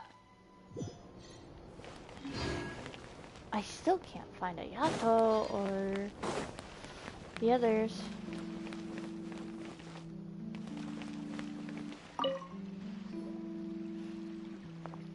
Terena? Take your positions, form ranks, muskets up, take aim and fire! Repel the enemy advance. Come, take part in the Special Security and Surveillance Patrol's special event and experience the joy of being a musket sharpshooter. Musket? Not a concept we're too familiar with. Looking at the stall of this guard setup, Paimon can't help but wonder what the events she mentioned could possibly have to do with the Fontainebleau Film Festival. Ah, it's the Super Zenith Boss level forces. It's you! I remember being called that. What in the blazes are you doing here? If you two help me promote my booth, I'll be able to hit my quota for sure. Who in the what now? That blah blah blah forces thing isn't another weird nickname for Paimon and Arrow, is it? That's right, it's a title for you two that becoming popular among some members of the guards. You might not remember, but we've actually met before. But considering how ordinary looking I am, she's not wrong. And the fact that I'm just a mediocre sharpshooter, I'm not surprised that I didn't leave much of an impression. Anyway, let's just pretend that this is our first meeting. I'm Terena, a Special Security and Surveillance Patrol trainee, and I'm in charge of handling all sorts of odd jobs for the patrol. Don't worry, that weird name you gave us made me remember you. Given how popular the film festival is, the Special Patrol is hoping to ride on its coattails by running a publicity campaign with the aim of spotting hidden talent among the citizenry. So, ta-da! Behold, the shooting simulator of the table in front of you, known as the 1000-pace interdiction arc-minute sharpshooting zone. This thing looks a little model of the Court of Fontaine. Aha! But not just the Court of Fontaine. This sand tables allows you to change the area so you can switch to wilderness scenery if you want. Much less spectacular than the Court of Fontaine, though. Combined with a special pair of optical goggles that the Fontaine Research Institute developed for us, it lets you stimulate taking out enemies from on high just like a real Special Patrol sharpshooter. Basically, it's a game where you stimulate using a muskets to aim and fire at targets, right? But the name is so hard to wrap your head around. What are interdiction and arc minute supposed to mean? Cough. I came up with the event named based on the famous line that Captain Chevreuse once exhorted us with, which aptly expresses our lofty aspirations. An outstanding musket sharpshooter always strives for pinpoint accuracy. At a distance of 1,000 paces, your shot grouping should be less than an arc minute. And really though, based on the current processing precision of mass-produced muskets and the eyesight of our sharpshooters, achieving a dispersion of less than a single arc minute when firing from any further than 100 paces away, let alone 1,000, is wishful thinking to put it mildly. Don't you worry, I'll do it. But if we're talking about Captain Chevreuse, it wouldn't put it at past her. Whoa, slow down a second. You're making Paimon dizzy. Paimon got this. Don't get too hung up on technical terms. All we need to do is have fun. Super Zenith boss level force is right. Sometimes it's not worth overthinking things. Just give it a go. When I first joined the patrol, Captain Chevreuse told me that too. Anyway, please take these goggles, and when you're ready, you can start playing with the stimulator on the table. Well, after talking so much, why don't we try it out? Paimon was curious about it, felt like to fire a musket anyway. Looks like it might be fun. Oh, this is cool. Oh, there's 4 trials. I'm guessing this is not...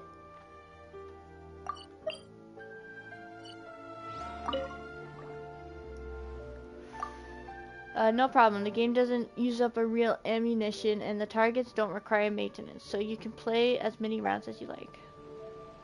This is cool! Defeat all opponents, have at least 10 munitions remaining, have at least 20 munitions remaining. So at least 20. and defeat opponents. Opponent details objects. Oh, I see. Combat cover, neither explosions nor bullets will destroy. Explode vigorously. Explosions and bullets can both destroy. So this can't be destroyed. Okay. It's like giving me targets. Use a limited number of munitions to defeat all enemies. Scar says, don't worry, everything is unlocked. That's good, that's good. In 1000 pace interdiction arc minute sharpshooting zone, you will use special optical lenses to aim and shoot opponents. Press the aim button to start aiming. Aim at your targets and press the shoot button to fire bullets at your targets your lens is aimed at. Defeat all opponents to complete the challenge. Ammunition is limited in some scenarios. Utilize the limited ammunition to defeat all enemies. Adjust horizontal camera sensitivity, aim shot mode, and vertical camera sensitivity, aim shot mode. Under controls in the settings menu to improve your ability to control your stimulated shots. Let's see here. Okay, he's going that way. Oh, can we go like shoot? How many shots do we got? We got 50. Is there any, like, explosion barrels? No, there's not. It's fish. These are just fish. Wabam! Oh, how dare you hide like that? Wabam! Oh, you little... Can I get his head? Wab... That's awesome! Ha! Boom. Okay, so now there's more boxes. Oh, those are not... Are there any barrels I can use? I almost fired... I could've... Dang it.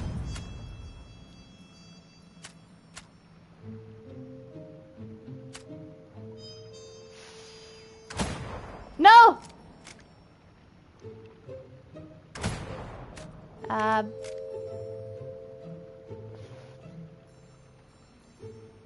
Hold up. This is a little tricky. No! My gosh, I'm bad at this. There's still 17 more I have to do. I'm probably not gonna get it. Oh, dang. Wow. Oh, I see you. The one that got away.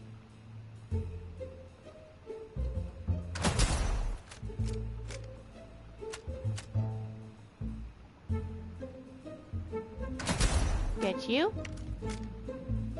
Get you. Wabam. We did it!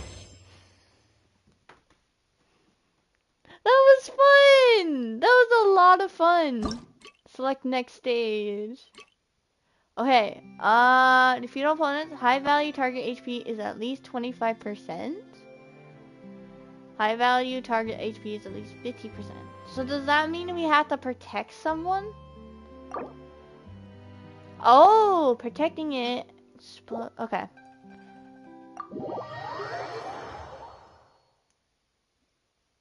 This one's probably gonna be tricky. Defeat all opponents while protecting the high value target. High value target may appear in certain scenarios. Defeat all enemies while protecting this target. Yep, adjust everything. No, you don't! Ba-bam! I am a pro sharpshooter, just you wait. No! No! Okay, we don't have to worry about our shots. Maybe we do a little. It's okay.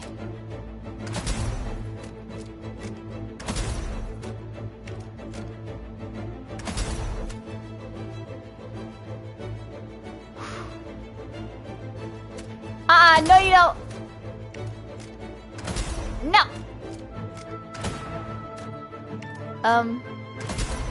Oh, I could've used this. I'm an idiot.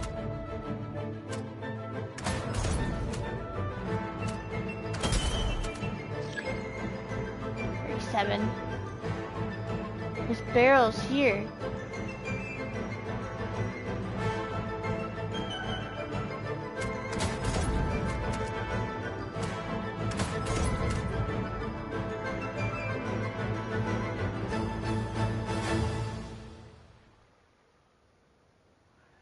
Okay, where are you going?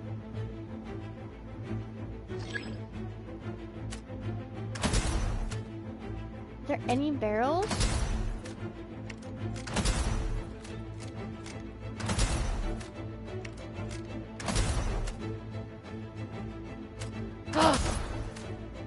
No! No, stop!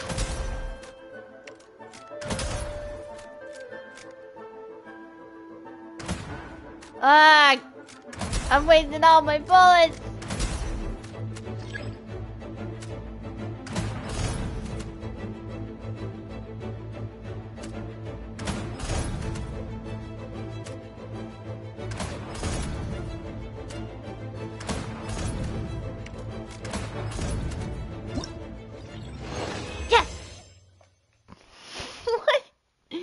What is your favorite color? Scar says. Oh, I'm glad you asked. I love the color light green. I love the light green color.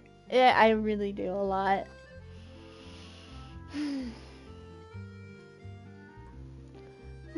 As for second and third favorite color, I honestly never thought of a second or third. I do quite like blue, and I also like pink. So maybe those. Red and yellow is a good color too.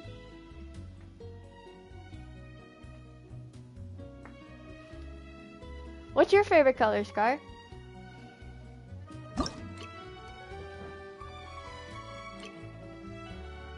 Okay, have at least 10 munitions, 20 munitions. And what are the objects?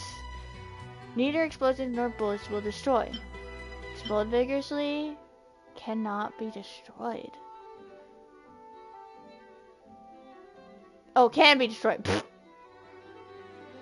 It looks like it's an explosive barrel.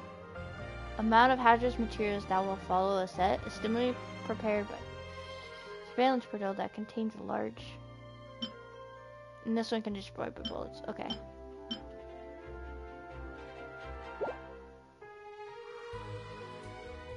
I love how they put pictures as our targets.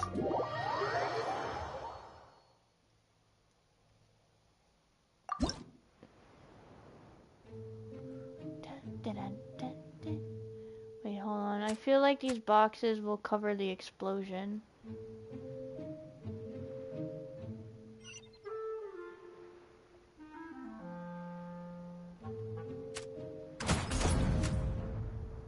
Or not.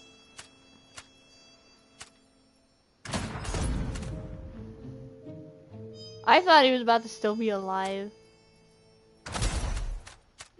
And the one sleeping.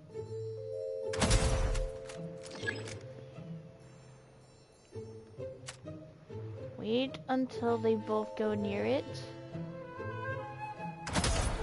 No! Ah! Wait until that thing goes near it. Maybe I should use this to... Bam. And then... Am I supposed to destroy this too?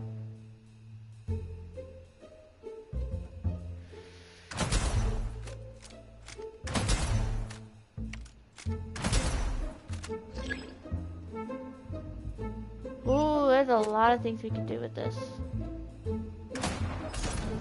Oh no! I messed up. So wait until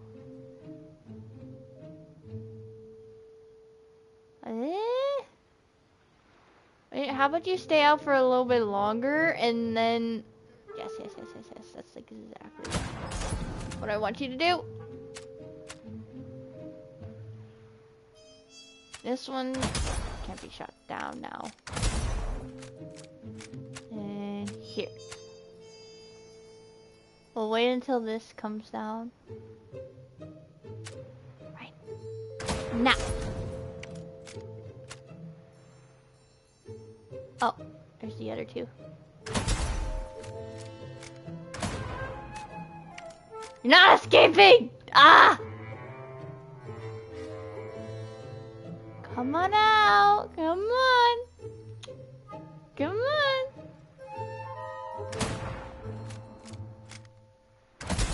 You idiot.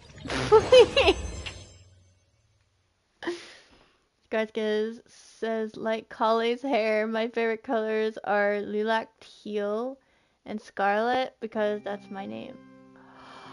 Ooh, nice. Those are nice, very nice colors. I don't know the fancy name colors. I've seen colors that are different shades of like that, of like a different red, and I know they're called a different name of a color, but like I never remembered it. I just always said light or dark. Oh, and then there's some colors mixed in between. That's pretty too. Ah. Okay. So we get the explosive barrel, this one, and we have to protect it. Ooh. That's the last level, and then we have 2 more mini games left. High value target. Don't you dare! Oh, I could have exploded them. Nope.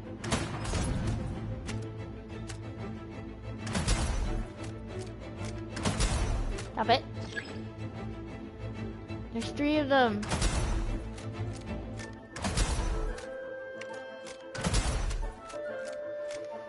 And a Gardemic? No! There's no like explosives. That took a lot of my bullets. Oh wait, I don't have to worry about bullets.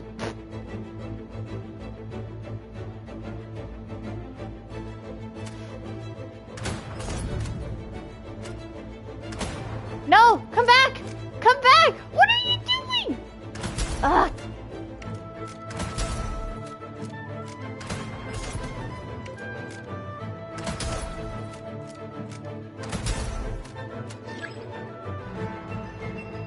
Oh!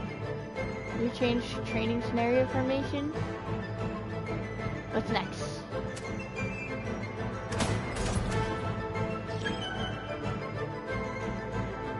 Oh!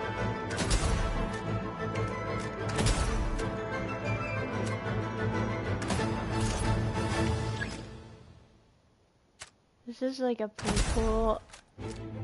Come on! No! Won't let you attack us.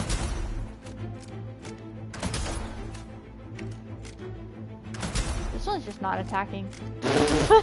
He's not even attacking.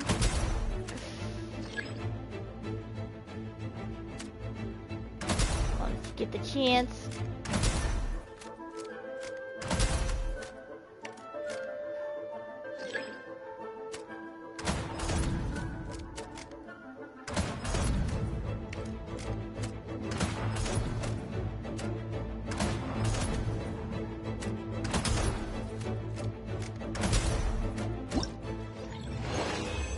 That was awesome. Ah, it's over now. It's over. Sad.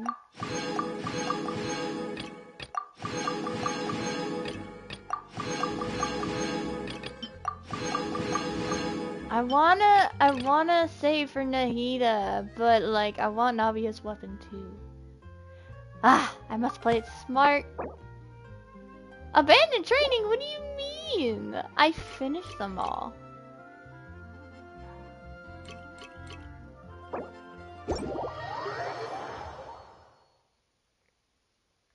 I didn't abandon anything.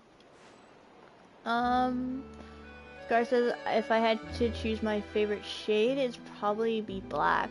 like my soul.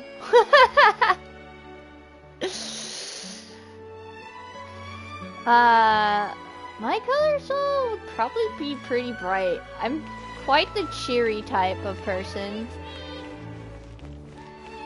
Although I can be negative towards myself a lot of times, so maybe not too bright.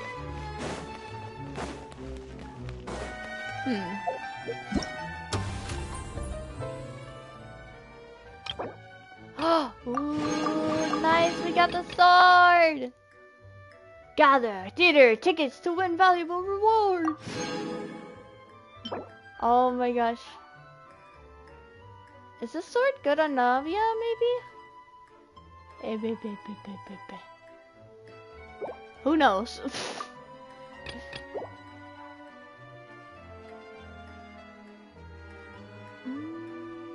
I wanna look to see if it is. Like is that like the best free weapon? What's the best free weapon for Navia? Hold on. Same about everything you sad? Scar says. Am I sad right now? I'm pretty happy right now. Navia's build. So let's see. Game 8. I like going to this one.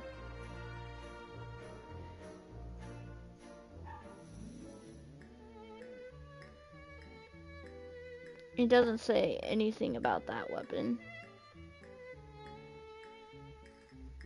Dang. I guess that sword is not good on her? Who knows?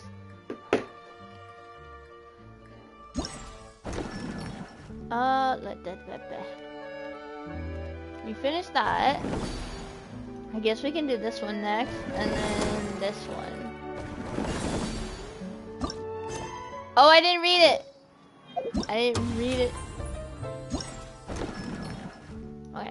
Tricky shots, tricky lights. On the site of the Fontenio Film Festival, an experimental film director dressed quite ostentatious, I can't pronounce that, extends a sincere invitation.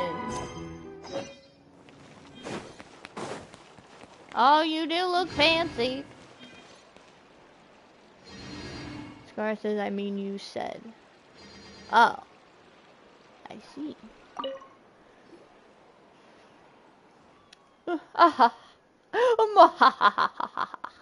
My too radiant guest, you're finally here. You must be the legendary adventures of Tevat and rising superstars Arrow and Paimon. That's us, all right. Do you need our help? We're certainly well known among the Adventurers Guild, but superstars of Tevat? Perhaps just slightly over the top. After all, there are still many people out there that haven't heard of us. Paimon feels like everyone we meet who comes straight out with such flattery ends up asking us to do something for them. Out with it then. What do you want? Oh, no. I don't want anything from you.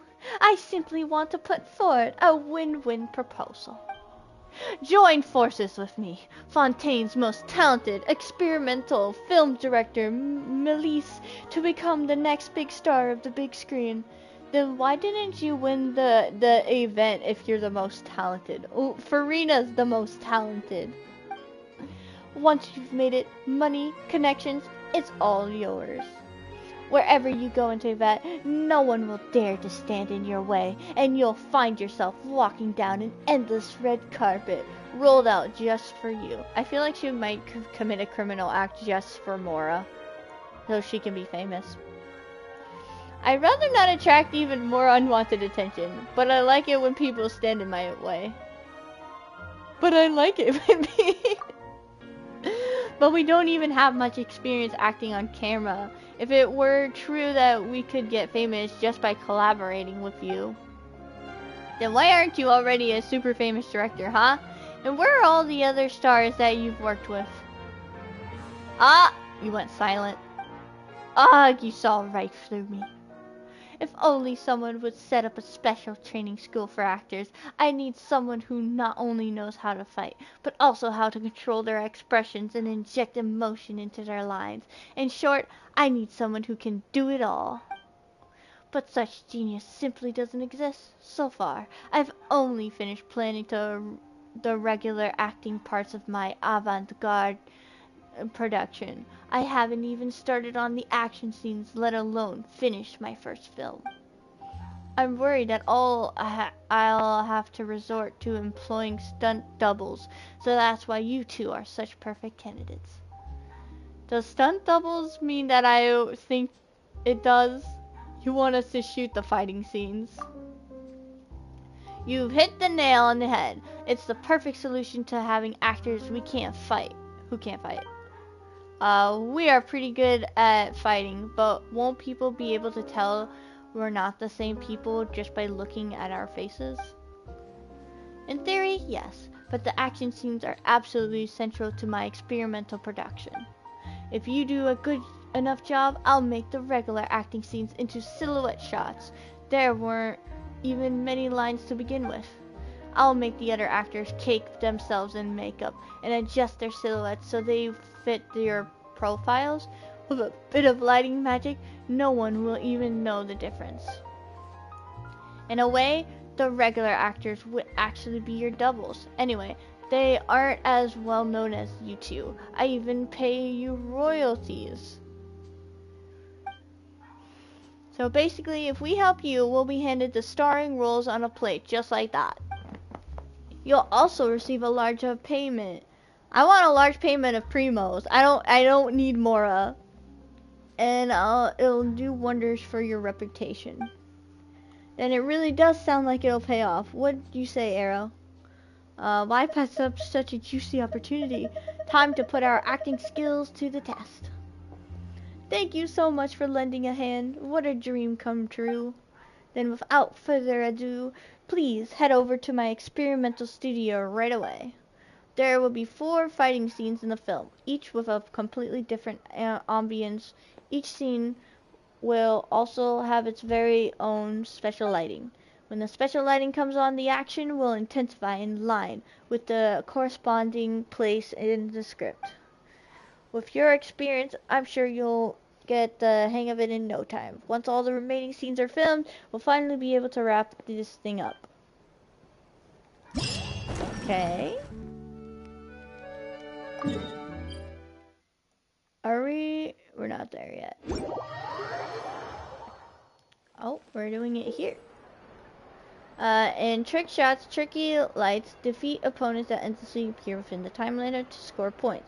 Once the challenge is over, medals will be distributed based on your score. Adjust your lineup according to the special lighting before starting the challenge. Defeating enemies during the challenge accumulates press towards special lightings. Once ready, use it the right time to receive a temporary yet powerful combat. Wait, what? Progress towards special lighting?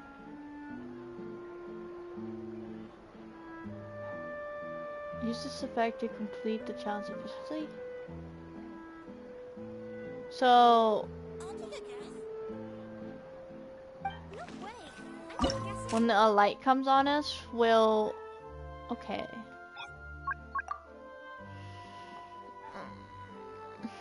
Oh, we're gonna have to pick characters. Will we get trial characters? A sudden squall is the ideal indicator of the imminent conflict in this.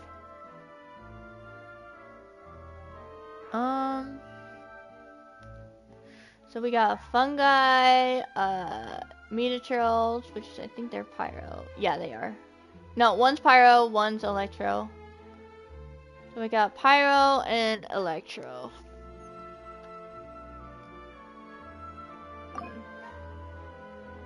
We do get trial characters. Okay.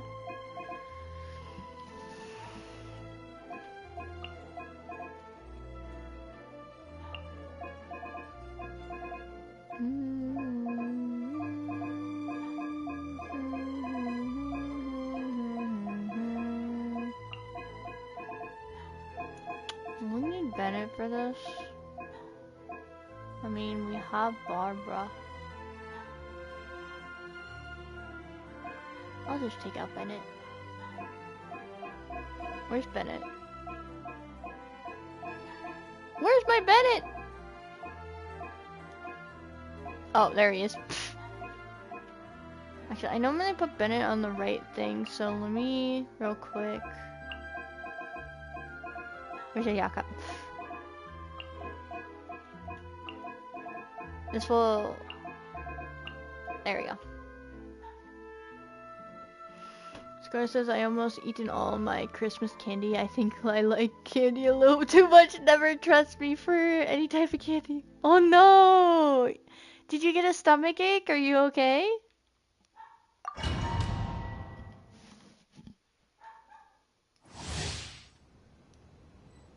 For 12 seconds after using an unleash a hydro shockwave entered around your active character every 4 seconds. Opponent's hit will be dealt with hydro damage. All cryo damage dealt by party members will be increased by 60%.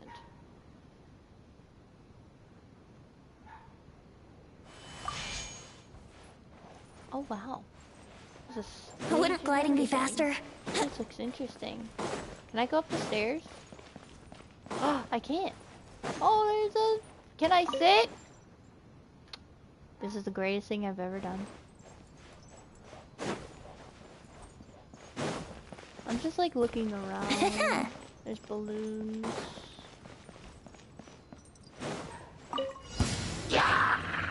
Think you can get away? Let me weave you a web. My apologies. Embrace the ice. I used that way too soon. I should have waited. Oh well. No, actually that worked out fine.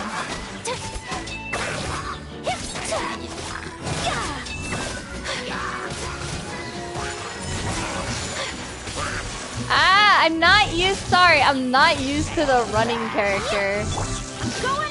You know, like whenever they run, they like disappear, and they use their element to do it. I'm not used to it. Whirling snow. Rain cutter. Sakura swirl. Yeah. Yeah. My apologies.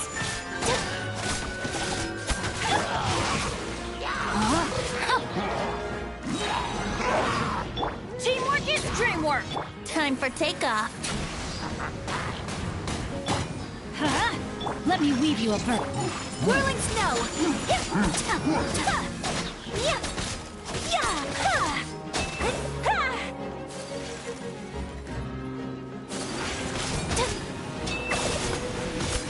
Embrace the ice. Dang it. Oh, okay, it worked out.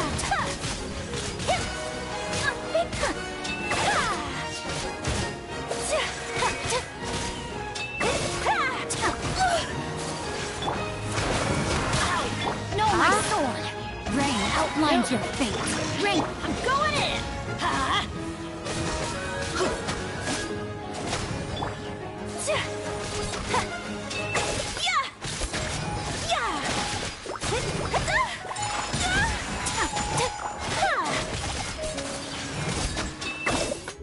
Oh no, I might have not got all the... Ah, only silver!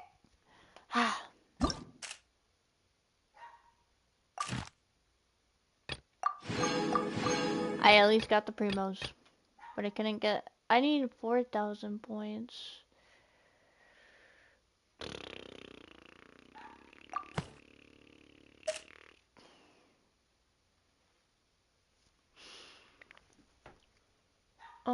Scar says I'm fine. It's kind of hard for me to get a stomach bug from eating too much candy. Click the picture thing? Picture? There was a picture?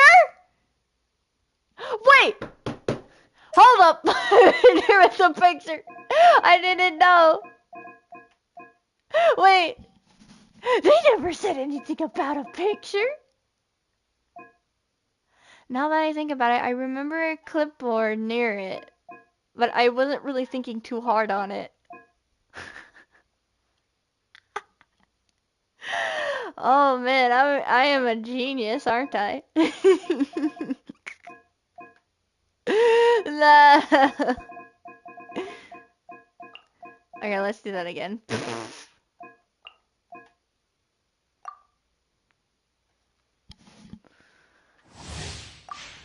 Okay.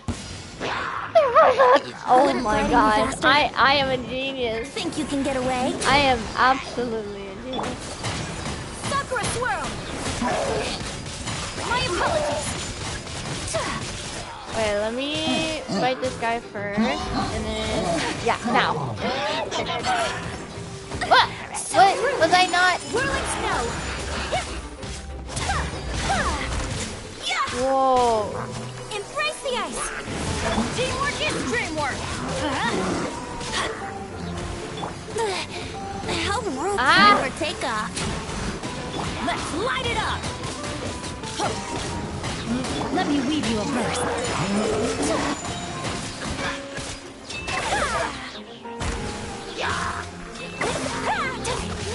I'm going in! Kamisato art! Sumetsu! Take flight!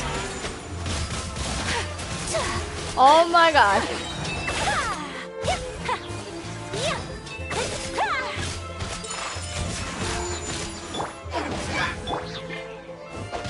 And I don't have anything to...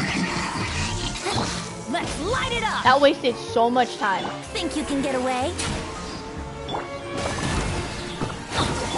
Witness the power! Everybody stand back! Embrace the ice! Whirling snow! Yes, we got 4,000 points! Ah, thank you, Scar! Let's light it up! Rain outlines your fate. No, my sword! Oh my... Rain cutter!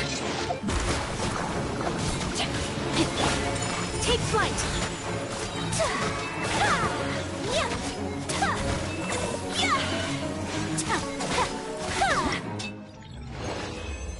Oh, now we got it. No, wait, I didn't want to try again. Oops. Well.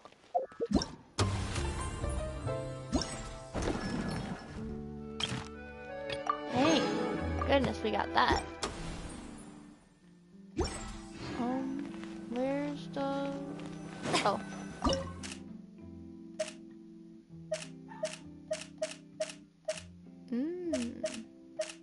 This one might be good for Alhaitham to do. So a bunch of mecha, Geo Bishop, and a rogue Kilijo. The rogue Kilijo. So Yayyyyyyyyyy.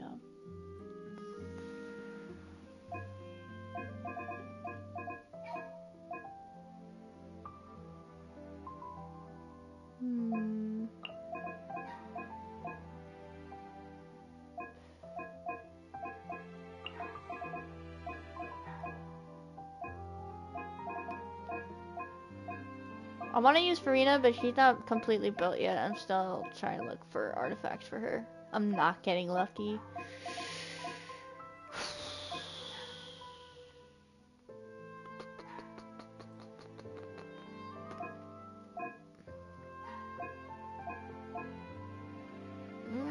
I want to use Farina, but she like takes health away and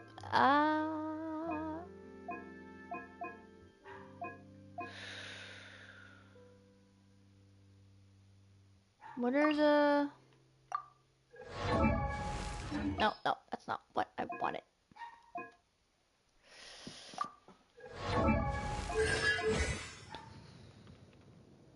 You won't show me artifacts, will you? You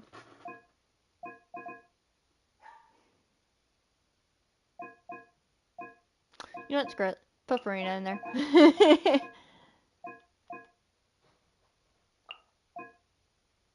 Actually... What? No. No. There we go. Forget about Bennett. Let's forget about Bennett. Okay.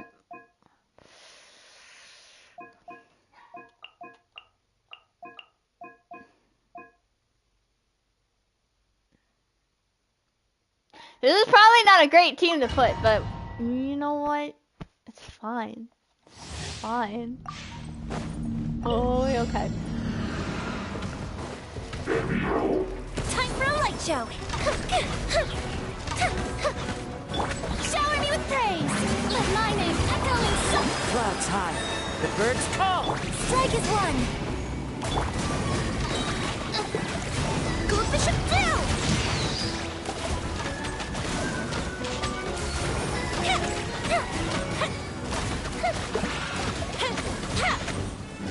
We are taking forever with this.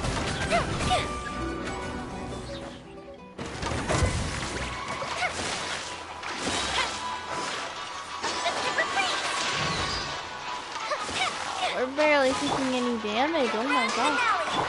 Strike a pose! Time to shine! This is not gonna work. Fuse is lit!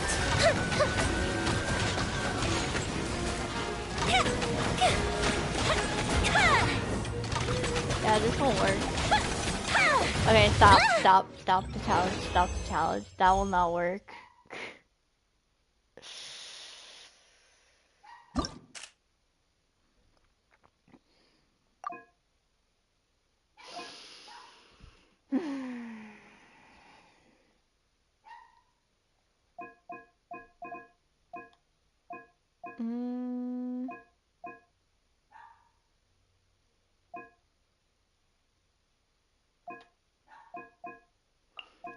I'm gonna try these two again.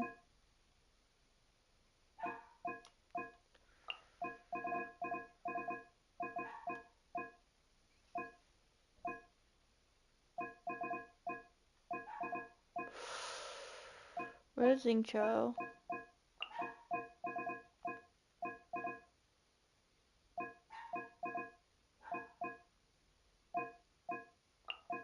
She's not fully built. But I just want an elemental reaction.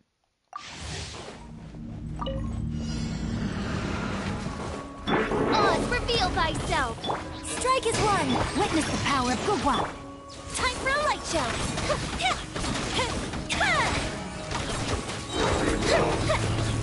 Go bishop down! Maybe it's not working as much as I thought it would! As you wish, main Fräulein. There we go. Rain outlines your fate. Break a leg! Fuse is lit! What am I supposed to do to get more damage? I just shoot the shockwave.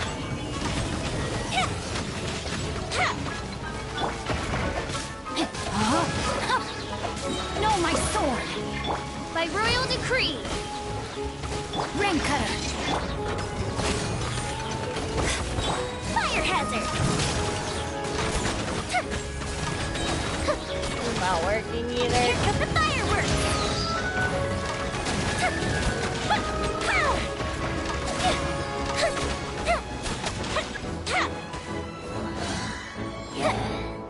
Your grand finale! Time for a light show! Maybe I should do that when I have all their ults ready.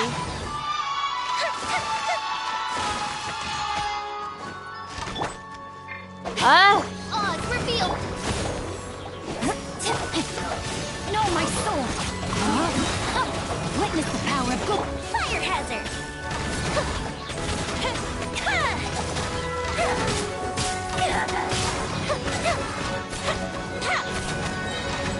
Offensive reprise! Well, we got 2,000, but not 4,000.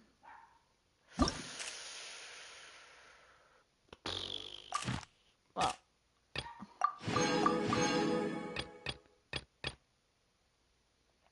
I'll get all the rewards left later because I don't have much time left for the stream. I will have to go soon. I probably have enough time to do the last minigame event though. So let's just fight these two and do the last one. Okay. Rune Guard, Gia Bishop. Oh, Primordial Bishop. Oh, Belle.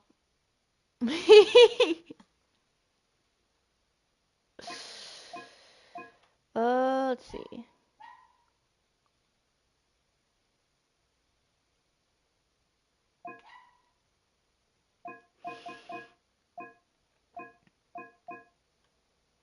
I need...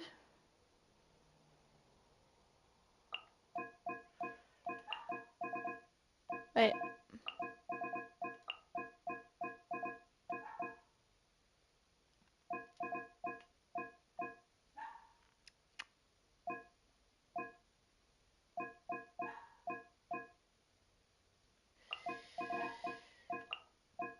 I don't know how this...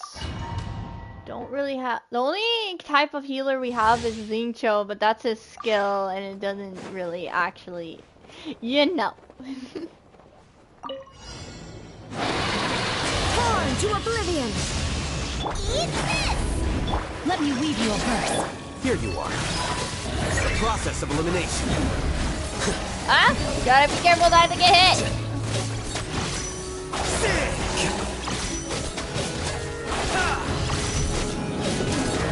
Nice and spicy! Rain outlines your fate. Huh? Witness the power. Shoot, I forgot to put on bouncing! Shine down!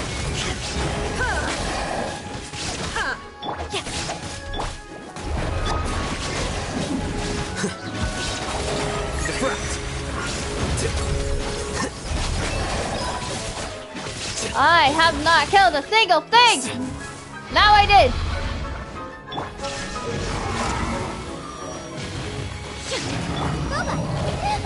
Ow! Flicker. I did not help. We should have waited for our ult. Rain outlines your fate. Huh? Inazuma shines eternal. Illusion shattered. Rain cutter. I'm stuck! Process of elimination.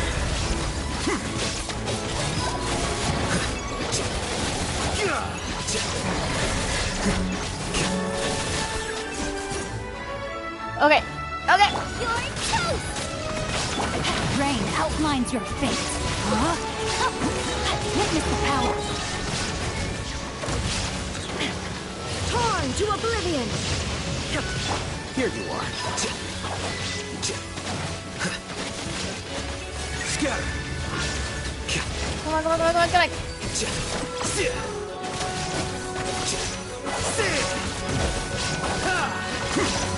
Yes! 4,000! Oh, that was close. That was so close. We got 4,000. That was really close. Oh, nice. Okay.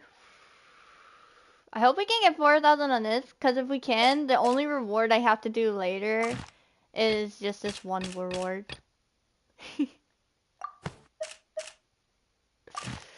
Wait. Theater. Oh. Film for fun?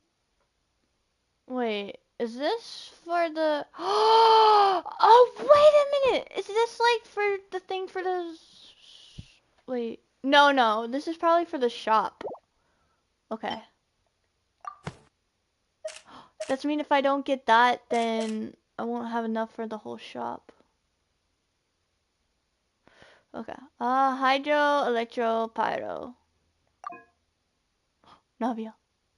A built Navia?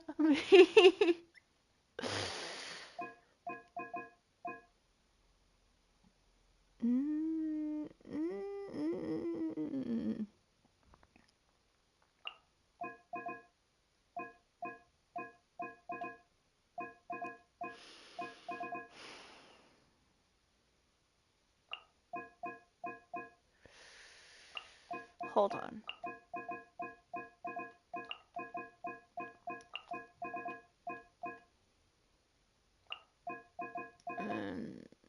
Who shall be the last?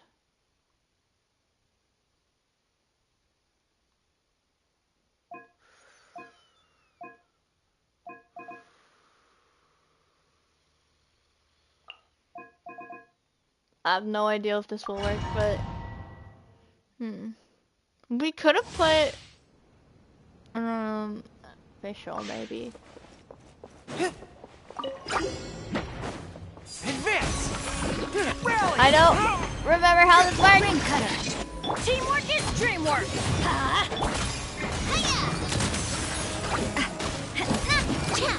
Fire! Well, with rocks.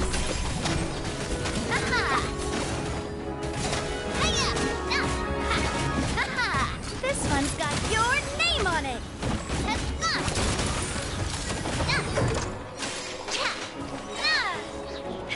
Rover send up from the Cena with love. Everybody stand back. Let's light it up. Let me weave you a verse.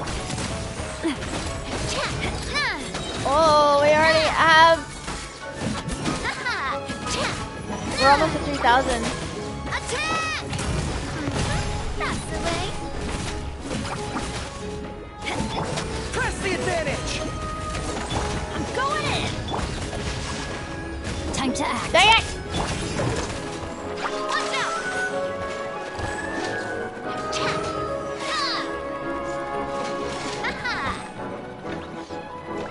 Witness the power of Oh, that will not help. Charge! coming at you. A proper send up from the Cena with love. Coming at you. Watch out! Yes, 4,000. We did it.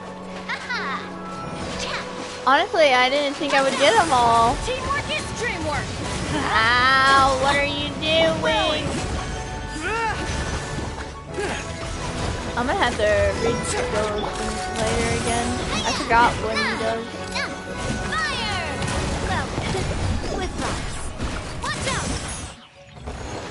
But like, dang, Navia's good.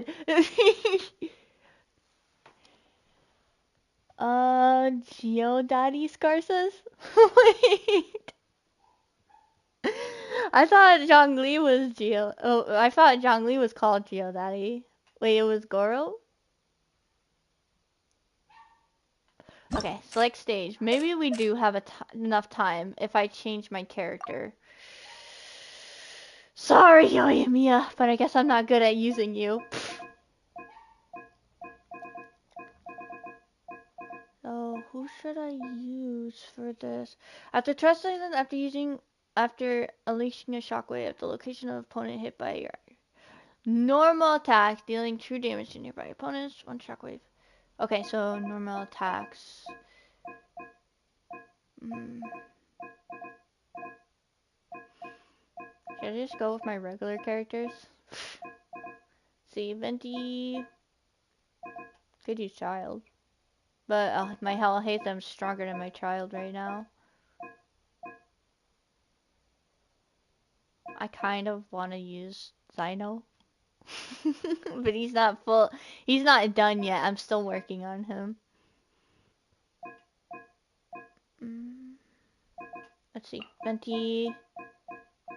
Bennett. Lingcho. Hatham.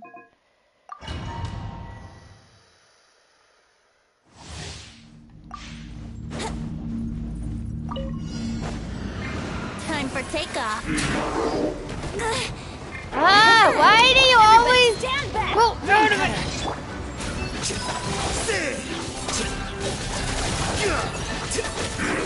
Process of elimination.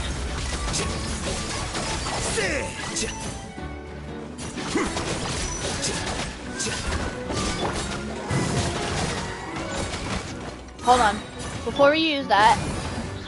Think you can get away? No, my sword! Let me leave you over. Flicker.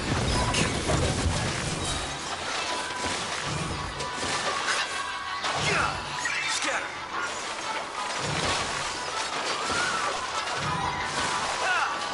I don't think we're gonna be able to make it in time.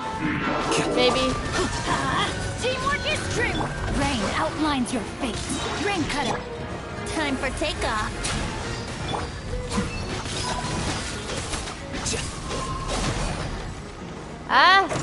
The process of elimination. Okay.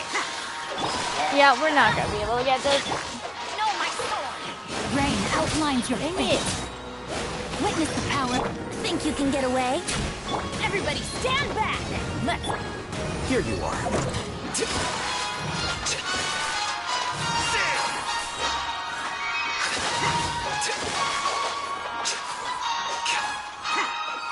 I just need one more. Please!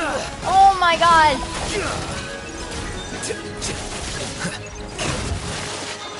Please, please, please, come on, come on, come on. Come on, come on, come on, come on, come on. Come on!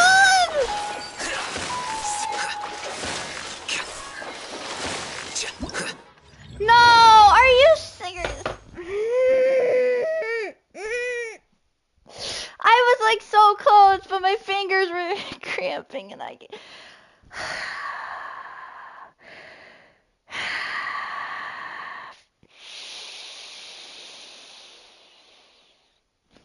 I swear life hates me. I swear. I was so close. My fingers are like cramping so much.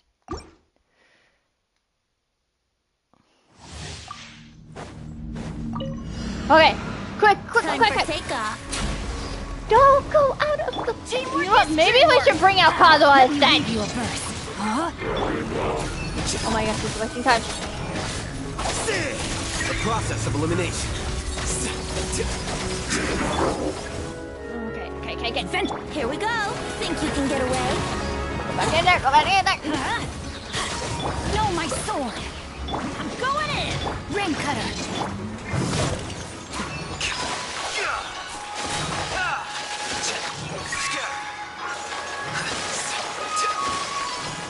Let's light it up. Okay, maybe. Oh, that wasted time. I should have kept that adhesive! No, my sword! I hate life. I hate life. We don't have time now. Time for takeoff. That wasted a lot of time.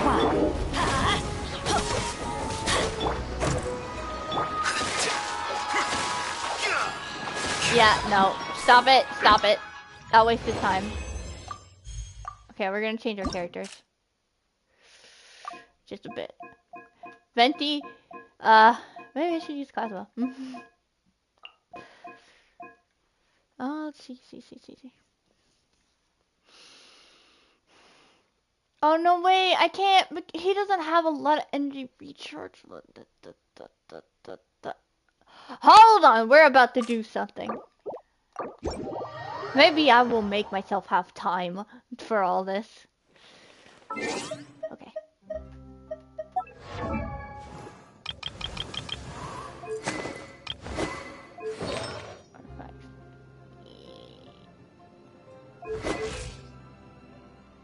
How much energy recharge do you have, Bendy? No! Okay, how much do you have? Energy recharge 126. I'm gonna change some artifacts. I'm gonna change all the artifacts.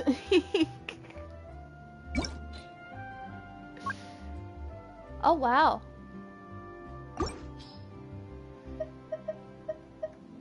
Okay, yeah, swap. Okay, they'll just swap from each other, and then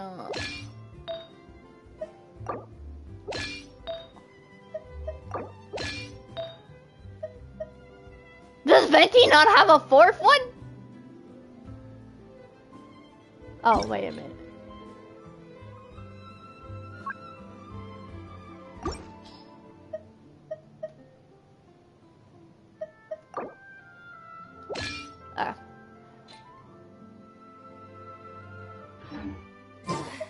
Boring. Let's do it now. Kazuha. One more minigame event after this. Who did I have on my team? Bennett, where's Bennett? think so. Okay. We're gonna have to try to make as much time as possible. I'm gonna drink some water real quick.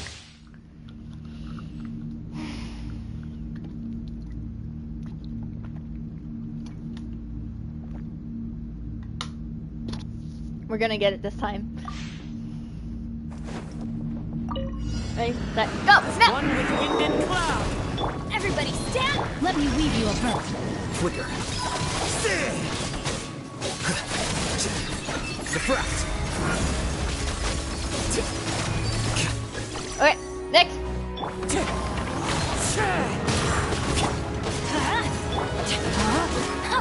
Rain outlines your Clouds high. The bird. rain cutter. Here you are. Come on! The process of elimination. What? Hurry, hurry, hurry, hurry, hurry! Okay, next one! Teamwork is No! That takes a few seconds out of our time! Witness the power. Wind strike. As one with wind and cloud. Flicker.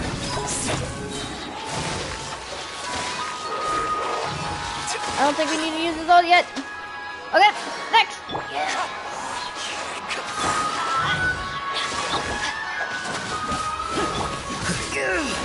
Oh my gosh, we're not gonna get it. We wasted time. Yup, we wasted time.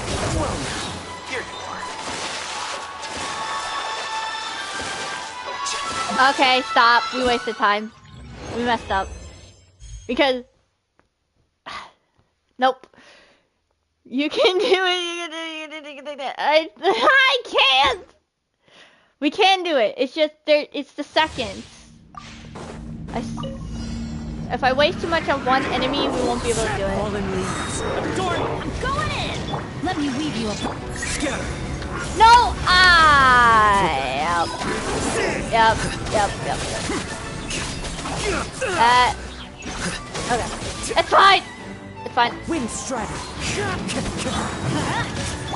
Rain outlines your fate. Clouds high. The birds. Witness the power of The process of elimination. Stay in it.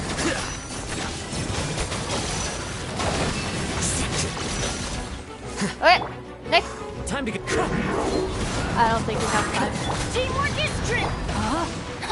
Come on, I hate your clapping. Your clapping is dumb. One with wind and cloud.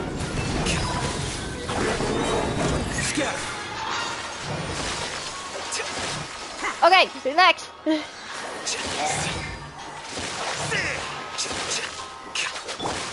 light it up. We don't have our ults. This is what. Let me weave you a. Hey. Yeah, we don't have time. Yeah, I'm going in. Clouds high. The birds. Flicker.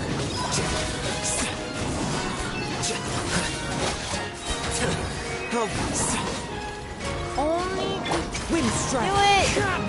Let's light it up. Rain outlines We had all our No, ults. my sword. Witness the power. Come on. Process of elimination. Yes! Oh my gosh! Yes! Oh, we did it! We did it! Thank goodness! Yes, thank you for your cheering. Scar, thank you. Okay, that's it! We have one more mini game, and then we are done.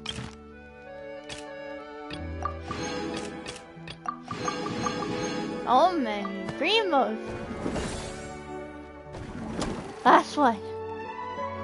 Into the frame. The young, talented film director, Mr. Patet Lumiere, gave you his business card. He seems to have a unique understanding of films. Oh, is this the one where we get the creator on film? The arrival of I. And then it cuts off.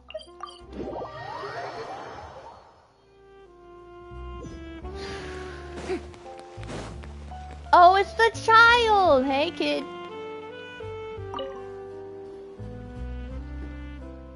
Great day, isn't it?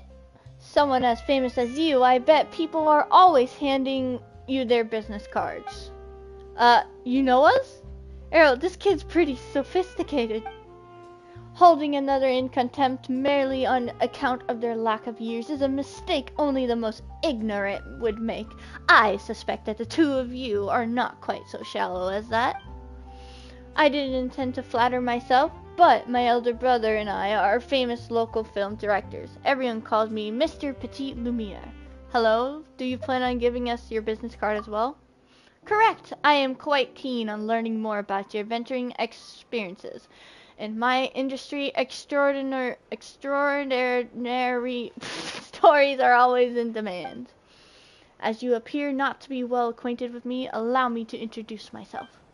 My elder brother and I have been working together to produce films for quite some time, and have already had quite a few blockbuster successes.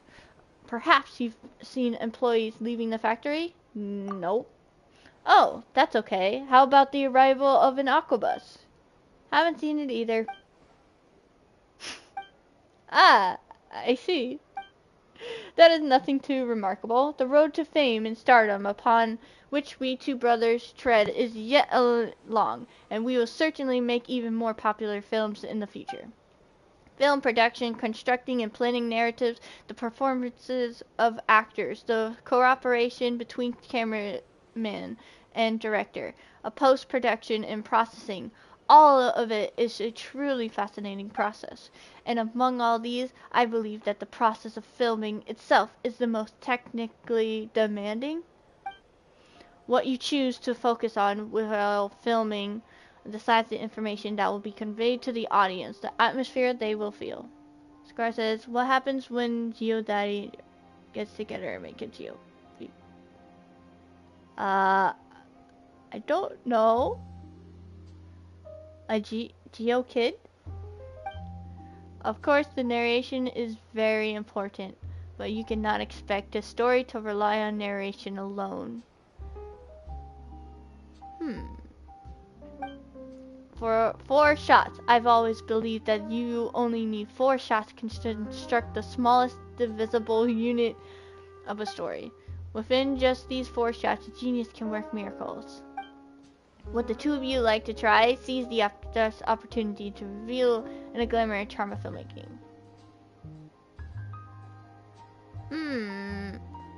I'd rather BL more like than Garlic Sky. Like Kaveh XL hates them. So what should we do? Because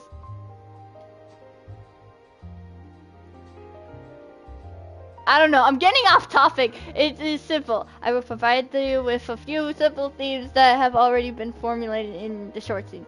I was trying to answer your question, but like, I don't understand. The important thing is to try out different ways of handling both the narration and the camera, and combining them to film a few short scenes. Or the two of you interested? Our interest has been piqued. Marvelous! Then once the two of you are ready, you may go to the filming locations I have already prepared. I will give you feedback on your finished products. Another location? Primo! So there's 4 films we gotta do. The Path of the Sun, Waiting Under the Sweltering Sun, A Transaction, A Film in Moment. It makes 2? 2 Geo characters?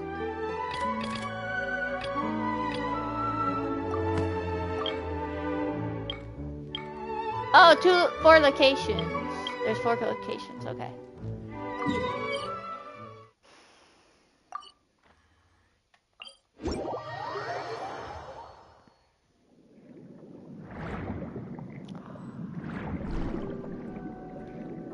Oh, this is a pretty location. Into the frame, film several shots according to the director's requirements and compile them into a video. Camera positioning is key, and you should ascertain the camera position requirements beforehand. Some shots come with narration requirements. Select the most suitable narration according to the story. Once the positioning and narration of all shots are selected, you can start filming and view the results. Your video will be related according to how closely it adheres to the director's requirements. Do your best to satisfy all the requirements and receive a higher rating to win the rewards. Yep. It makes Ito? Oh, it makes Ito! I read it makes 2. That's what I read.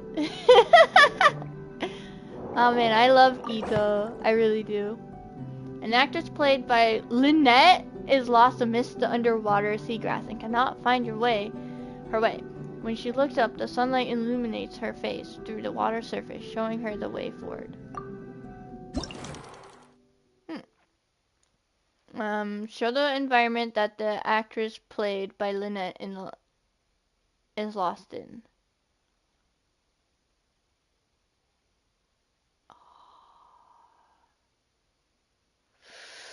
Hold on.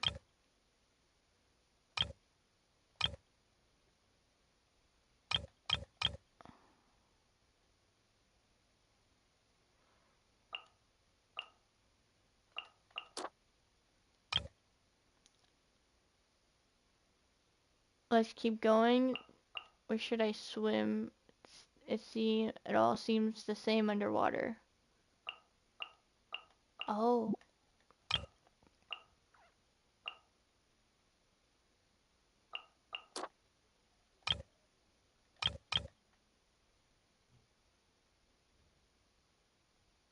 Show the actress played by Lynette whispering to herself while lost underwater. Here, let's keep going. It can't be this far.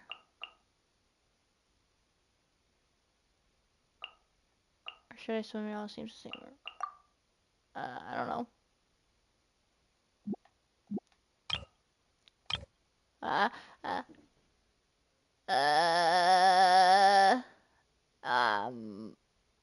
don't know. I don't know at all. Film the actress looking as she swims through the seagrass.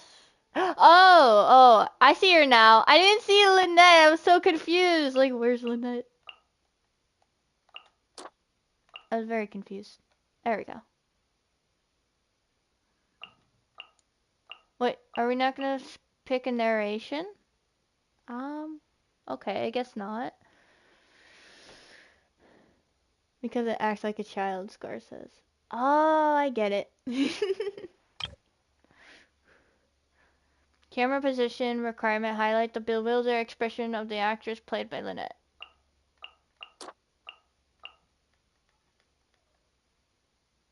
No narration again.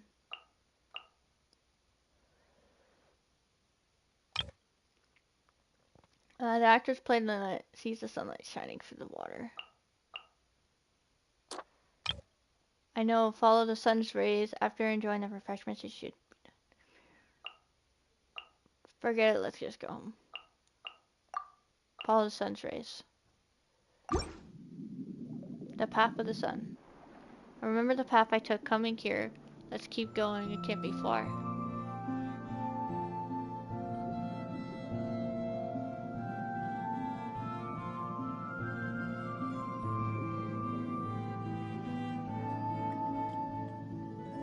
No, follow the sun's rays.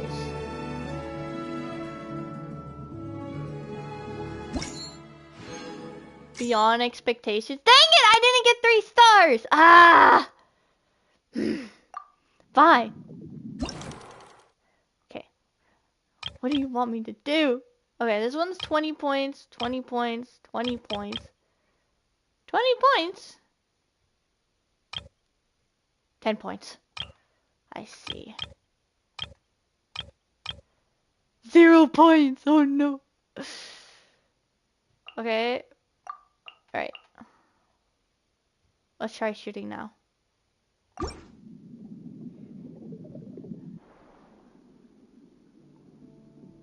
It all seems the same underwater.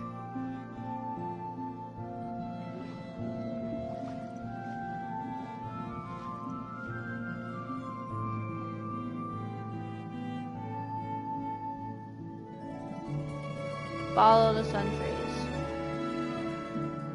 100! So we got 3 stars, right?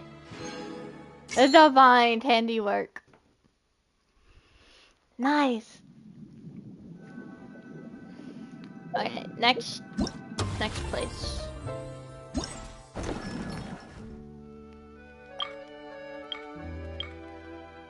Let's see. Waiting under the sweltering sun.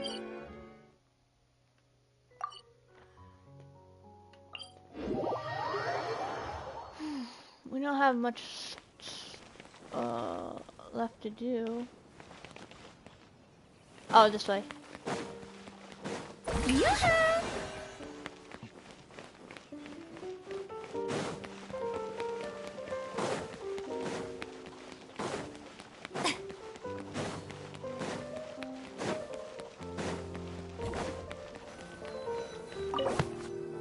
Under the sweltering sun, the protagonist, played by Navia, is waiting to meet with her friend, played by Paimon, and the latter cannot endure the merciless sun and appears listless and downcast before the protagonist's eyes. The protagonist takes out the umbrella and sunglasses she's prepared, indicating to her friend to take shelter from the sun together. Okay, camera position requirements: oppressively sunny weather.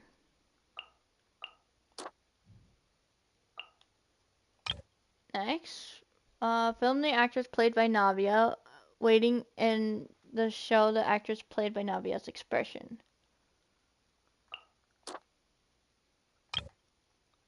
Film the scene of the two actresses meeting.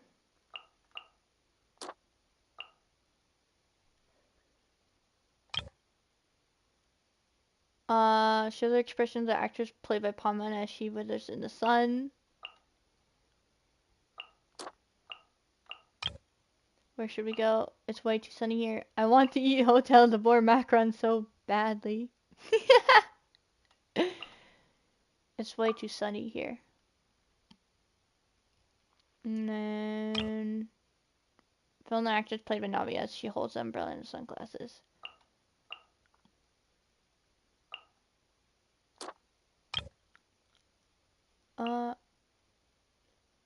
Don't worry, I've already prepared. Come stand under my parasol. They're shooting. Bah, bah, bah. Oh wow, that is sunny.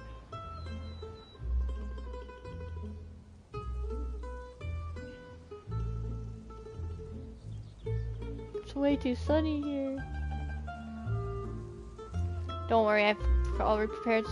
Come stand under my parasol. Divine handiwork, let's go. And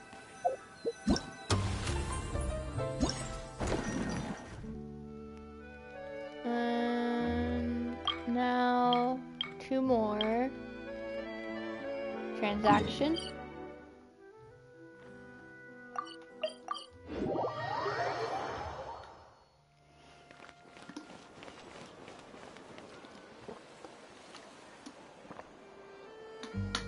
Sorry, it's drinking water. Oh, it's this way. In the building. Who's the next actors, I wonder? Up there.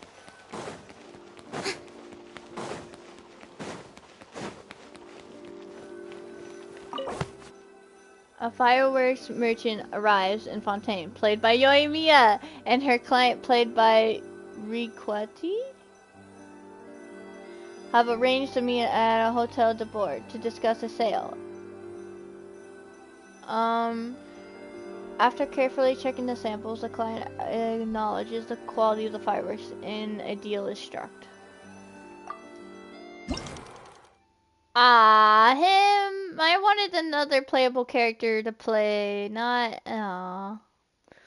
Film the customer, Riquetti, sizing up the samples at the table.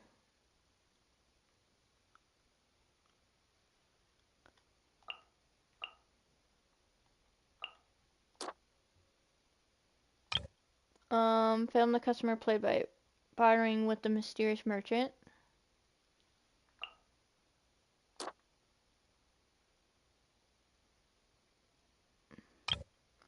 Sorry, the quality of these clothing samples does not meet the requirements.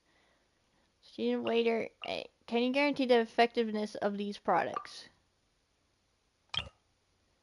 Reveal the identity of the mysterious merchant played by Yayyyyyyyyyy and show off the demeanor.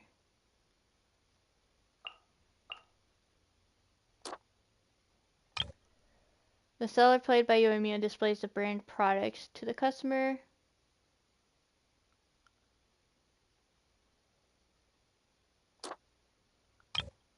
These have been our most popular products across the years. Our star merchandise, guaranteed to provide only the biggest of the most beautiful fibers. Satisfaction. I think this should be enough. No need to order more.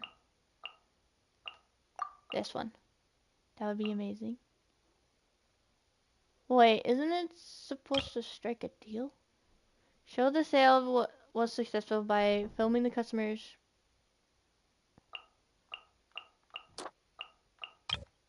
No way, since you've come to Fontaine, you must sample our cuisine. Colony culture. Done, we have a deal.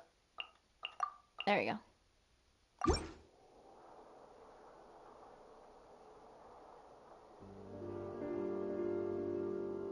$20 points, 30 points. Can you guarantee the effectiveness of these products? I'm not reading all that.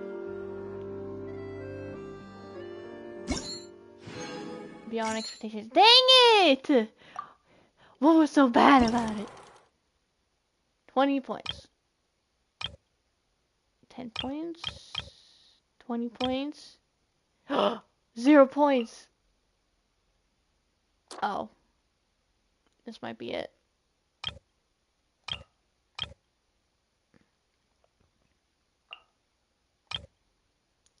$20 points. 10 points. Now let's do it.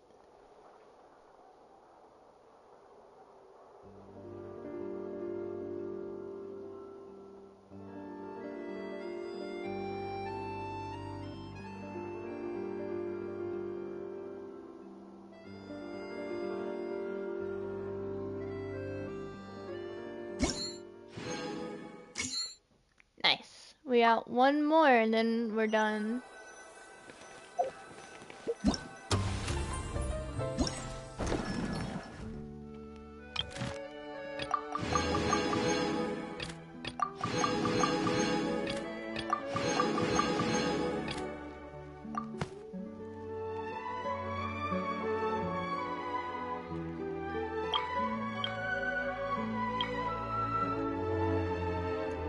Film in moments.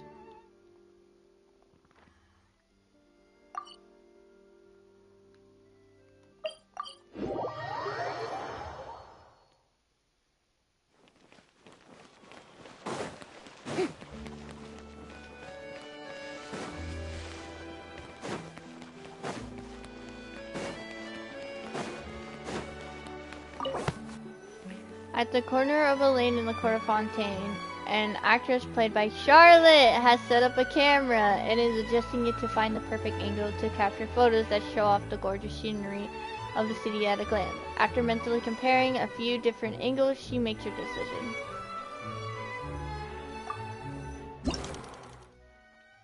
Okay. Present the environment and characters who will perform.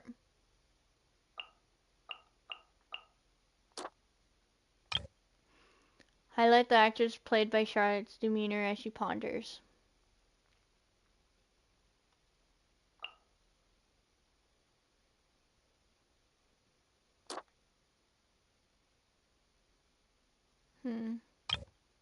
I think there was a typo in the report I handed to the other.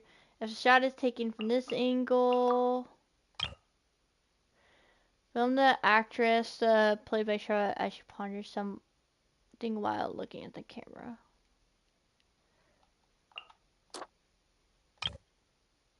Show how the actress played by Charlotte ponders her picture's contents while capturing the senior's court of Fontaine in the frame. And then film the actress played by Charlotte demeanor as she changes in her mood. Yes, we should be able to capture the entire of Court of Fontaine at its best.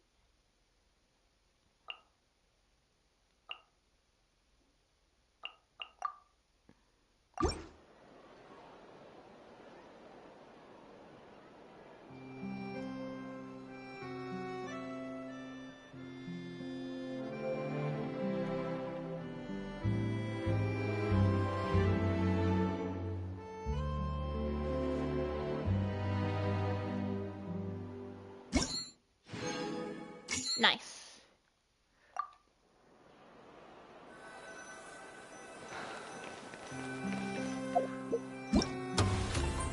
Okay. That's it.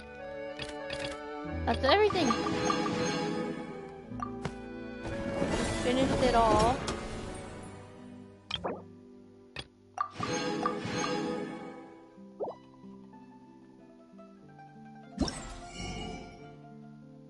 Now we can buy everything.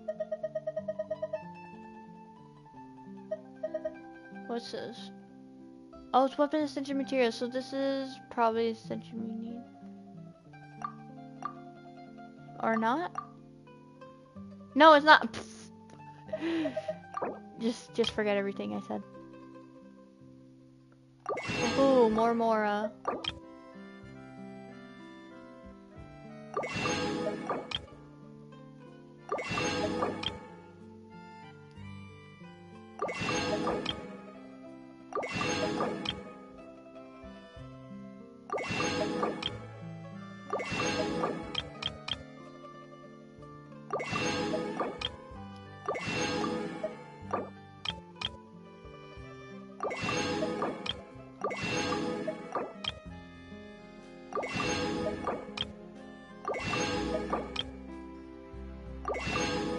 Nice.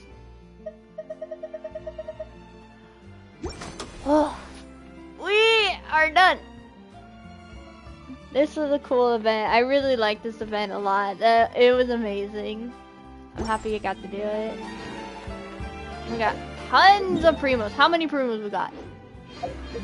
Not where I meant to go. We got 1,003 primos. Ugh, I want to try to go for it.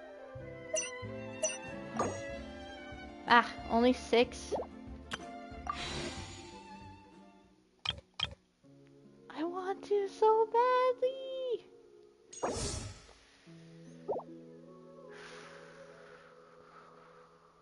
Nope, we are gonna play it smart.